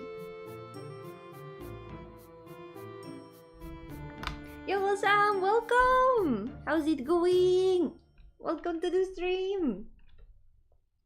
Why would you let her watch that movie? No wonder she's so quiet. She's traumatized. Unmute her. Maybe they left the mute button on in the exorcism. Oh no. Nah, the thing is, when she was small, I'm talking about my cat for those who are missing the context. I'm talking about one of my cats that almost never meows. So, when she was small, she would always meow super loudly. You know, when cats are in that season of the year, they start meowing super loudly. She was unbearably loud. She was like meow, meow all the time, all day, 24/7. it to the point that when I was like in a call with classmates to do on some to do some work for university, the cat would start meowing like some rooms away, and it would sound as if she was in front of the microphone. That's the level of loud that she was on. Bye bye, shiny buddy, take care. Thank you so much for coming and have a good rest. And Yo-hooo Tetero, welcome. ¿Qué tal? Bienvenido. She got bored of meowing. Maybe she got bored of meowing. She got too tired after meowing so much when she was small. So, that was the level of meowing that she was on. She was incredibly loud. She gave me headaches. And she did not regret any bit of it. She meowed all her meows. Now she's got no more meows left to meow. Now every time she meows, she sounds like a plastic toy. She's super weird. So of course, we brought her, my dad and I, we brought her to the vet for an exorcism because we started thinking that she was like possessed by a demon or something. And by exorcism I mean neutering, of course. And ever since then, ever since the surgery, she hasn't meowed at all. Well, she does meow a little bit from time to time, very rarely. And when she does, she sounds like a plastic toy, right? You sound like a plastic toy sometimes. But you don't want to meow today. You don't want to say anything today.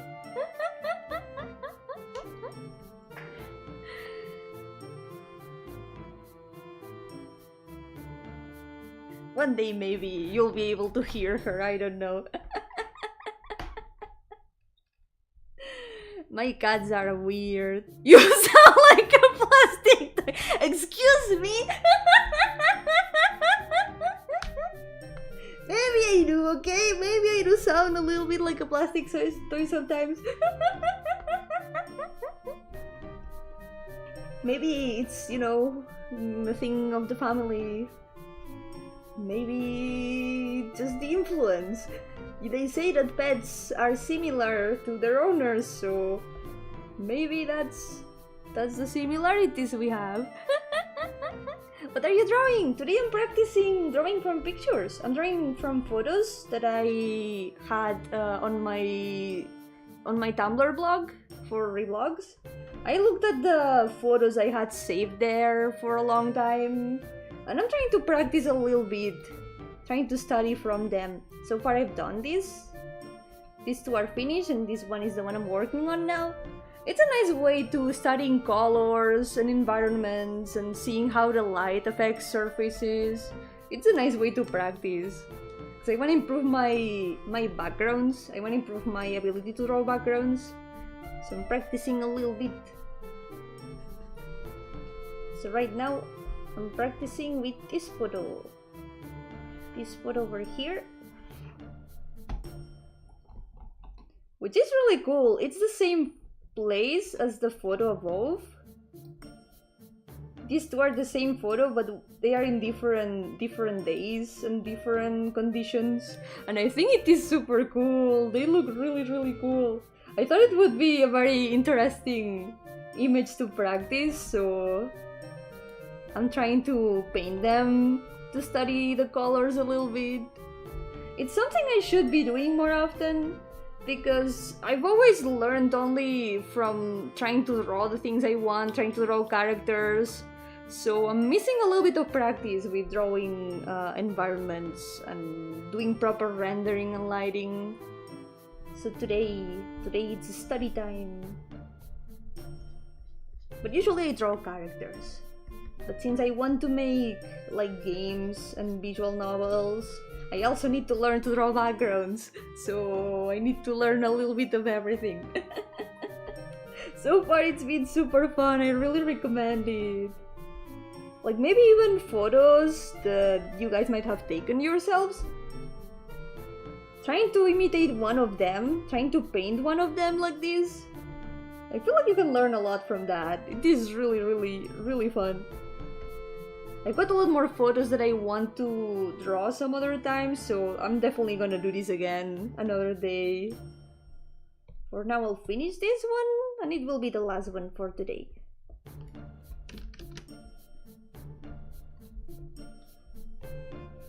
Let's see... Have you ever made a study of the cactus? I should! That would be interesting! Because I also don't have that much practice drawing animals. It would be funny doing studies of cat photos of my cats.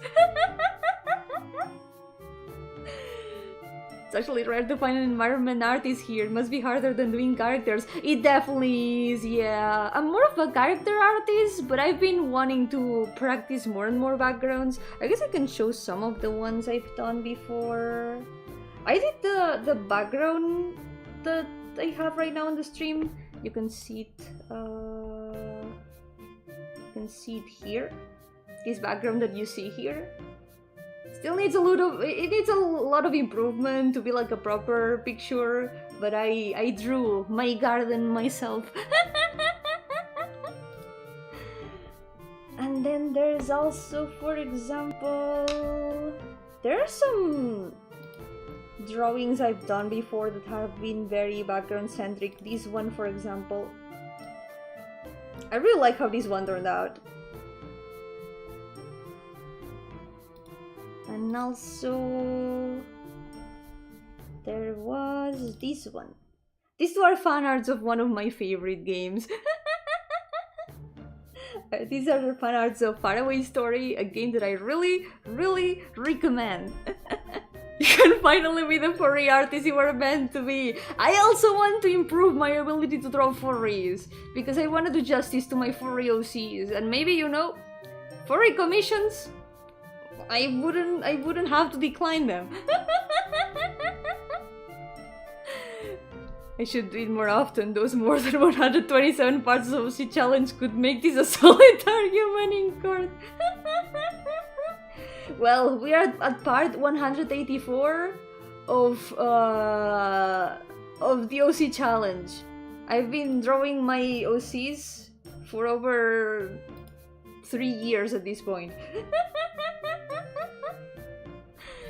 Furry commissions are big money too. Yeah, and I would be able to do them justice, because right now my ability to draw furries is very limited. I need to practice a lot more. She's also a kitchen artist, though her works are very abstract. What do you mean? Choco nuggets are not abstract at all. Choco nuggets are very specific and concrete and also delicious. So, what other one do I have? Oh yeah, I've got some screenshots of the... Oh yeah, earlier I was talking about the project that was my final project for university.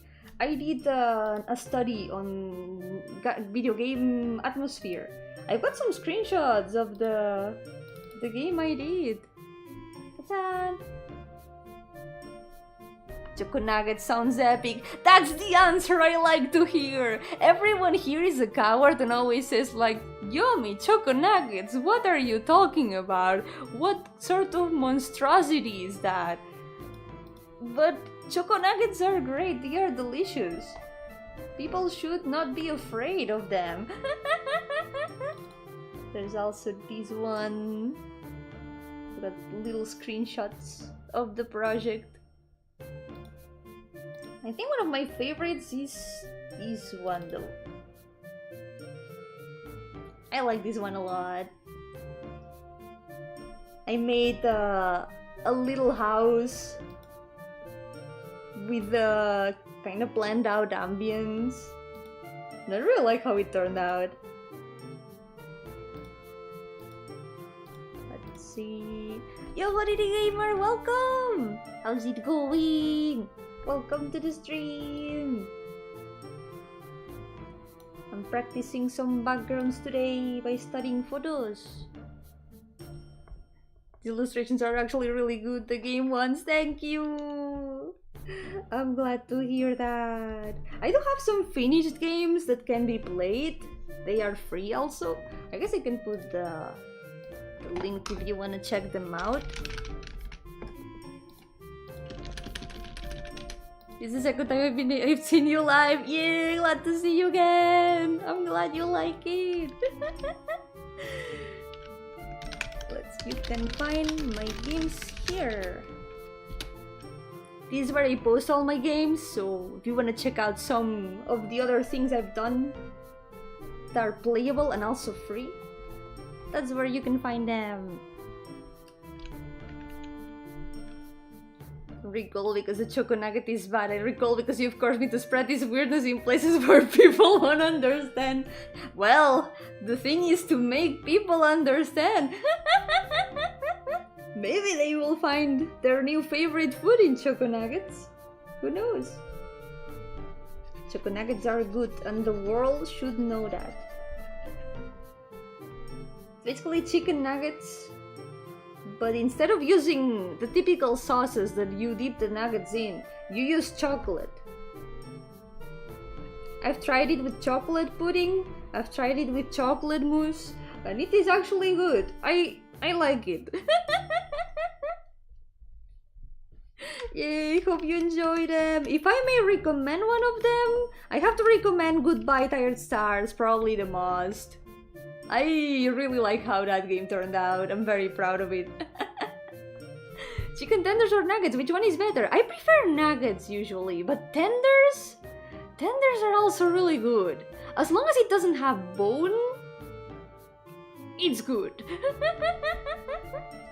I definitely enjoy nuggets and tenders more than, for example, wings or drums. I enjoy them a lot more. Oh, domingo sale la entrevista. Let's go. Muchas gracias, ojalá. Gente, para los que habláis español, este domingo en el canal de Ocelot sale la entrevista que me hizo el otro día. Yeah. Cuando salga la pondré también en el chat por si la queréis ver. So I got interviewed by Ocelot the other day, and this Sunday the interview is gonna come out, so I will put it in the chat when it comes out, and also probably in a community post. Now that I remember that community posts exist. I should probably put it there also. Thank you. What about fry shake? Wait, like a shake made of fries, like a potato juice? It could be like some sort of mashed potatoes, wouldn't it? Interesting. Nuggets are from when you're just hungry. Tenders are from when you want to do something special. Do not recommend it until you do the DLC. More people will start asking for DLC. But I don't have any plans for DLC for now. I think the game is fine as it is for now. Maybe someday I'll do something more with it. But for now I think it is fine like this. But I really like how it turned out. It's a game I made in like 2 weeks more or less. And one of the weeks was to make the music.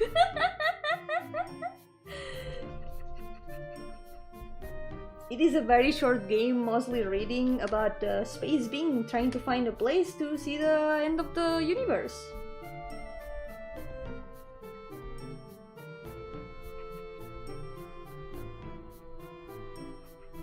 Hold up, you make games? Yeah, I do!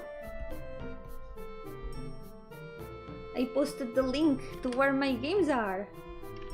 Music, not that much. I'm practicing a little bit how to make music because I wanna try to make music for my own games. But so far, I've only done like short loops or just... I made a proper song for Goodbye Tired Stars, but that's like the only full song I've ever made. It's even in the channel. Wait, I can put it here.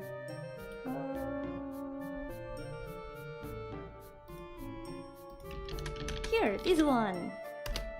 This is the song I made for Goodbye Tired Stars.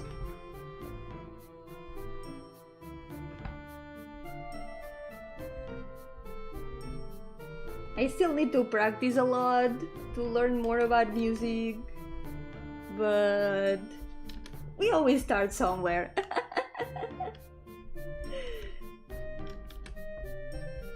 It's one of the things I have to improve, but it's a matter of practice. Doing the same thing! Oh! What are you doing now?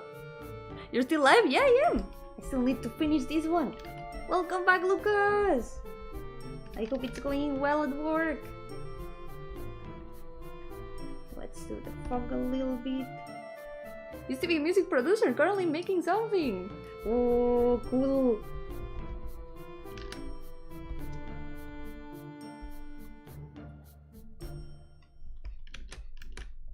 There's still so much I don't know about music. I did take piano classes a long time ago, and I also did like music language.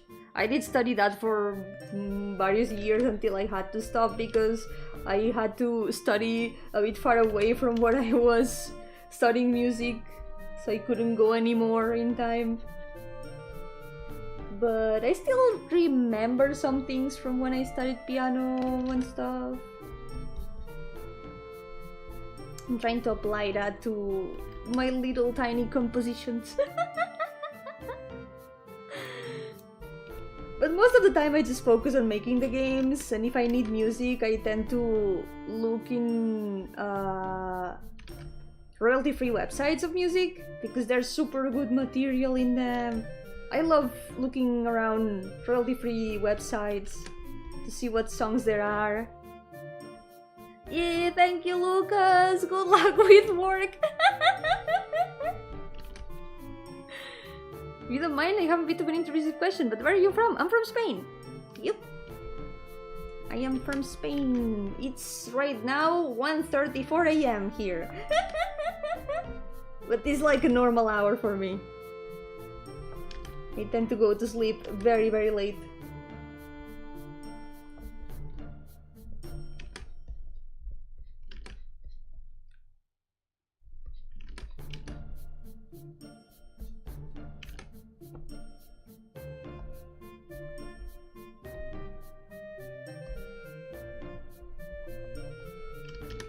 Let's add some more. It's like there are some lighter spots. I think that's all Europeans. Yep, we've had mostly similar time zones here, I think. A lot of Europe has the same time zone, I think.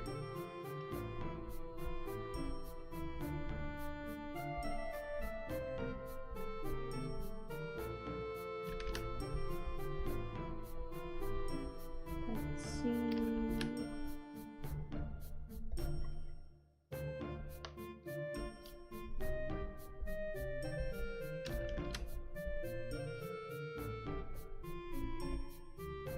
Right now at the moment, I'm working on a visual novel, and since I want to do the backgrounds, and I've been pretty stumped with that, I've been having a little bit of trouble working on them.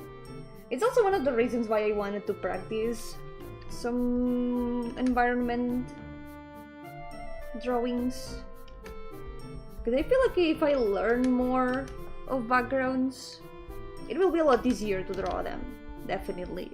It just makes sense.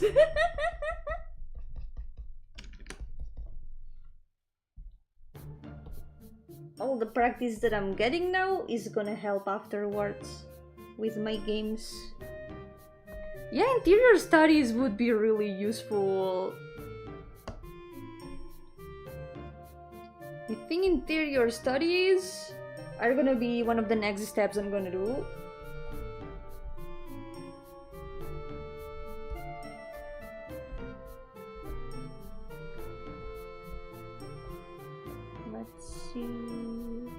Maybe I could try to find like cafes to paint, because the background I was stuck with was a cafe background, the interior of a cafe, and it's been hard. Maybe I can get to guess where I'm from with one word. Which word? You don't have to share it if you don't want to do it. Don't worry. Remember to be safe on the internet.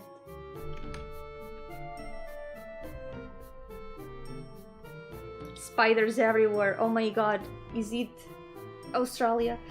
I know there's a lot of dangerous spiders there. Oh my god. Yep. Oh my god, I guessed it. It's almost the other side of the world.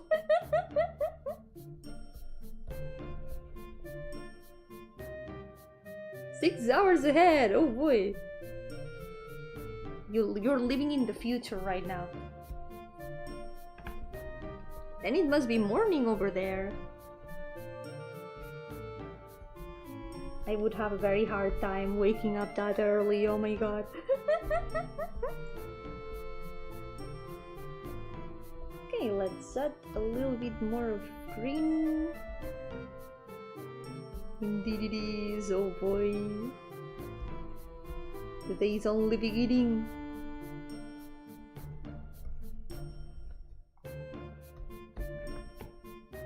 Let's see.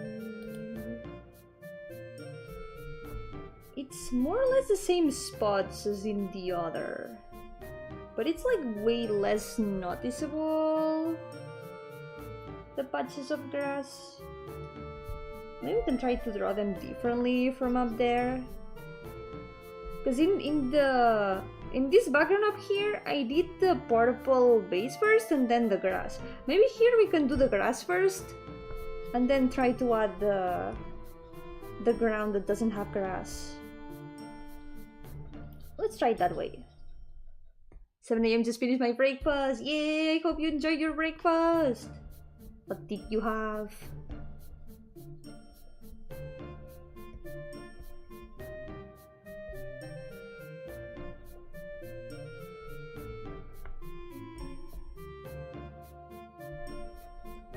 This goes like this. So the closer the grass is to the point of view of the image, the greener it's gonna be, and the farther away it is, the more gray it's gonna be because of the fog. We need to consider that a bit. Let's see.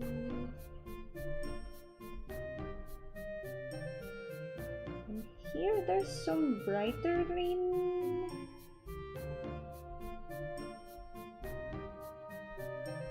There's so many colors in this green. And this one works. Oh, chicken tenders and coffee. That sounds like a very complete breakfast. Yup.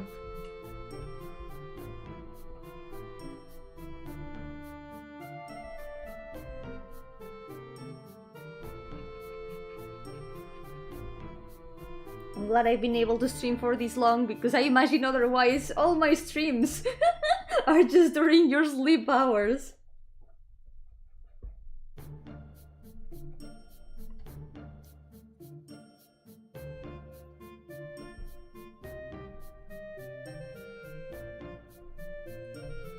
Let's get...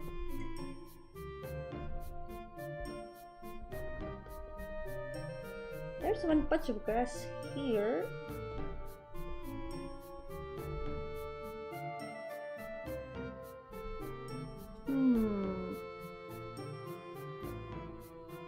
It's gonna be a bit hard, this one.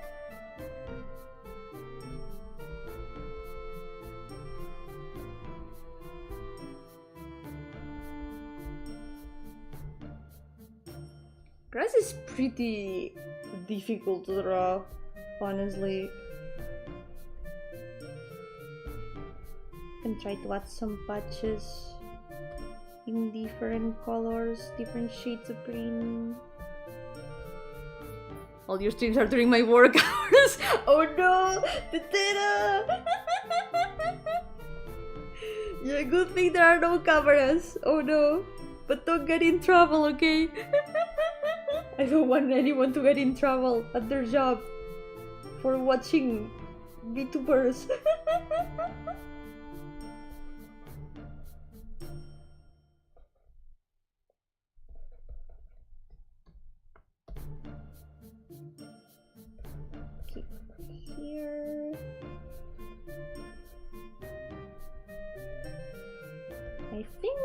if we add a bunch of these different spots, when we start doing the grass strands, it might be easier to make them look like grass and define the spots a little bit better.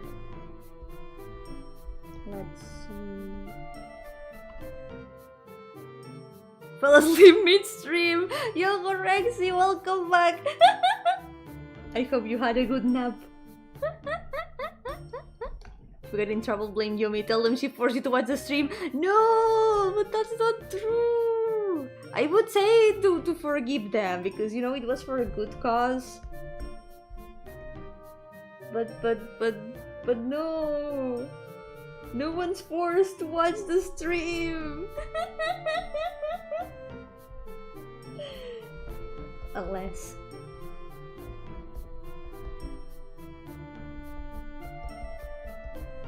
The other guys listen to Kumbi at full volume, it's fine. Yeah, then it's fine. They can complain about you watching VTubers then. And honestly, I'm not one to talk about, like, not doing other things at work, because I used to draw at work. When I was working at my ghost job, I used to draw at work. I had a lot of free time. So I ended up drawing or writing. I'm not forced. Yomi's pointing a gun to my... Nah, what do you mean? I would never do that. I would never do that. Haha. It's fine.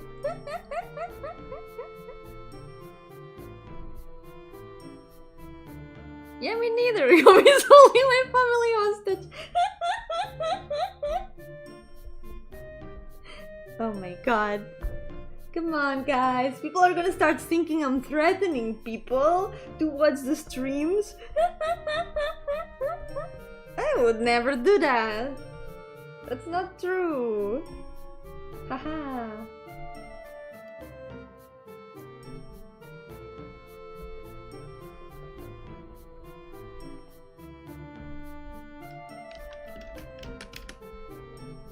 Let's get the shadows done.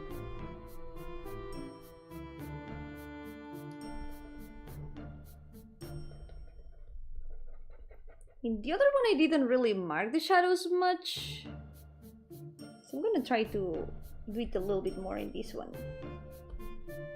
Yomi would never do that. She's a good streamer. Please send help. You guys are so funny. Oh my god. Saying such funny things. No one will believe you.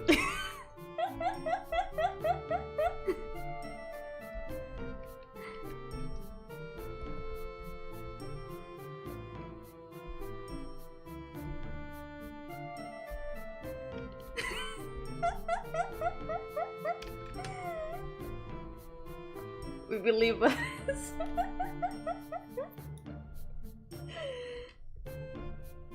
You're all in this together.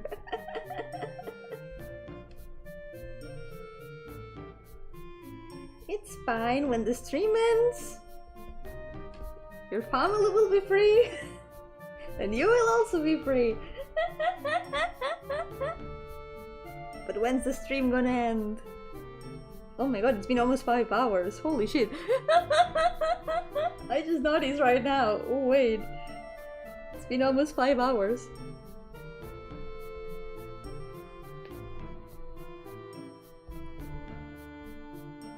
When the stream ends, our life ends to know.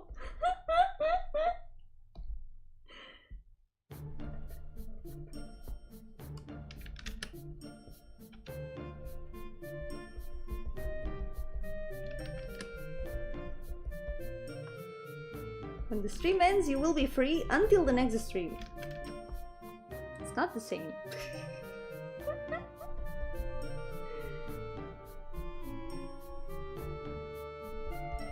I feel like this one with the shadows like this is not looking that good. I know something about it.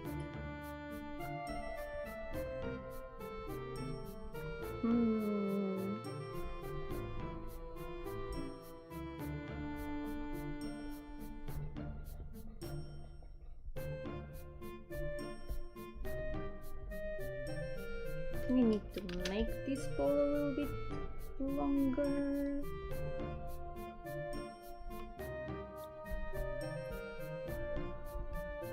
Yeah, this grass needs improvement.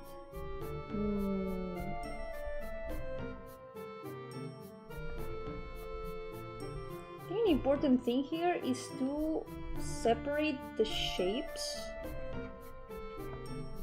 and the way that the light is distributed. But it's pretty hard with grass, because the way grass is shaped is super irregular. I guess all I can do is just add little strands of grass, I guess. Maybe lighter colors?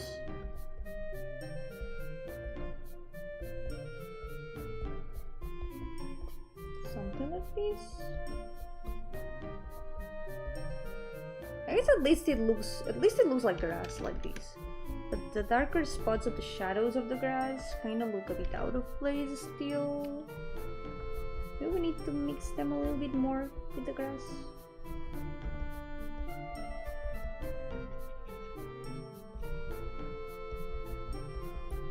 It's gonna look a lot better. We're almost done. Haven't asked my classic question. If I needed 5 items to summon you, what would they be? Also, viewers lane, what would you drop? Those are very interesting questions. 5 items to summon me. Oh my god, Sting! Thank you so much for the super chat! Thank you! This is all I could get this week. Please at least spare my phone. I'll pay up later, I swear. Sting! Oh my god. This is getting real dire. Really, really dire. Oh my god. The dark side of Yomi Gardenia channel. This is worthy of like a clickbait video like that. So what would I drop? I probably would drop the flower in my head. That's what I would drop. And the 5 items to summon me.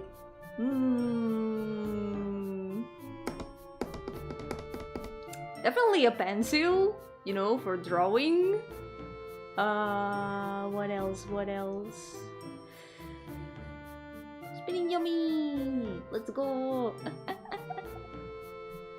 A jellyfish. You would need a jellyfish to summon me too.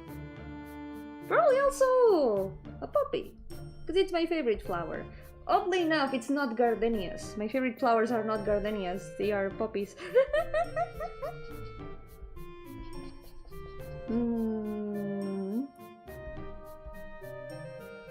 And also maybe a little bit of lace, because I really like drawing dresses. I really like designing dresses also.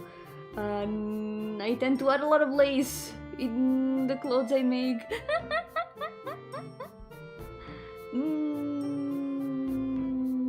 And the last item... What could be the last item? I don't know what the last item would be. One of my cats, maybe. It's the rarest item, because it has to be one of my cats. Now, probably there's something that can work better for the 5th item, but I can't think of anything. YouTube celebrating 20 times they stole Yomi's money. That's true. YouTube does take a little bit of the super chats. Wait, let me add the light. Because there's like a lot of light in the middle of this.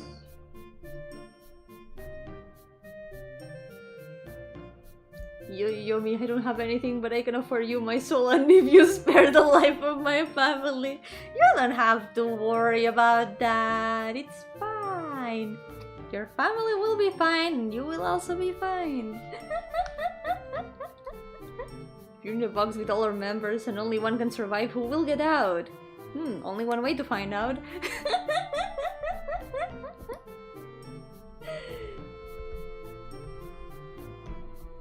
One day we can do the Hunger Games. The Yomi Gardenia channel Hunger Games.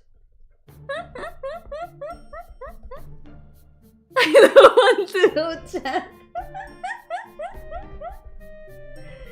It's fine, Sefer. We will all be with you forever. Always.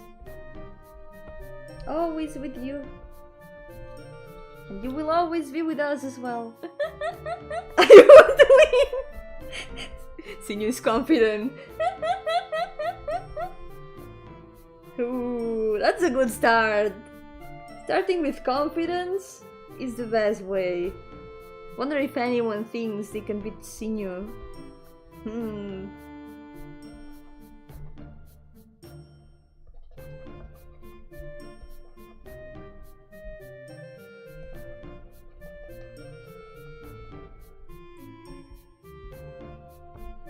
We need to add a lot more grass.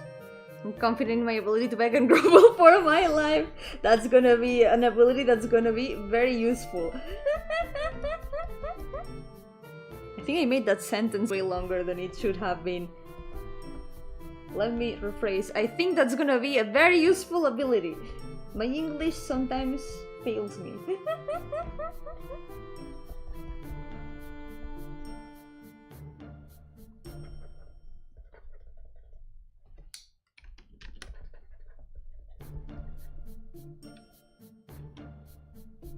Let's see. Maybe if I add another green in this floor. I think this one will be way too... That's way too saturated. After 20 years of walking through the house at 4 AM avoiding waking up my family, I learned to be quiet as a feather. Oh my god, you've got stealth maxed out. Yeah, I think that's gonna be also a very, very important ability to win. No one will see you coming. No one expects to see you.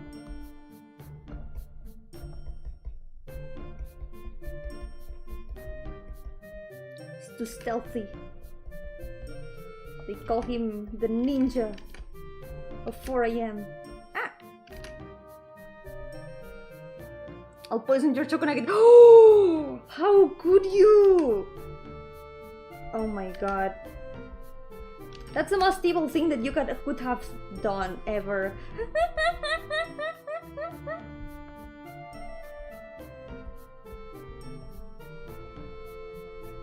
I was gonna offer you an alliance to be able to win.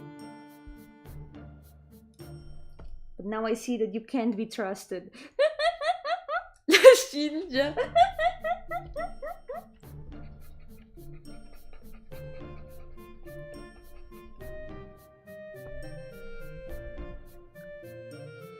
Yumi knows archery, so she's literally Katniss.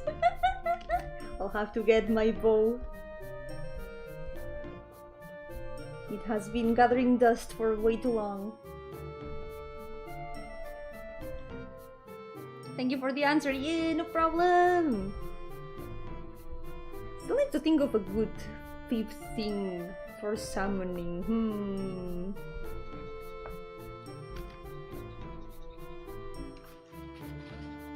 Maybe a bowl of crema catalana. I love crema catalana so much. It's my favorite food. I really like it. That would definitely summon me. The pencil sounds like sniffing. Sometimes it sounds really loud. Can you hear it?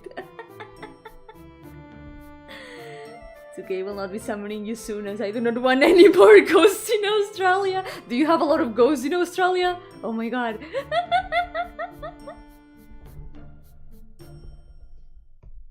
I don't see that many ghosts around here, so having more ghosts around does sound fun.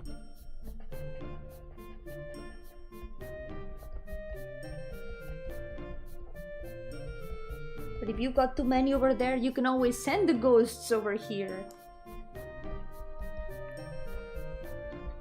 Here we're kinda lacking in ghosts lately. What is it? How is it made? It's made with milk, eggs, and sugar. It is like a custard. It's some sort of custard that has like burnt sugar on top. I do prefer it without the burnt sugar. Also a little bit of cinnamon sometimes. It's basically some sort of custard or natillas. It's really good. It's a recipe from the medieval times. Don't think that's a good idea. Yeah, depends on how the ghosts are. If they are not friendly ghosts, maybe it's not that much of a good idea. Or maybe they are gonna get homesick. That also happens. We don't want the ghosts to feel homesick. I feel homesick very easily.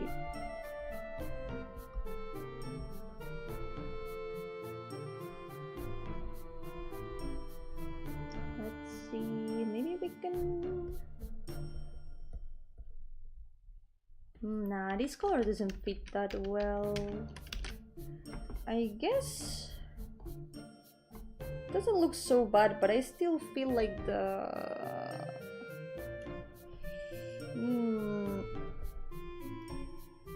Still feel like the shadow in the grass could be better. We need to add more in between. Oh yeah, that looks a lot better, I think. Oh, they are bone ghosts. Ooh, yeah. Maybe they are not so friendly. Is it on its own? Yeah, usually it's eaten on its own. Or maybe sometimes you can like have cookies with them. It's like a dessert, basically. Let me find a picture of it. It's super easy to make as well. Oh yeah, sometimes it also has lemon. Look, this is what I found from like a recipe. This is what it looks like. This is the layer of burnt sugar, but inside it's like a custard. Yeah. You eat it just like this with a spoon. Ta-tan. It's super good. I recommend it a lot. If you guys ever get the chance to try crema catalana, I really recommend it. It's super good. How is Spain's beer? I don't really know because I don't drink alcohol, so my opinion on beer is completely null. I have no opinion on beer because I have never drunk it, but... And I don't really know the opinions of people I know about beer, because I don't know that many people who drink beer here. When they drink alcohol, they drink more like things like wine and stuff. I don't know. I don't really ask much about the opinions on alcohol because I'm not interested in alcohol, so I can't really say what it's like. But we do have quite a bit of different beers here. I know that my dad really likes Japanese beer though. Just the yolks from the eggs? I think so. I think usually it's the yolks from the eggs, but you can add the entire egg. Like as if you were making natillas or like just custard. But I think with only the yolks, I think that's how it's best done. Yep. Also, that's how it keeps the color, I think. Summoning ritual should involve having one untarnished nugget as a sacrifice. After the summoning, it will have chocolate in it. It will have spawned in it. Wine with ice? I don't know. I know there's people who drink wine with ice in summer, but I don't know.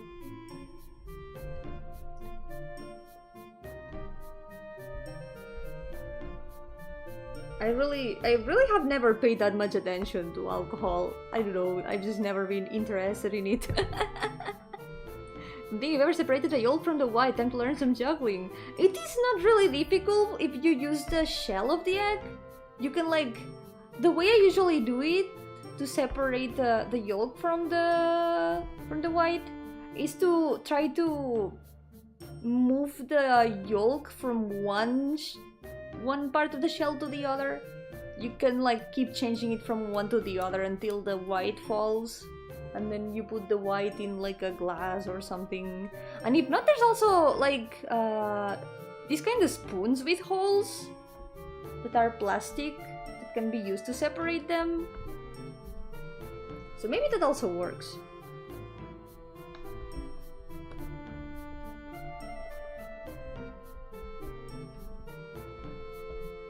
Let's then drink them both. Ew, oh no. Usually if I have to separate the whites, I fry them because the whites are like my favorite part of the egg. So it is like a fried egg without the yolk, and it's not so bad. It's like an omelette. Wine tastes like egg, does it? Wine with ice, I had enough. What's wrong with wine with ice? It can't be that bad.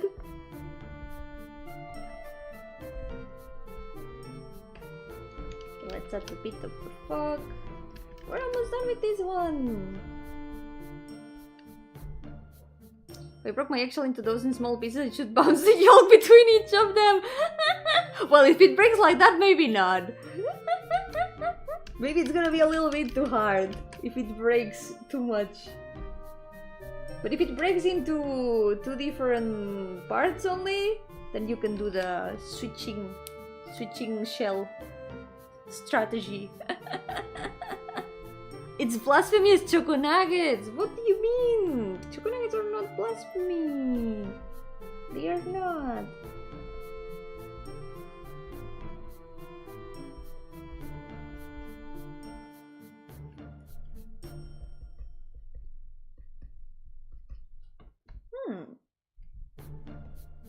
Still feel like there's some things that can be fixed.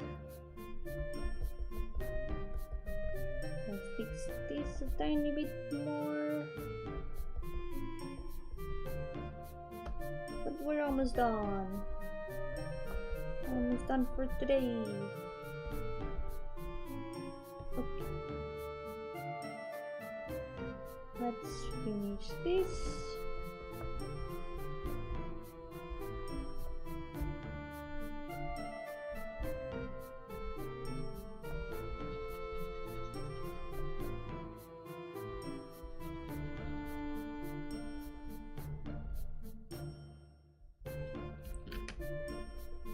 This is gonna be so small, it's gonna be barely visible.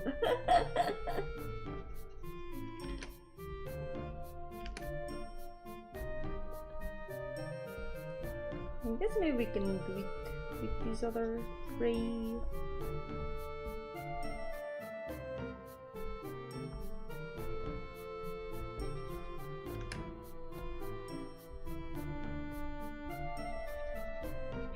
If we mark this part a lot more,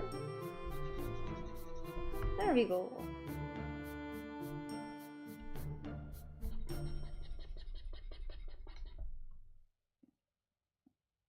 Recipe says I need clay bowls, also corn flour. Yeah, I think you can do it with corn flour, but I usually don't put it in the recipe. But you can try it. If the recipe says it, it's probably still good.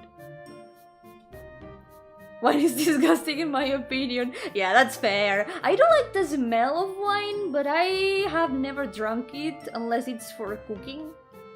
That's the only way I have ever consumed wine, with cooking.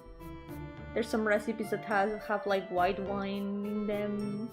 How do I burn the sugar? Usually I make it without the sugar, but it's with there's like these kitchen burners. It's literally like putting fire on top of the. It's like putting fire on top of the sugar. Where is it? Let me see if I can find a picture of it. Kitchen burner for sugar. I guess. Culinary torch, is it called? Culinary torch? With a flamethrower for cooking. Culinary torch. Probably culinary torch, yeah. Look, there's a picture here that is using one on top of custard. It's kind of a similar thing. Like this. I'm guessing it's like something like this. I always do it without the burnt sugar, but this is how it can be done. With a kitchen torch. You just put sugar on top of it and then burn it like this. Yep. Didn't know about wine, but I did hear something similar about beer. You shouldn't put ice on it because it dissolves on the drink and ruins the flavor. People do drink beer with ice in summer here, that is true. People put ice on everything, but then, now that I think about it, the ice just melts and becomes water and then does dissolve the flavor a lot more. I'm scared to give something like that inside the house. Yeah, it's probably kind of scary, but if it's turned off, it's probably fine. In Spain they do things a little different. We're just built different. We do very weird things here sometimes.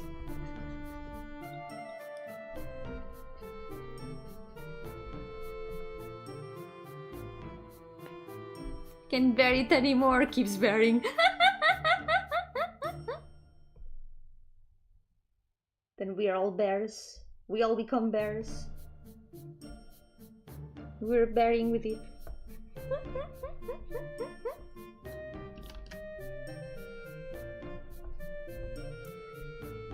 I guess this works.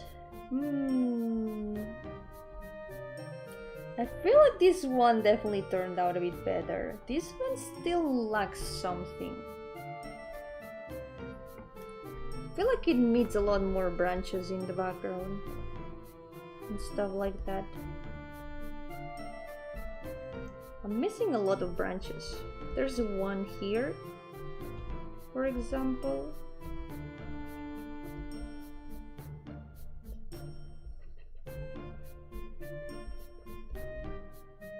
It should be more like this. Because it's the same tree as the one above, so these branches and leaves should reach a lot more. Maybe not that much, maybe here. Seems like guys boost the harmful effects with alcohol. Oh, then I can understand why it wouldn't be recommended. Makes sense.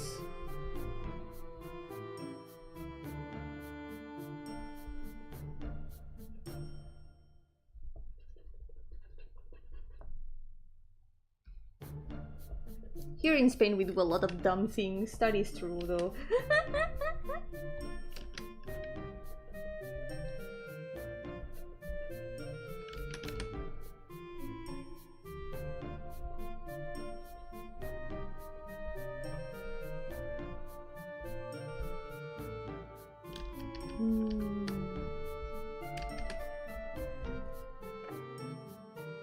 Snip, snip. The tablet.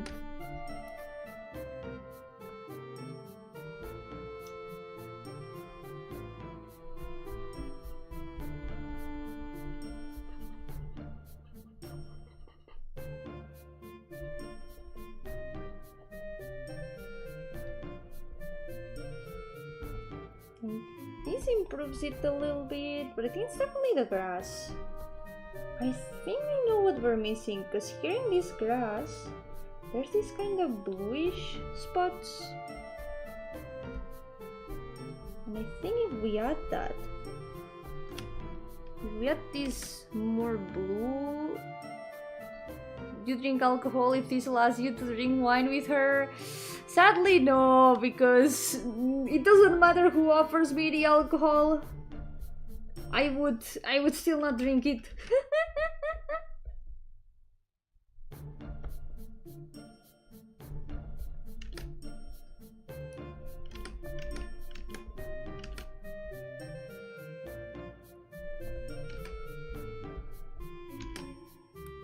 Doesn't matter who it is, doesn't matter who offers it, I would still say no.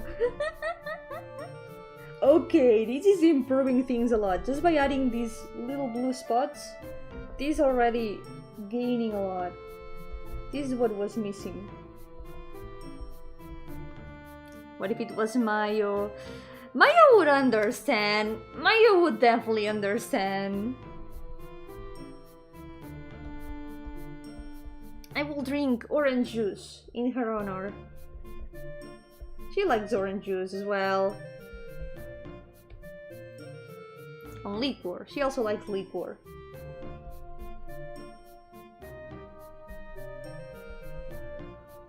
But she would understand.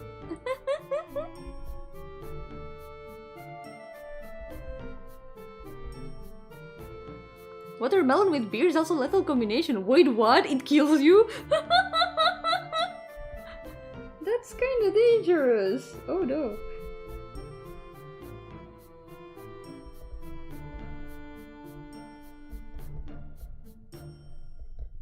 Okay, that's a lot better. I like it a lot more now.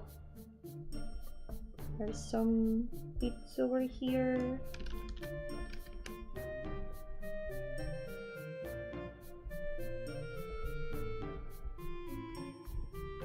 There we go! I think I'm done for today! Ta-da! Gonna save. And that's all! Next day, I'll probably draw some more because there's still some spots here to fill. And I think it's been a pretty good practice. I really enjoyed it a lot. I want to do this again. I really like it. Wait, I'm gonna add some more green here before we finish. So I feel like there needs to be some more. There's like little green spots everywhere, even in the ground. There we go. I really like how it looks. So for now, this will be all for today, but I've still got a lot of more pictures that I want to draw, so maybe next week, maybe the following, whenever I can, I will probably do more of these, and maybe studies of some other things also, because I also want to practice like interiors. I want to practice textures as well. Textures, I feel like it would be very interesting, maybe with photos of dresses and clothes, because especially I draw a lot of fabric. I really draw a lot of fabric and try to make a lot of designs. So knowing the textures better, I think it's gonna help improve a lot my character drawings as well. And especially interiors.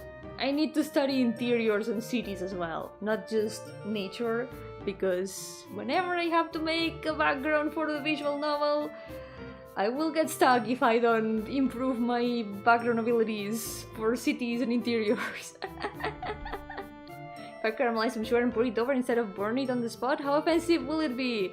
I don't think it would be. I guess it is like a personal choice how you want to put it. Because if it's not an offense that I eat Catalan cream without the burnt sugar, it shouldn't be an offense to just put the sugar in a different way. I think it would be fine. At least you've got my approval for that.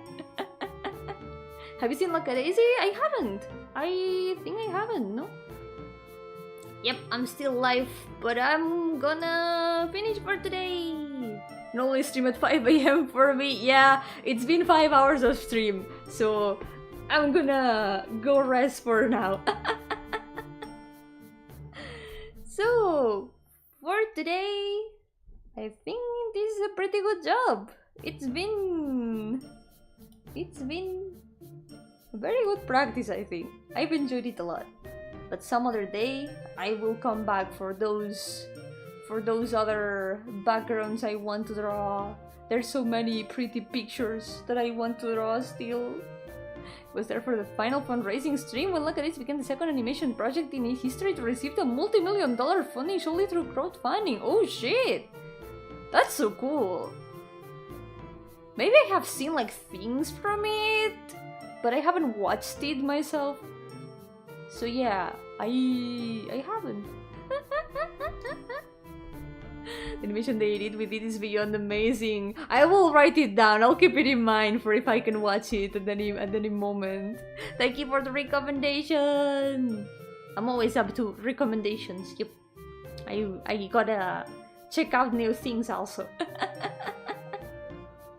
So tomorrow I will be back with La Granard. We're gonna continue La Granard with Aleph. So I'll see you here tomorrow. Probably a little bit earlier than usual or a little bit later than usual. I don't know which one it will be because we still haven't decided what hour we're gonna do the stream. So yeah, I'll be here tomorrow. Only the first episode currently exists, but the full season is in the works. Nice. That's great. It's really cool that they got all the funding through crowdfunding. Holy shit. That speaks volumes of how much the people like the story or the series. It is really cool. Yeah, thank you all so much for coming. Thank you so much for accompanying me today. Muchas gracias por acompañarme hoy. Así que por ahora cuidaos mucho y nos veremos en la próxima. For now, take care and I'll see you next time. Bye bye. Bye bye.